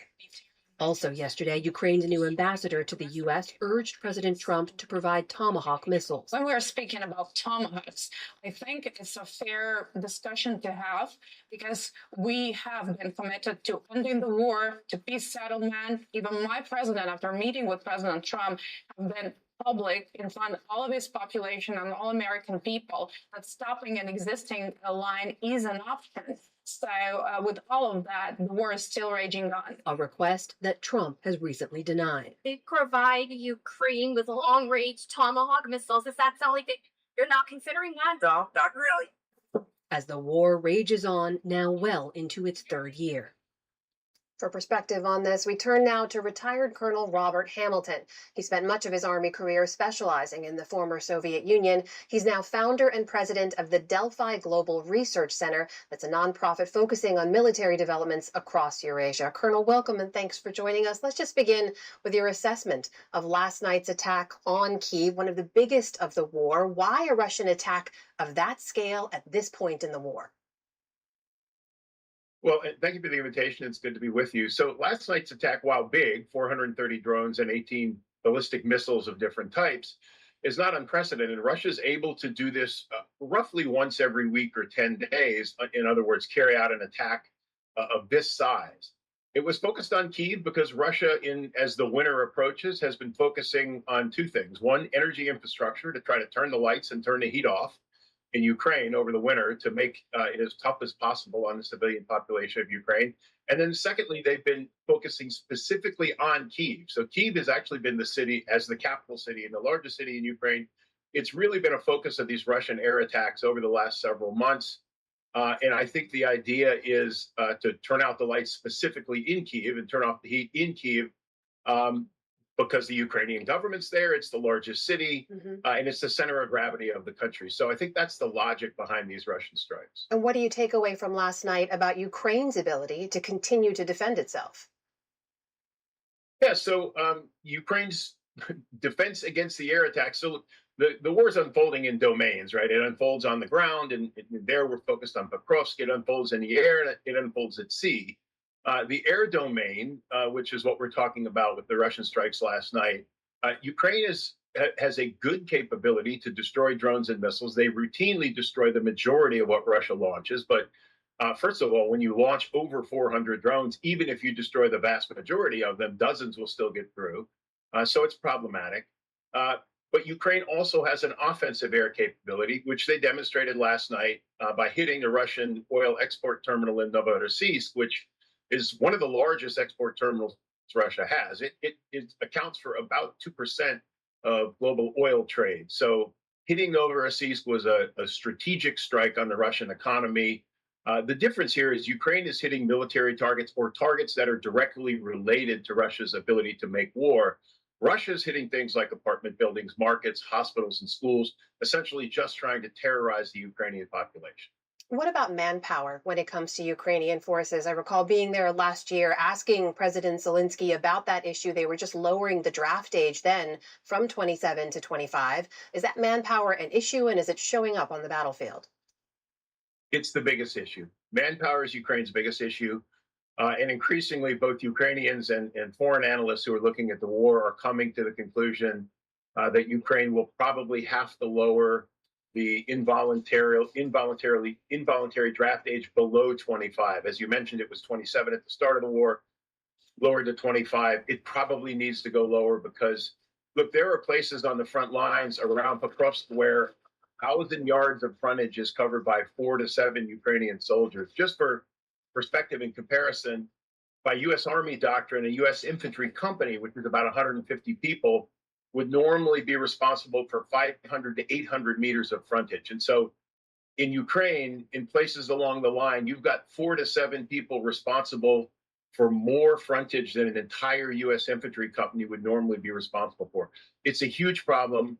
Ukraine has been able to make up for some of it by the use of drones and artillery, especially drones, to cover parts of the front line where their manpower is very thin. But as the winter sets in, the weather gets worse, the clouds roll in, it's rainy, it's foggy, drones are less effective. And that's part of the reason the Russians were able to infiltrate Ukrainian lines around Pokrovsk. Colonel, I've got less than a minute left, but I have to ask you, we showed that video of Russian forces rolling into Pokrovsk on motorcycles in kind of a ragtag fashion. What do you take away from that, what it says about the Russian forces, and also why this city and the strategic gains Russia has made? Yeah, I wouldn't call them strategic. I would call them operational, right? Maybe we're splitting hairs here, but in military, we talk about tactical, operational, and strategic levels of war and effects.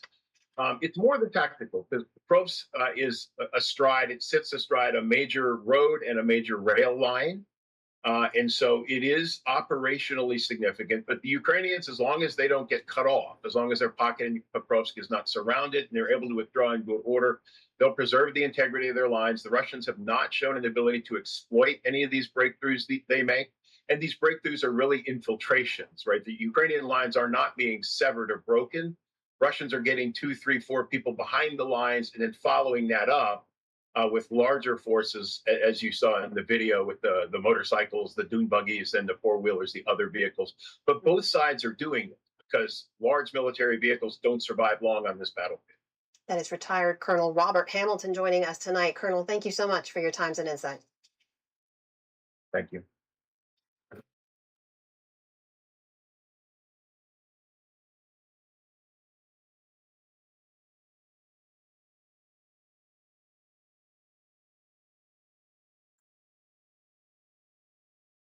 It's been another busy week in Washington that saw the end of the longest government shutdown in U.S. history and new developments regarding the Jeffrey Epstein files. To discuss, we turn now to the analysis of Brooks and Atkins Storr. That is David Brooks of the New York Times and Kimberly Atkins Storr of the Boston Globe. Jonathan Capehart is away. Great to see you both. See you. So the longest government shutdown in U.S. history is now over. It took 7 Democrats and 1 independent to break with the Democratic Party in the Senate. 6 Democrats broke in the House. The deal that they got, David, does not include the extension of the ACA healthcare subsidies, which was their reason for shutting down the government in the first place. There's an argument here, though, that Democrats changed the conversation. We're now talking about the subsidies. We're talking about affordability. Did they win the war and lose the battle? How do you look at this? That's spinning that. We changed the conversation. Congratulations. I would just say I have a few lessons I've learned that I would hope that political parties, primarily the Democrats, but also the Republicans, have learned. First, don't pass cynical laws. When the Democrats had control of the White House, the House, and the Senate in 2021, they passed these subsidies. If they really believe in the subsidies, don't make them go away in 5 years. Make them permanent and be honest with the American people about what it's going to cost. And both parties do this sunsetting thing. And so it was cynical of them to do it, and they're paying the people they're trying to help are paying the price because of that. Second, if you lose an election and the other party does something you don't like, don't shut down the government. Go to the voters and go to the midterms and say, these Republican policies are terrible. Trust the voters. Don't shut down the government. Third, don't shut down the government when you're not holding the White House. Because in these shutdowns, the president has the power to choose where the remaining money is going to go, and he picks his priorities and make your people suffer. Fourth, or whatever number I'm up to, don't shut the government when your party is divided and they're united. You're going to lose. And they did lose. And so, I just think the Democrats shouldn't have done it. Chuck Schumer knew they shouldn't have done it, but the people in the party wanted to do something, so he did it. And it didn't look very good. Kimberly? When there is a situation when the White House and both houses of Congress are governed by one party and they are diametrically opposed on things like affordability of healthcare, the Democrats had a moment, and for a while they were doing it. They were fighting.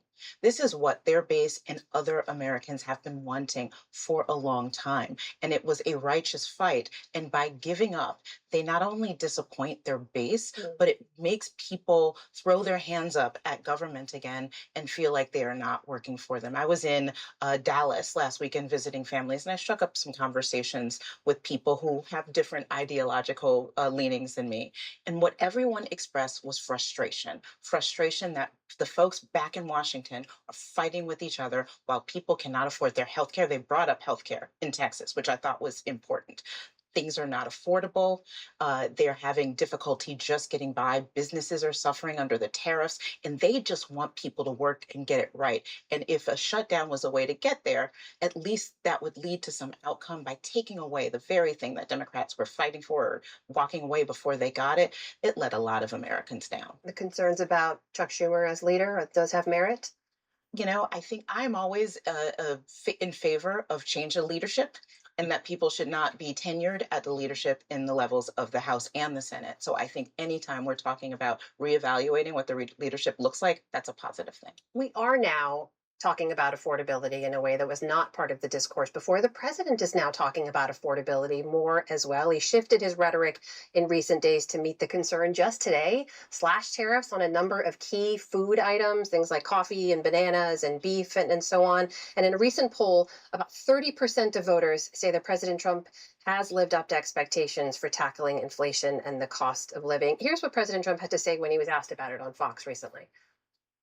Why are people saying they're anxious about the economy? Why are they saying that? I don't know that they are saying. I think polls are fake. We have the greatest economy we've ever had. David, it is an issue for Americans. What do you make of the president's rhetoric on this? Well, on one level, he's sort of right. Inflation's at 3%, which is not terrible. Egg prices are down since he was elected. Unemployment rate is still low. But then you look at consumer sentiment. It's through the floor. It's unbelievable how low consumer sentiment is. And so you got to listen to the American people. They know what they're talking about.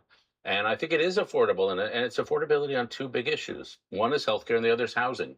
I saw a Bloomberg graph today that showed that in 2010, 25 years ago, no, my math is wrong, 15 years ago, the median house purchaser was 39 years old. So that means a lot of people in their 30s were buying houses.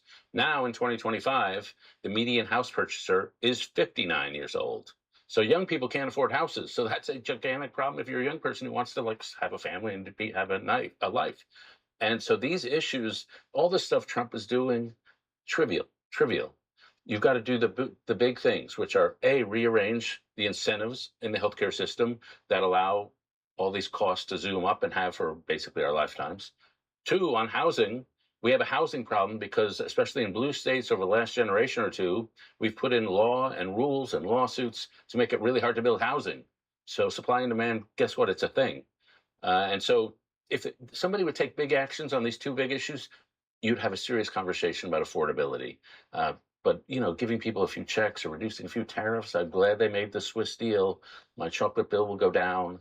But we're not talking about the real issues that are out there, which are real. The affordability issues are real. What do you make of this affordability conversation, Kimberly? And also the idea that there's another budget battle ahead in January. Yeah. Should Democrats shut the government down again if there is no movement on those healthcare subsidies? I think the Democrats need to show that there is a fight, but fight till the end. Give it all they got. Leave nothing on the court. What does that look like? In this case, whatever levers they have, right? And make the case clearly to the American people that you are fighting for them. Look, they can't keep trying and doing this and failing the American people and expect the American people to keep coming back to them. You know, you have the president who, I mean, these tariff breaks, that's all fine and good, but it's like pouring a thimble full of water on a bonfire. It's not going to make a difference. And the indices may not be showing inflation rising, but you know what is showing? The receipts of Americans when they go to the grocery store, myself included. It's appalling. And we're coming into the holidays too. Democrats need to fight with everything that they have. They need to show that that they understand Americans and they're not just looking to save themselves in the next election. Why are you laughing, Kimberly's David? hitting one of my triggers. So and it's over the word fight. Okay. I don't think Democrats fight. I mean small d Democrats. I think Democrats persuade. We're still in a democracy where you try to persuade other people. And to me, a lot of the fighting rhetoric is just riling up your base at higher levels of volume. And it's not very persuasive. And if you want to succeed in a democracy, persuade, don't fight. I agree with you, actually. When I say fight, I don't mean fight each other. I mean, everyone, including the Texans I talk to, are tired of the partisan rancor in Washington. I mean, fight for the American people. It is their power who they lent to these lawmakers to work on their behalf and to hear things about affordability and how they're real. We talk a lot about kitchen table. This is the kitchen table right now. And they were showing for a period of time that they cared about what they understood and what was happening, what people were talking about at those tables. By walking away like that, it's like they gave up that fight for Americans. I have to ask you about the president continuing to face more pressure, more questions about the release of those files related to Jeffrey Epstein. We saw 4 Republicans join House Democrats to back a petition to force a vote on releasing those files. We saw one of those Republican lawmakers, Colorado's Lauren Boebert, summoned to the White House, reportedly to talk about her push to release the files. And we've heard President Trump continue to try to convince Republicans to vote against the release. He posted online today saying Democrats are doing everything in their withering power to push the Epstein hoax again. Some weak Republicans have fallen into their clutches because they are soft and foolish. David, what do you make of this? How is this going to end? Soon, I hope. I mean, I hate this issue. This is the moment in my life, in my career, that I'm more uncertain about the future than any other time. It's AI, it's economic bubbles, it's Ukraine, it's, I mean, there are a million things that are happening and Congress comes back and they're doing Epstein. I also hate this issue because, look, we're journalists. When we report, we don't publicize everything somebody tells us. We check it out first. And I'm not a lawyer like Kimberly is, but I think when prosecutorial power, that's like journalism times 100, because they can use the power of the state to get phone records, to get emails. You don't just spew it out there without checking it out, whether it's part of some process where you need to prosecute people. And when I look at the content of these emails, most of it is just jibber jabber. Trump broke with Epstein in 2004, and a lot of these emails are in 2019. And so the one kernel that does raise alarms is when Epstein says that Trump was with one of the victims. That should be investigated. But the rest is just jibber jabber, and I don't know why it's central. Donald Trump campaigned on releasing these files. A lot of this is in his hands. He's trying to have his cake and eat it too by saying that this is a Democratic hoax, while at the same time saying he wants his Justice Department to look into Democrats who are mentioned in these files. He can't have it both ways. I agree with you. I hate this topic. I hate that his obstruction on it has caused it to end up in this dribble of news items and keep this going on in a way that I'm sure must be devastating to the victims. Donald Trump is not a victim in this. There are real victims in it, and I'm thinking about them. I regret to inform you we'll probably be talking about this again at some point. Kimberly Eckenstor, David Brooks, great to see you both. Yeah.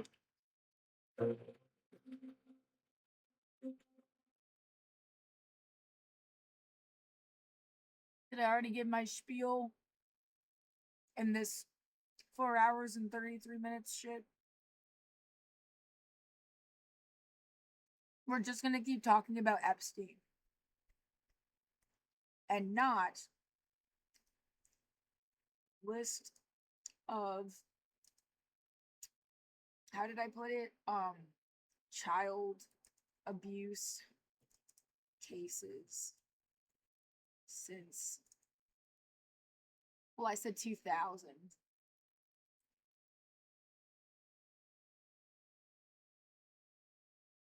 What was the exact wording?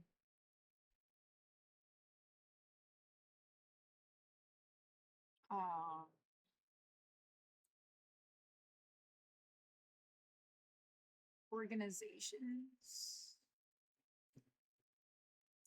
It's a Wikipedia.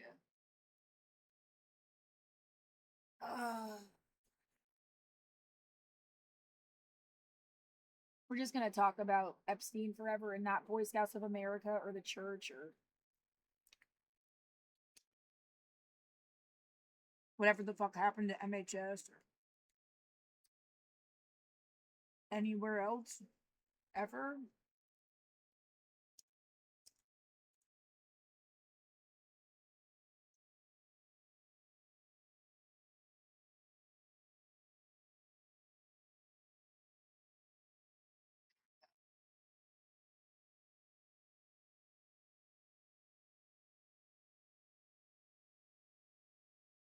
Air Force,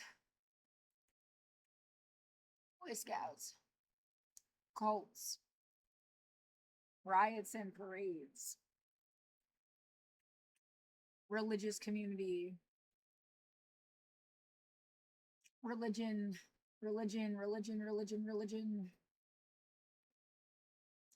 Air Force, gymnastics,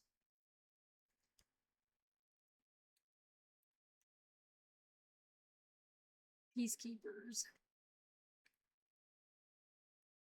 I guess we're just gonna talk about this one. I guess. You know, forever. And never anything else.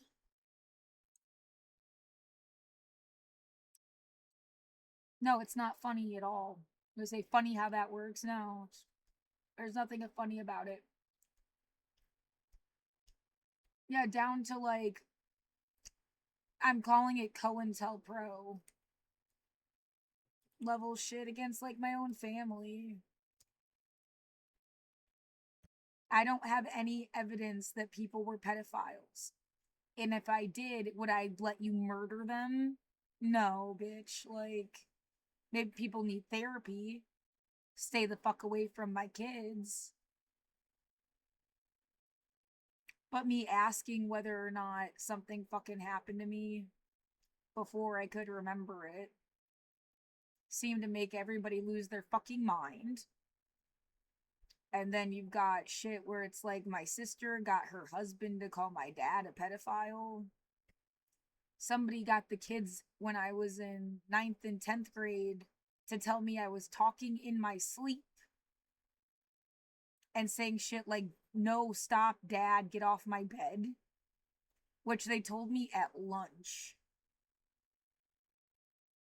And then by the time I hit senior year, I was worried that I was a pedophile, which is not the case. That was a confusion. I have no interest in children. There was an incident when I was like 7 with another 7-year-old. And I was just confused about it. Yeah, if I had any real friends, they would have just said, oh my god, no, that's not what that is. End of story. Oh my god, fuck this story. Yeah, if you ever touch my kids, if I ever have kids, I don't care if you go missing. If that's enough to make you never touch my kids.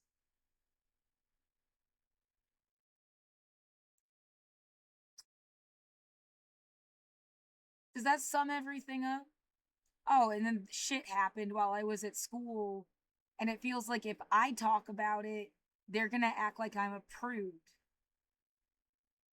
Because they, like, wanted Lori Maddox.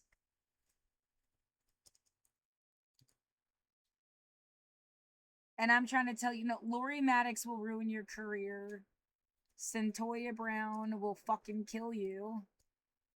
She shouldn't have been behind jail bars. She shouldn't have been in jail for 20 years.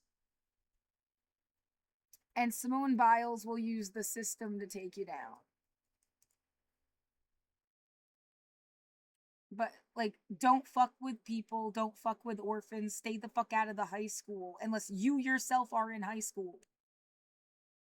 I'm not a prude. I'm not saying you shouldn't have sex ed. I'm not saying kids aren't going to want to, like, as early as they start, like, the idea that sexual development never even got to an enlightened place because they even might rather do these, like, gross tricks to kids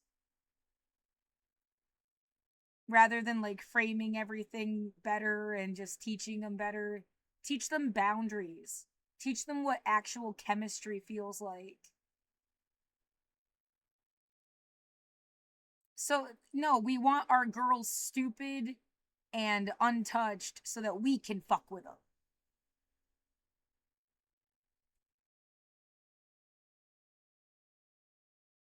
Yeah, shit about being damaged goods plays in. Like, are you using kids to catch predators because they were already fucked with?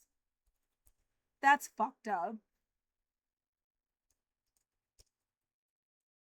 Yeah, how could I possibly go on without holding my own shit accountable? All of this was publicly available information. The news knows this stuff.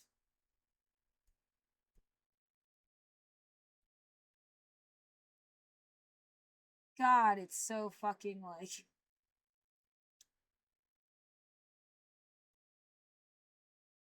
They don't care. Again, it's almost like they wanted Lori Maddox.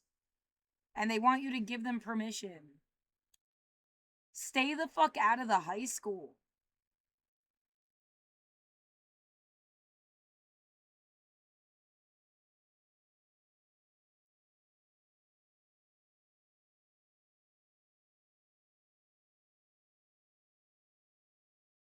At all of this shit. So yeah, when she says, we're gonna talk about this again, yeah, I think they're gonna talk about this for the rest of time. On and off for the rest of time. And never talk about any of this other shit, like, ever again.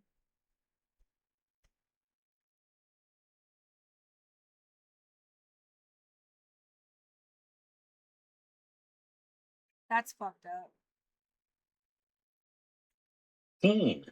And so the one kernel that does raise alarms is when Epstein says that Trump was with one of the victims. That should be investigated.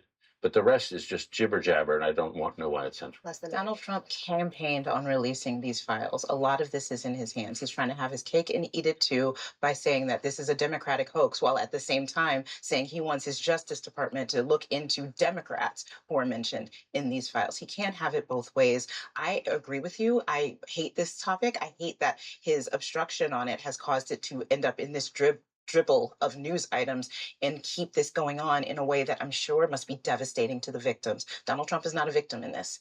There are real victims in it, and I'm thinking about them. I regret to inform you we'll probably be talking about this again at some point. Kimberly Ackenstor, David Brooks, great to see you both. Yeah.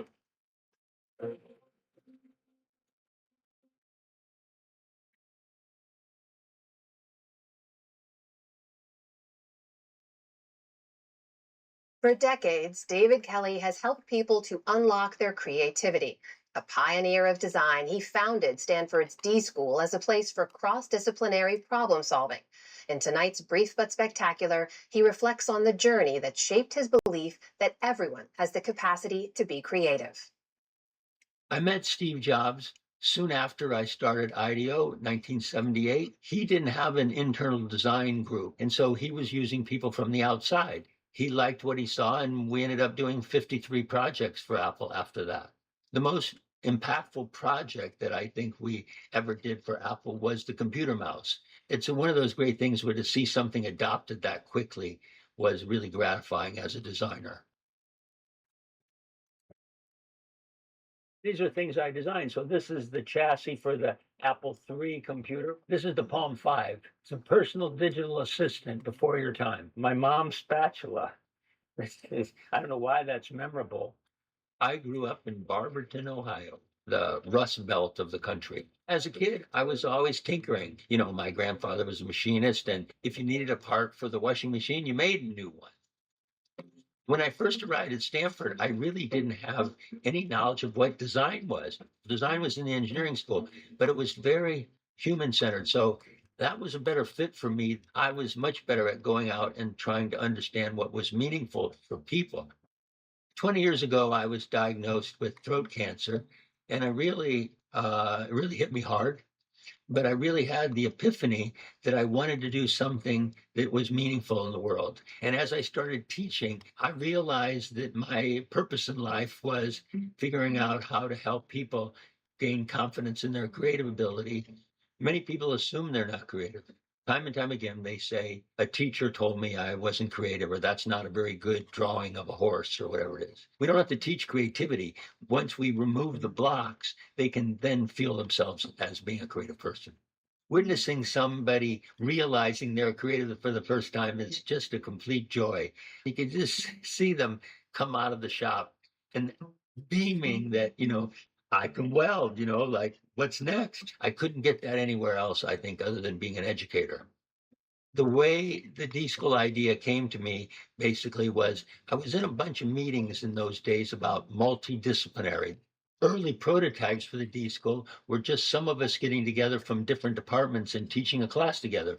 The way of thinking and working together in a radically collaborative way results in really life-changing, world-changing kind of ideas. The D-Schools really focus on helping people gain a new mindset, designing in a way that's human-centered. What's different about design today, I think, is we used to be at the kids' table, and now I think we're at the adult table, that we're getting to work on the most interesting problems. Design is just one of the disciplines, along with like business and technology. We can actually contribute to making solutions that are meaningful and fit with people. My name is David Kelly, and this is my brief but spectacular take on creativity and design. And you can watch more brief but spectacular takes on our website, pbs.org/newshour/brief. Well, beginning on Sunday on PBS, a 6-part, 12-hour series on the American Revolution. It's the latest from filmmaker Ken Burns, examining the earliest days of our nation's democratic experiment, and it comes at a time of deep divisions in our country. Senior arts correspondent Jeffrey Brown has a look for our series Art in Action, exploring the intersection of art and democracy, and part of our Canvas coverage. A shot rings out. No one knows where the shot came from. That leads to promiscuous shooting. April 19, 1775, the first shots of the Revolutionary War. Afterwards, nothing would be the same from then to our own time. The American Revolution, says Ken Burns, is as important as any film he's made, precisely because it is the founding moment, the origin story of a nation still wrestling with itself and the very idea of democracy.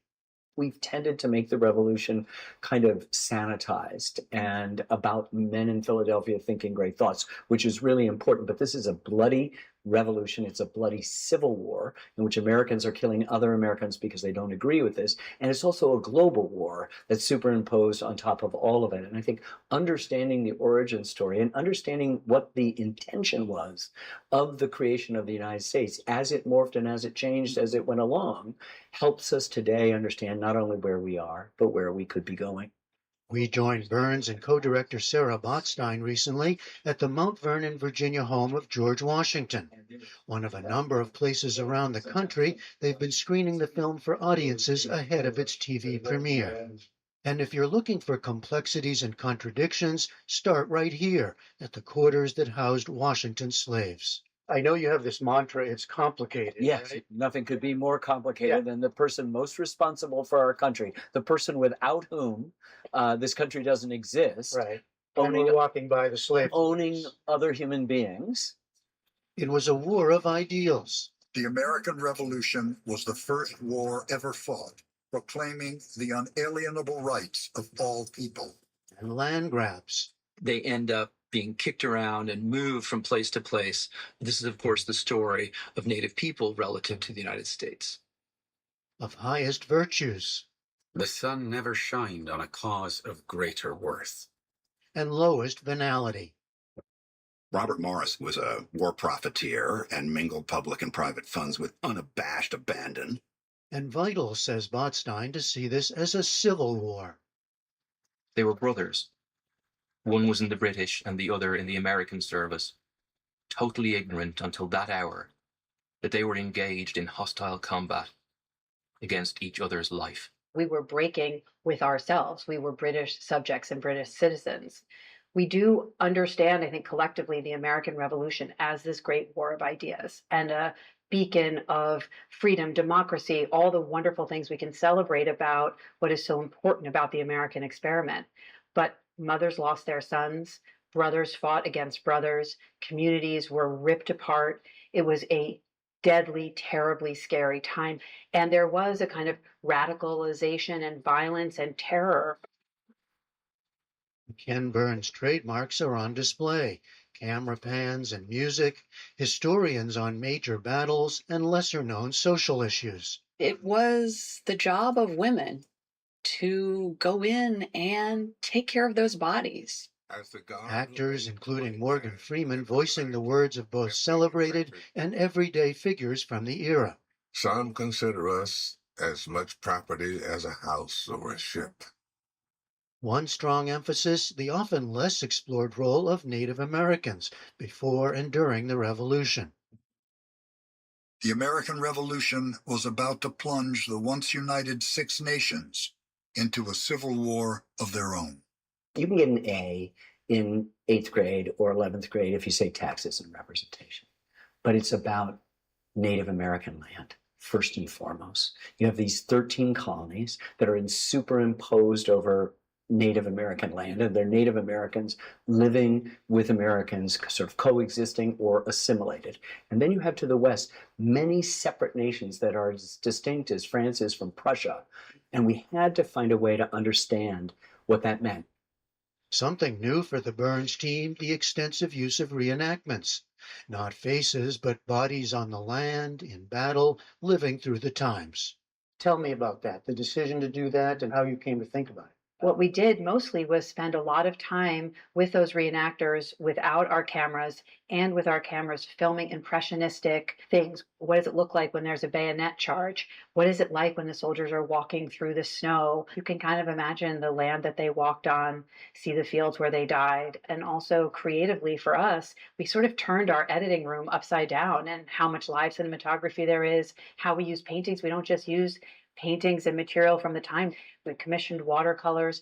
It's really a lot of everything and how we as a country thought and consider the revolution for 250 years.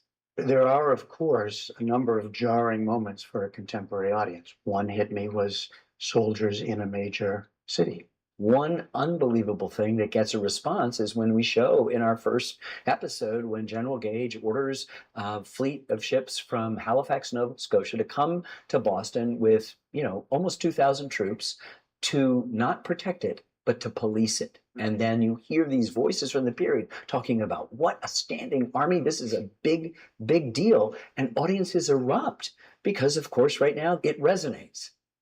The Declaration of Independence. Democracy itself, Burns says, was not an object of the revolution, it was a consequence. And the film comes out as Americans are again, or still, divided over its meaning, and many fear for its future. Burns insists his long-standing approach to looking at history, as he puts it, calling balls and strikes like a baseball umpire, still holds. If you superimpose some philosophy of historiography or some political bias that's attuned to today's moment, you've made something that has a half-life of a couple seconds. But if you're attendant to the narrative story, you have something that has resonance and you're talking to everybody. Doesn't it change either your responsibility now or the way you think about it or what you want us to see? No, because it's all built in a story that's based on facts. And I think it will resonate with Americans of all stripes because it's telling our origin story. You have President Trump and allies who are saying that there's been too much emphasis on the negative as opposed to the triumphs and the positives of this country. Where does this film fit in, or where do you fit in now to this thinking about how we tell history? You can't water it down. It is really complicated, and you have to tell that complication. Everyone is drawn to the stories that are real and complicated, and any idea of boiling it down to simplistic slogans is not American. We've talked to so many Americans who are really hungry and interested for good history, good stories, and there is a lot to be proud of and a lot to learn from our bruises and scars and things we've not done well. I have 2 children. I want them to learn history so that they can make their future brighter and better and learn the lessons from the past, whether those lessons are inspirational, instructive, depressing, dark, or light. The American Revolution begins airing this Sunday and runs 6 consecutive nights. For the PBS NewsHour, I'm Jeffrey Brown at Mount Vernon, Virginia.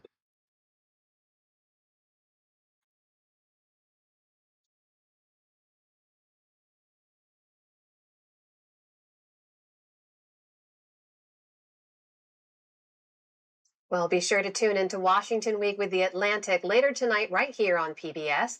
The panel will discuss President Trump's efforts to contain the political fallout from the Jeffrey Epstein controversy. And watch PBS News Weekend tomorrow. Scientists search for the secret in one man's biology that's protected him from dementia. That's Saturday on PBS News Weekend. And that is the NewsHour for tonight. I'm Amna Nawaz. On behalf of the entire NewsHour team, thank you for joining us and have a great weekend. Major funding for the PBS NewsHour has been provided by the ongoing support of these individuals and institutions, and friends of the NewsHour, including Kathy and Paul Anderson, and Camilla and George Smith.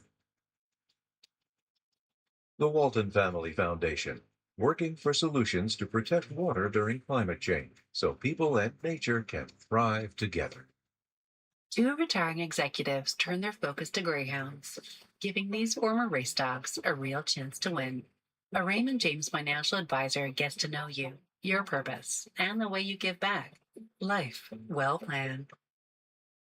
The William and Flora Hewlett Foundation, for more than 50 years, advancing ideas and supporting institutions to promote a better world. At hewlett.org.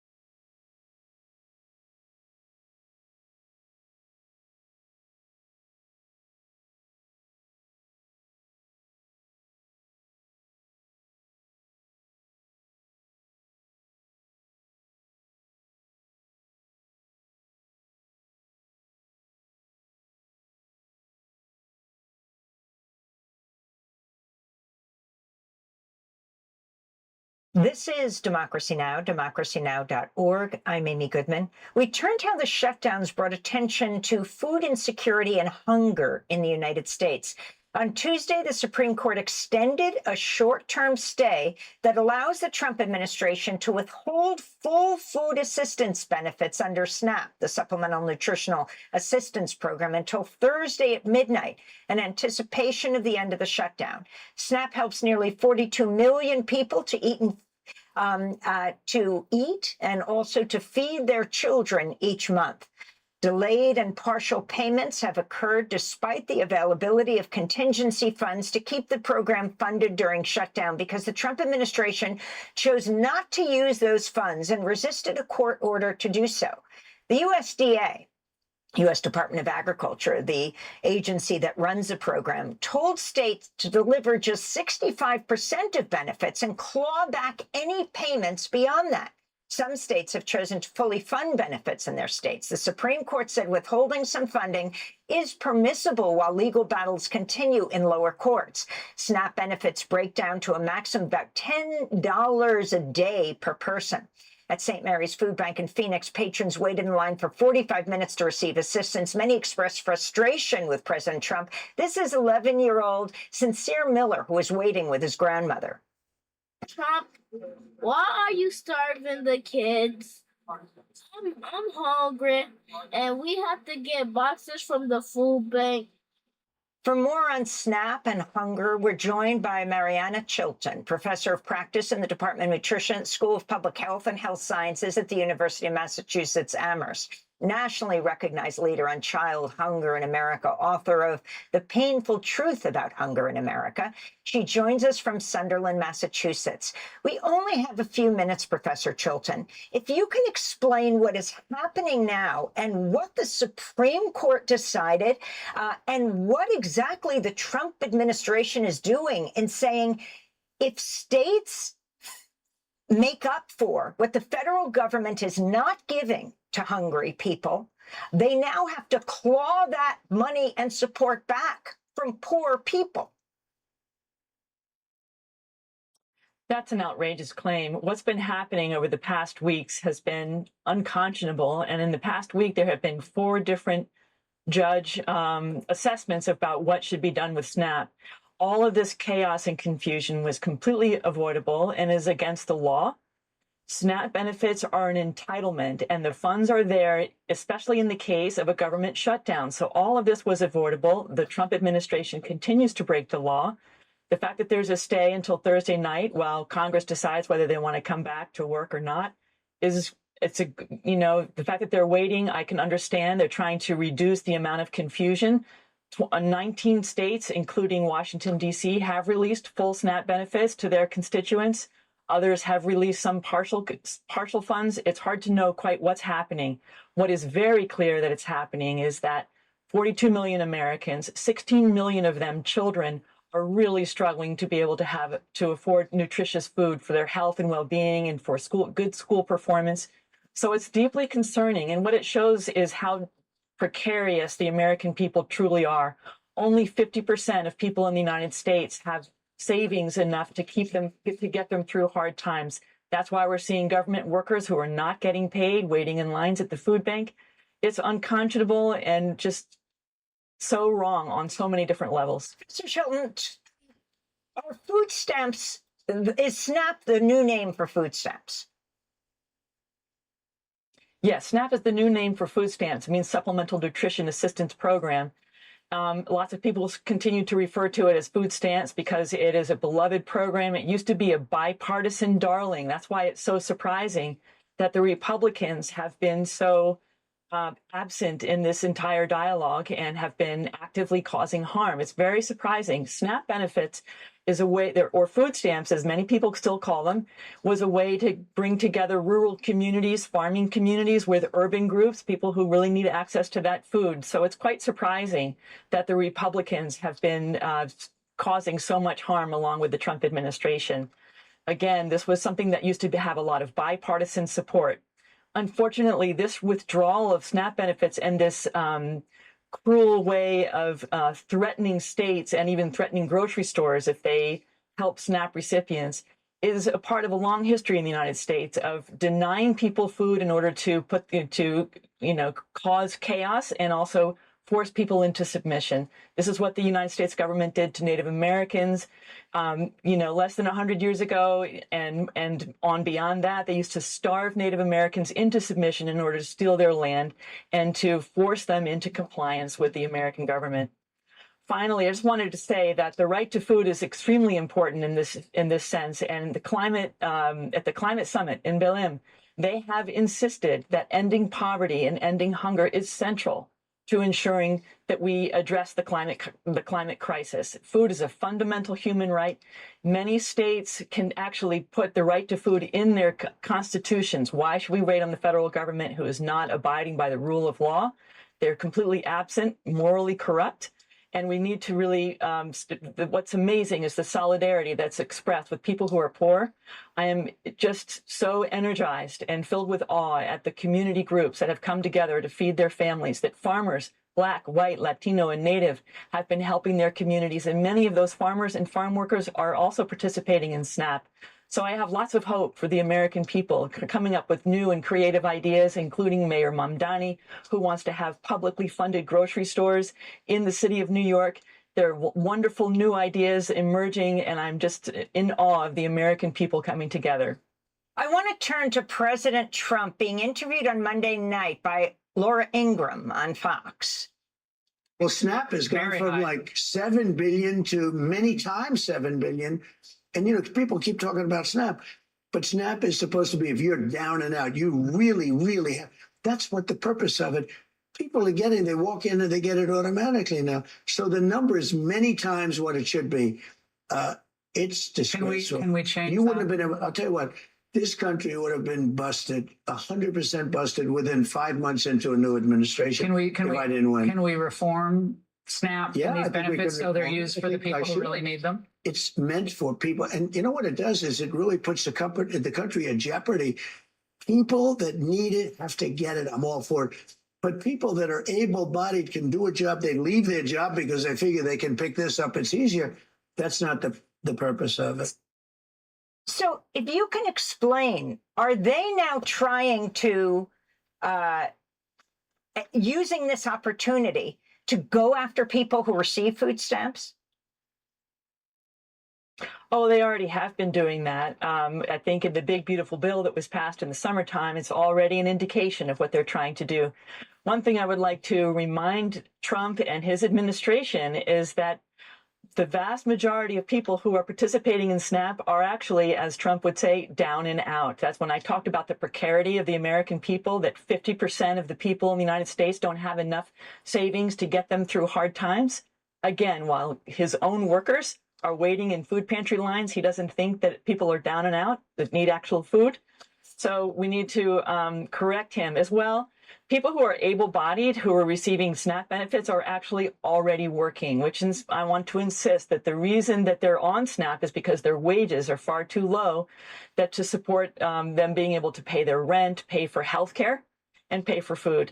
That's why so many people tell me about trading off, they're not eating, but in order to take their medicines, or they don't take their medicine because they need to eat. This is why we have a major public health crisis. We are at the verge of a major public health crisis with the healthcare premiums increasing, and it's deeply concerning. This is why we need to have universal healthcare, and also maybe consider, if we're going to get rid of SNAP, let's turn it into universal basic income so people are not tied solely to being able to buy groceries, that they can spend their money as they please. There are two major voices that are absent in this entire dialogue, and that would be the food industry. Walmart is the primary redeemer of SNAP benefits. They redeem 1/4 of SNAP benefits, and the vast majority of their workers participate in SNAP. Walmart has been completely silent in this. As well, we need to think about Amazon and also the healthcare companies that are increasing the premiums. We need to bring corporations and the government back into line and find ways we can promote health and well-being and solve this public health crisis. And finally, we just passed Veterans Day. Can you talk about veterans receiving food stamps, people who are disabled receiving food stamps? Yes, very much so. 1.4 million veterans participate in the SNAP program. The vast majority of those veterans are people with disabilities, and those disabilities were created in the combat that they were doing for the United States, mental health challenges. 40% of people who have disabilities in this country report food insecurity, and SNAP is a lifeline for them because their disability benefits are not enough to help support their health and well-being. Not only veterans, but also active duty military. Many active duty military families also participate in SNAP. So we need to be able to support veterans, people who are active duty military, families with children, seniors, and people with disabilities. Mariana Chilton, we thank you so much for being with us, professor of practice in the Department of Nutrition at School of Public Health and Health Sciences at the University of Massachusetts Amherst, author of the book, The Painful Truth About Hunger in America. Thanks for watching Democracy Now! On YouTube. Subscribe to the channel and turn on notifications to make sure you never miss a video. And for more of our audience-supported journalism, go to democracynow.org, where you can download our news app, sign up for our newsletter, subscribe to the daily podcast, and so much more.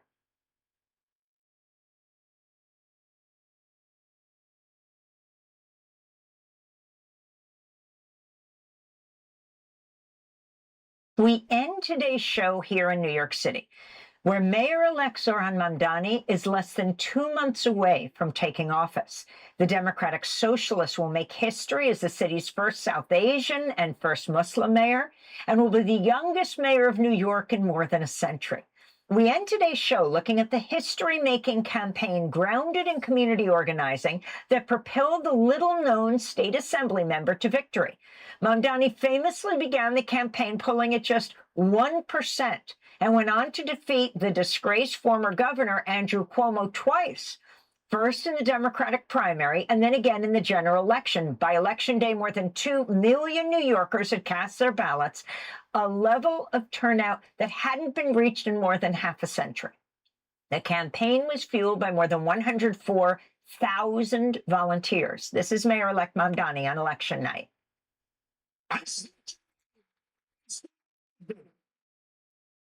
For all of you, the more than 100,000 volunteers who bring this campaign into an unstoppable force.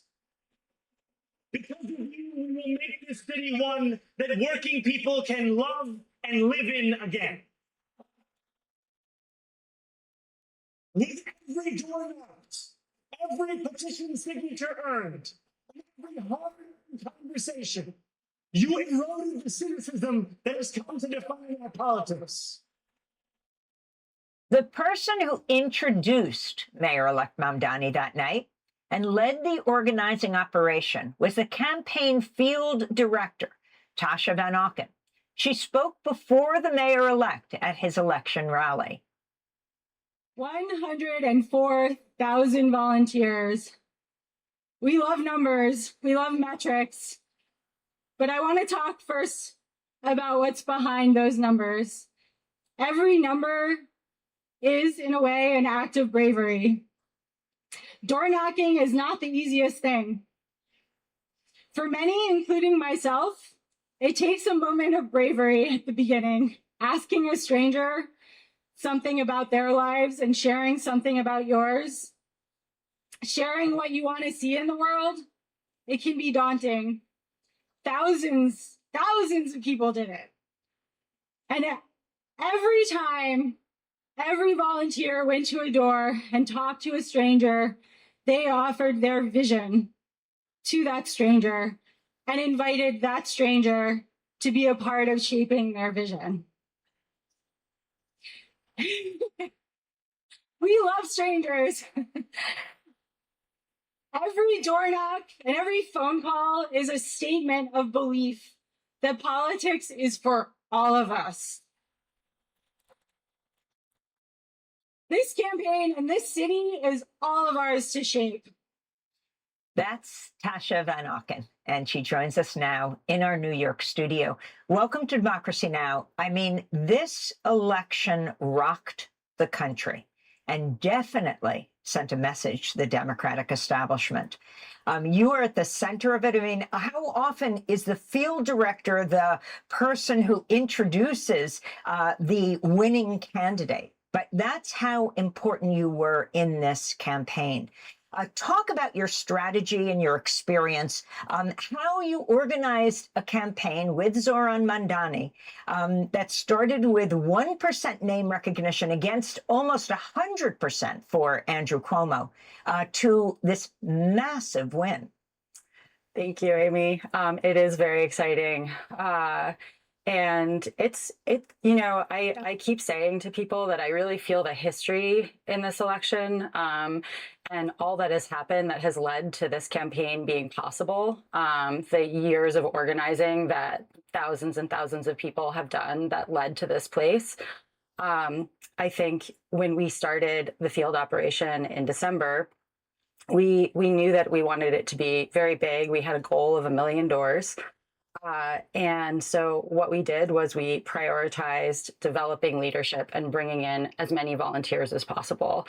And so the first thing we did was we launched a canvas in about 8 locations across the city in December.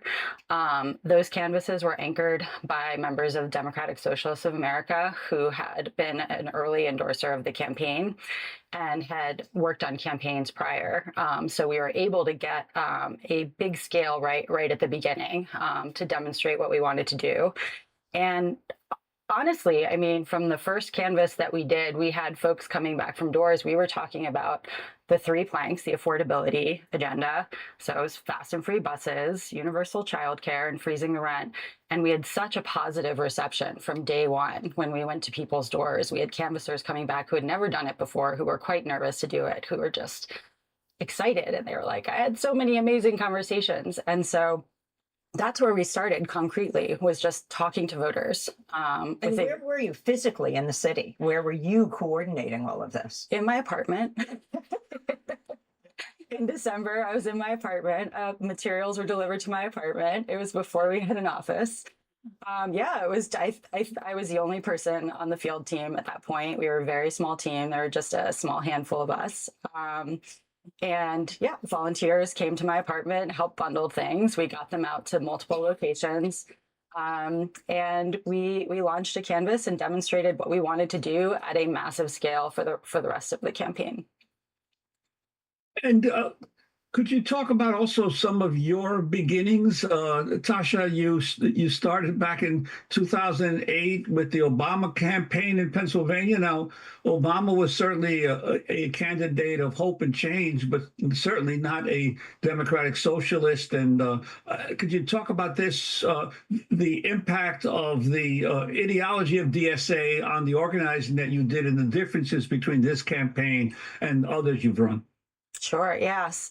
The Obama campaign, I credit that field operation for really setting the bar for me. So I wasn't politically organized before that. I had political leanings. I wanted to participate. I wanted to do something. I didn't know where to go. I think a lot of people feel that way. And so I think about that point in my life a lot. And when Obama won the primary, there was this amazing movement around him. And that is what pulled me into that campaign.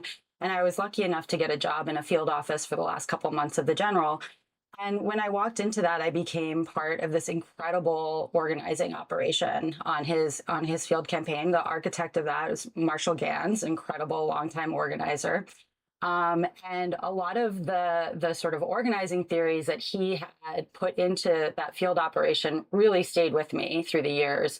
And it's all about leadership development. It's all about this idea that anybody who wants to can learn leadership skills and step into roles of responsibility and learn how to build power with other people. And he was at the victory party. Yes. I was just starting to interview him when you started talking. Yes, he was there. It was incredible. It's been incredible to meet him and get to know him through this campaign.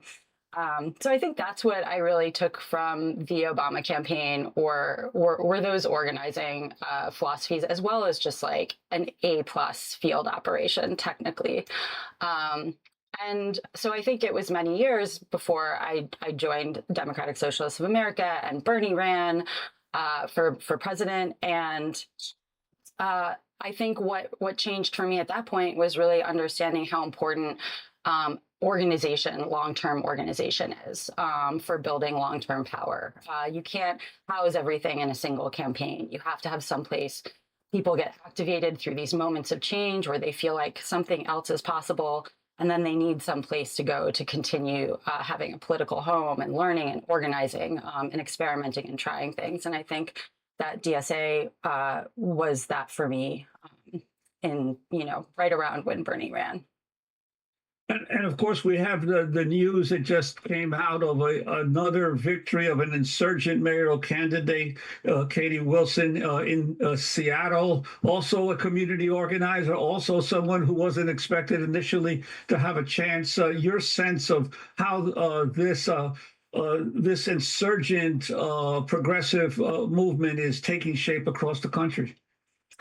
Yeah, very exciting. I have my brother lives in Seattle, and his partner sent me that information yesterday. I think that, moments like this feel very important because they really, the zeitgeist shifts, people start to understand that other things are possible. And it's been overwhelming to hear from folks across the country, all over the place, who are inspired by this campaign and are organizing to change things. So, Tasha Van Auken, you are still the field director, but the campaign is over. But actually, is it? Because, you have President Trump threatening to take billions from the city. He even threatened to detain and deport Zoran Mamdani, clearly going to target him. The response, it seems, is the same as the response in the campaign, is people rising up across the city. You have 104,000 volunteers.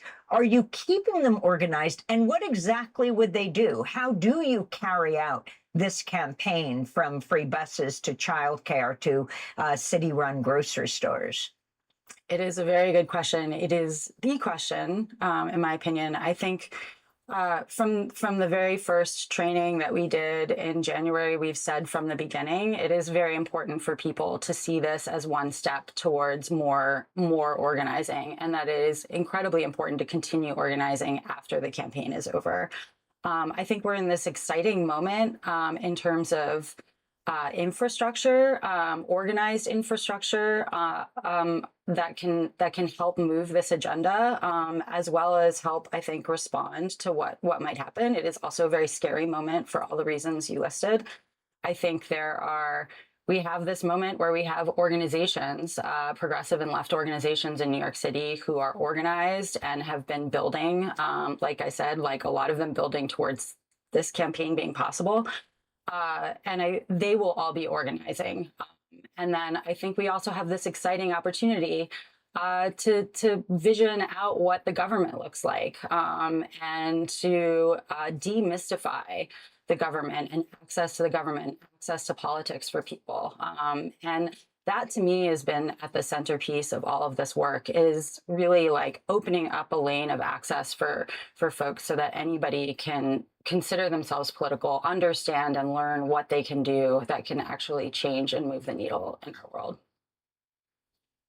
About 30 seconds left, but how do you guard against the movement to demobilize, in essence, that has happened with many progressive movements once they come into power? Even under Obama, the Obama campaign was forced often to contend with those on the ground who were still demanding more change. 15 seconds. I think it's good for there to be organizing outside of the administration. I think that is good. So I think that Zoran and everyone from the campaign is very excited for there to be lots of levels and tiers of organizing. Tasha Van Auken, we thank you very much for being with us. Congratulations on this momentous, historic win. Field Director for Zoran Mamdani's mayoral campaign. And that does it for our show. I'll be in Amsterdam, the Netherlands, tomorrow at the largest international documentary film festival in the world. The film, Steal the Story, Please, will be playing twice. Go to our website at democracynow.org. I'm Mimi Goodman, Warren Gonzalez. Thanks for watching Democracy Now! On YouTube. play one song and then cut off the thing. The stalker outside is still there. They want acknowledgement. Someone should really make a movie of all the people that stalked me. Like, they're the main character. All of you fuckers get your own fucking movie. And it'll take up their time so much that they won't be stalking me anymore. So cool. So cool. Universal Human rights or everything is bullshit. This is peaceful protest. All human beings are born free and equal. Everyone is equal regardless of race, color, sex, language, religion, politics, or where they were born. Race, class, sex, gender, age, both ways, ability, national origin, genetics do not define character. Everyone has the right to life. And to live in freedom and safety. Don't fuck with people. Everyone has the right to be free from slavery. Everyone has the right to be free from torture. Everyone has the right to be recognized before the law. Laws are not always lawful. Authorities don't always deserve respect. Who watches the watchers? Be true, be you, be real, be kind. We're all equal before the law. Laws are not always lawful. Authorities don't always deserve respect. Who watches the watchers? Be true, be you, be real, be kind. Everyone has the right to seek justice if their rights are violated. Laws are not always lawful. Authorities don't always deserve respect. Who watches the watchers? Be true, be you, be real, be kind. Everyone has the right to freedom from arbitrary arrest, detention, or exile. Everyone has the right to a fair trial. Everyone has the right to be presumed innocent until proven guilty. Everyone has the right to privacy and freedom from false attacks on their reputation. Do not lie about people. This is a peaceful protest. Universal human rights. Everything is bullshit. This is a peaceful protest. Everyone has the right to freedom of movement, to be free to leave and return to their own country. Please notice when people do not have their own country. It's happened a lot. Everyone has the right. To seek asylum from persecution. Everyone has the right to a nationality. Everyone has the right to marry or not marry as they choose, and to have a family of their own. It's everyone has the right to own property. Owners should be careful not to violate the rights of people who don't own anything. Never let the only option for survival be destruction either way. Everyone has the right to freedom of thought, conscience, and religion or non-religion. Everyone has the right to freedom of opinion and expression. Everyone has the right to freedom of peaceful assembly and association. Peaceful protest. Universal human rights or everything is bullshit. This is a peaceful protest. Everyone has the right to take part in government and to have equal access to public service. Peaceful protest. Everyone has the right to social security. We should all be living to once we in society can be competent enough to genuinely care for everyone their whole life. Everyone has the right to work, to equal pay, to protection against unemployment, and the right to form and join trade unions. Everyone has the right to rest and leisure. Peaceful protest. Universal human rights or everything is bullshit. This is a peaceful protest. Everyone has the right to a decent standard of living, including food, clothing, housing, medical care, and social services. Everyone has the right to education. Learn from everyone. It's both the kind of teacher and student their entire lives. Let knowledge flow freely. Everyone has the right to participate in and enjoy culture, art, and science. Everyone has the right to a social and international order where the rights in this declaration can be fully realized. We have a duty to other people, and we should protect their rights and freedoms. Never let someone convince you to kill another or violate their own rights for this purpose. Nobody can take away these rights and freedoms from us. Take chances, make mistakes, get messy. Social orphan archy has real love for you. Science, bitches. Peaceful protest. Universal Human rights. Everything is bullshit. This is a peaceful protest.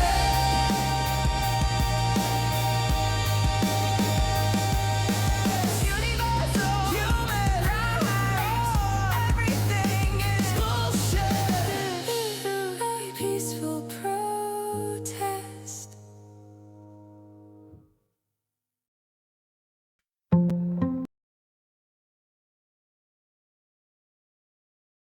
Universal human rights for everything is bullshit.